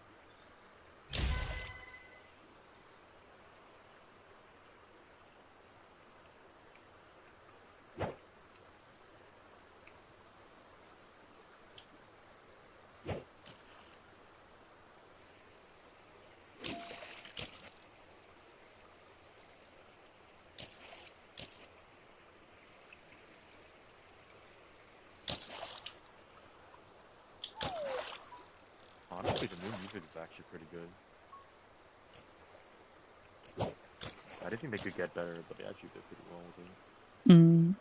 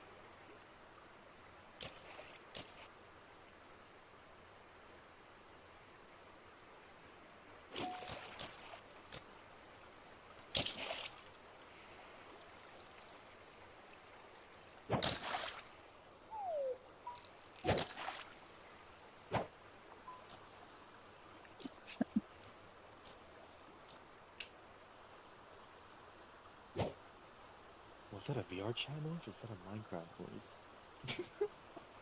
What the fuck is that?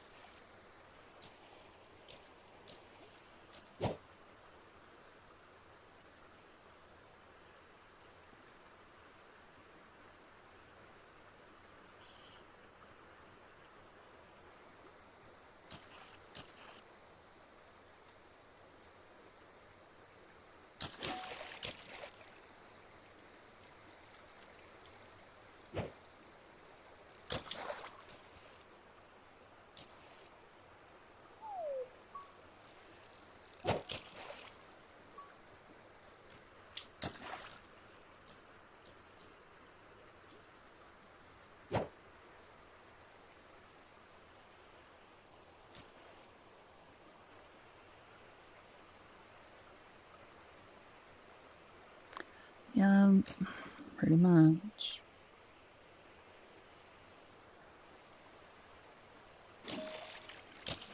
Just fishing.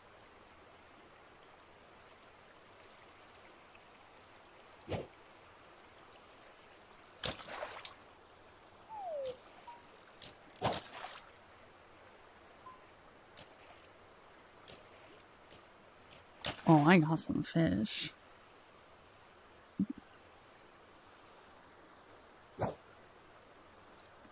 Actually, Ira has a better fish, but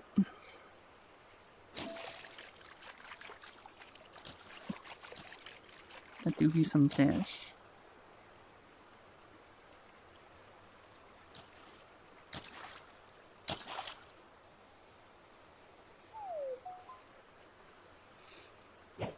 And fucking Ooh,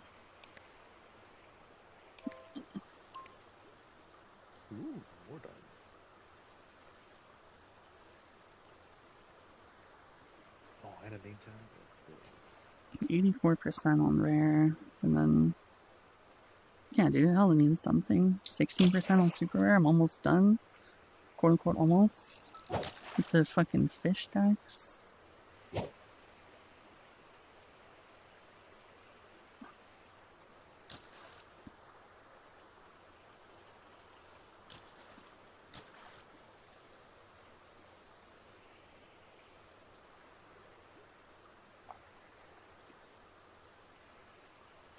Yeah, number.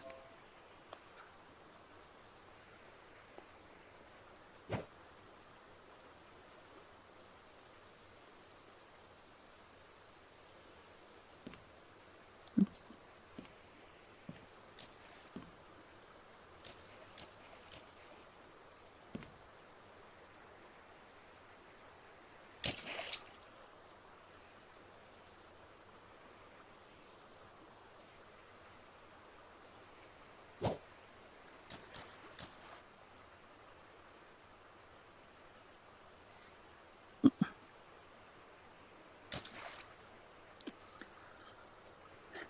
Like, I'm almost done for how often I play this, alright?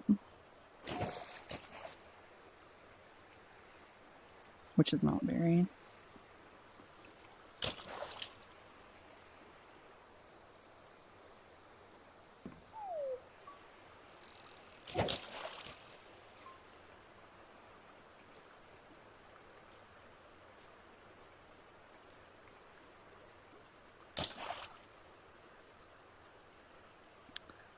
I'd ban you, Memo, but that's a pain on the in VR.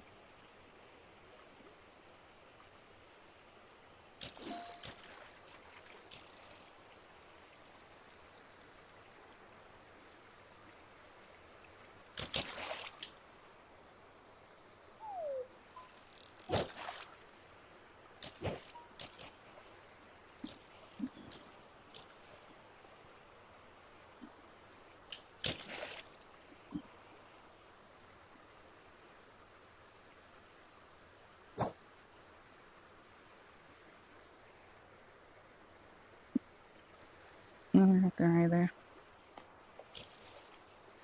Not there either. Yeah. I prefer Cunny.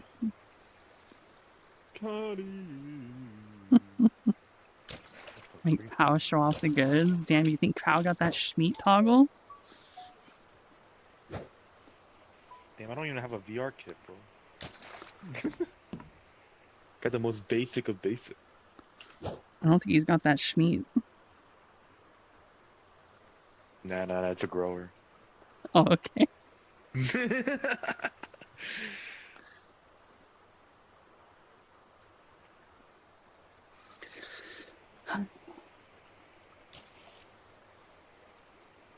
Here, here's my normal one. My non-cunny one that I use. None of the cunny. Cunny. Yeah, someone put the jukebox on. Get the cunny song on here. True.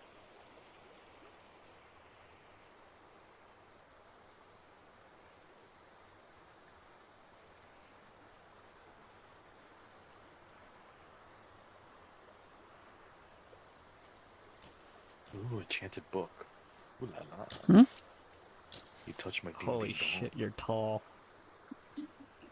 This is just like my actual height. I'm a fucking midget. I mean, my other Yeah, model's you're a not taller midget. than me. Shut the fuck up. That's not right. Pal, I don't think you know what the... What's your model? This shit's like, you're like fucking 4 feet right now. I didn't fucking change anything. Feather falling 4, it's not bad, though.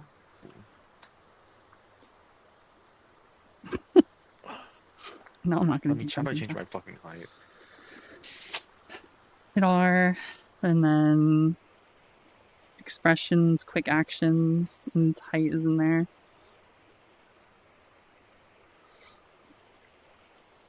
What's 6'3" in meters? Bitch, I don't know. Good luck. 1.9?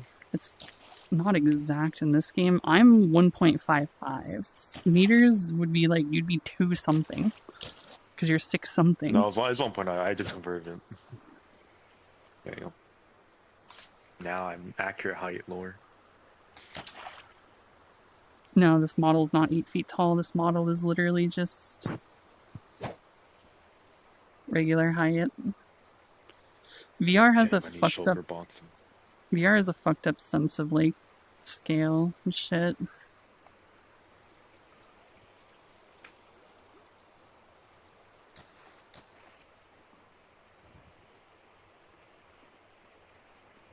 Ah, yes. Tibbies.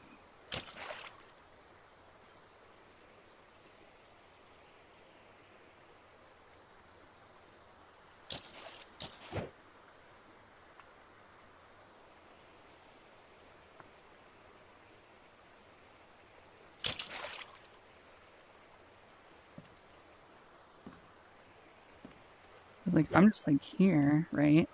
Looks like I'm just bigger, but I'm in front of him. So if I'm like here,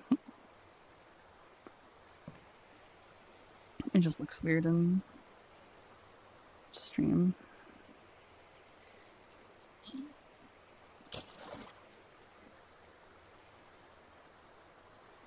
Perspective.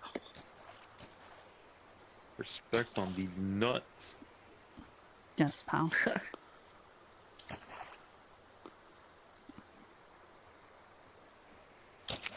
Oh, damn, the OG Minecraft theme is on. I'm getting nostalgia boner. You need to listen to Minecraft, but it's Midwest emo. That actually is. Yes, go look. I need to listen to this song fully. It's just that good. Let it play.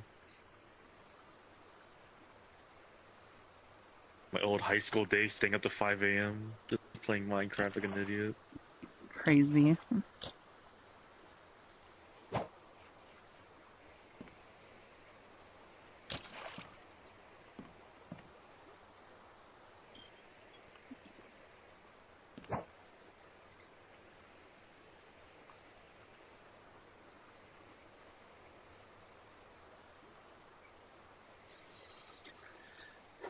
But yeah, most VR models tend to be made for like this level of height in mind, right? VR chat modelers know the optimal female height is 5'6". Like if I lower my height back to default for what this model is, shit. I'm basically same height. It's just how people make models.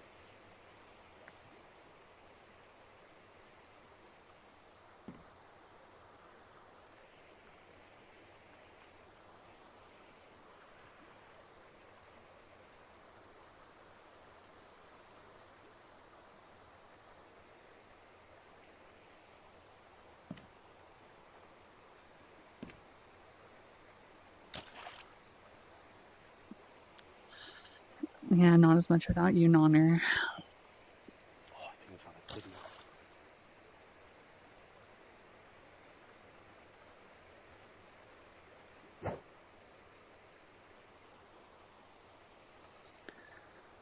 Yeah, I was gonna get off anyways.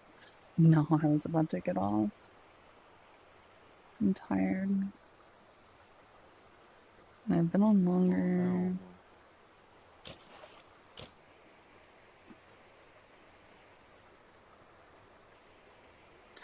Yeah, I'm getting off right in front of everyone. Now that's my streamer right there.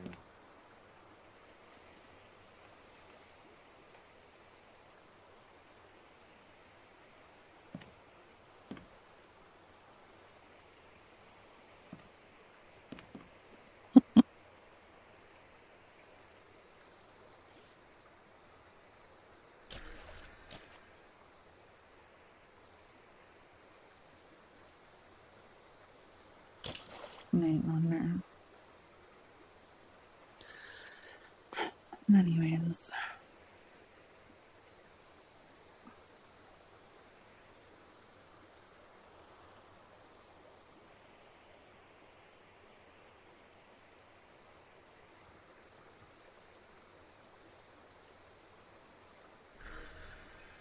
Sumi is offline. Yeah, of course. I don't plan on the music changing. Damn, she got off? That's unfortunate.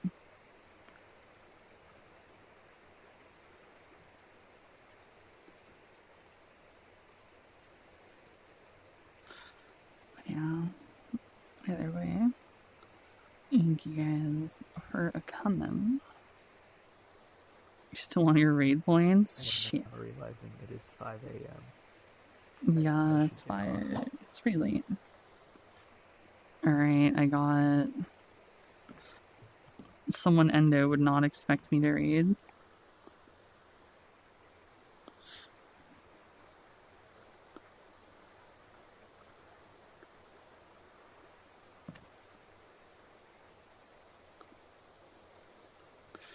Alright. Get your points, I guess.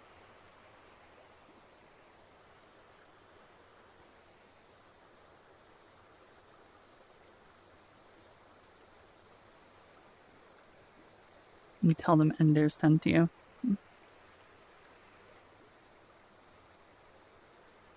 Yeah.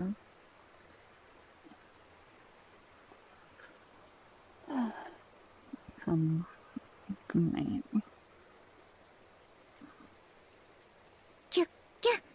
Yes? Thank you for the hundo, Venmo.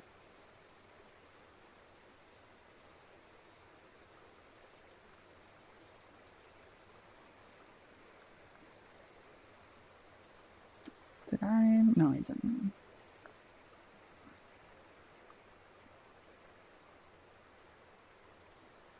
Large aura. Damn.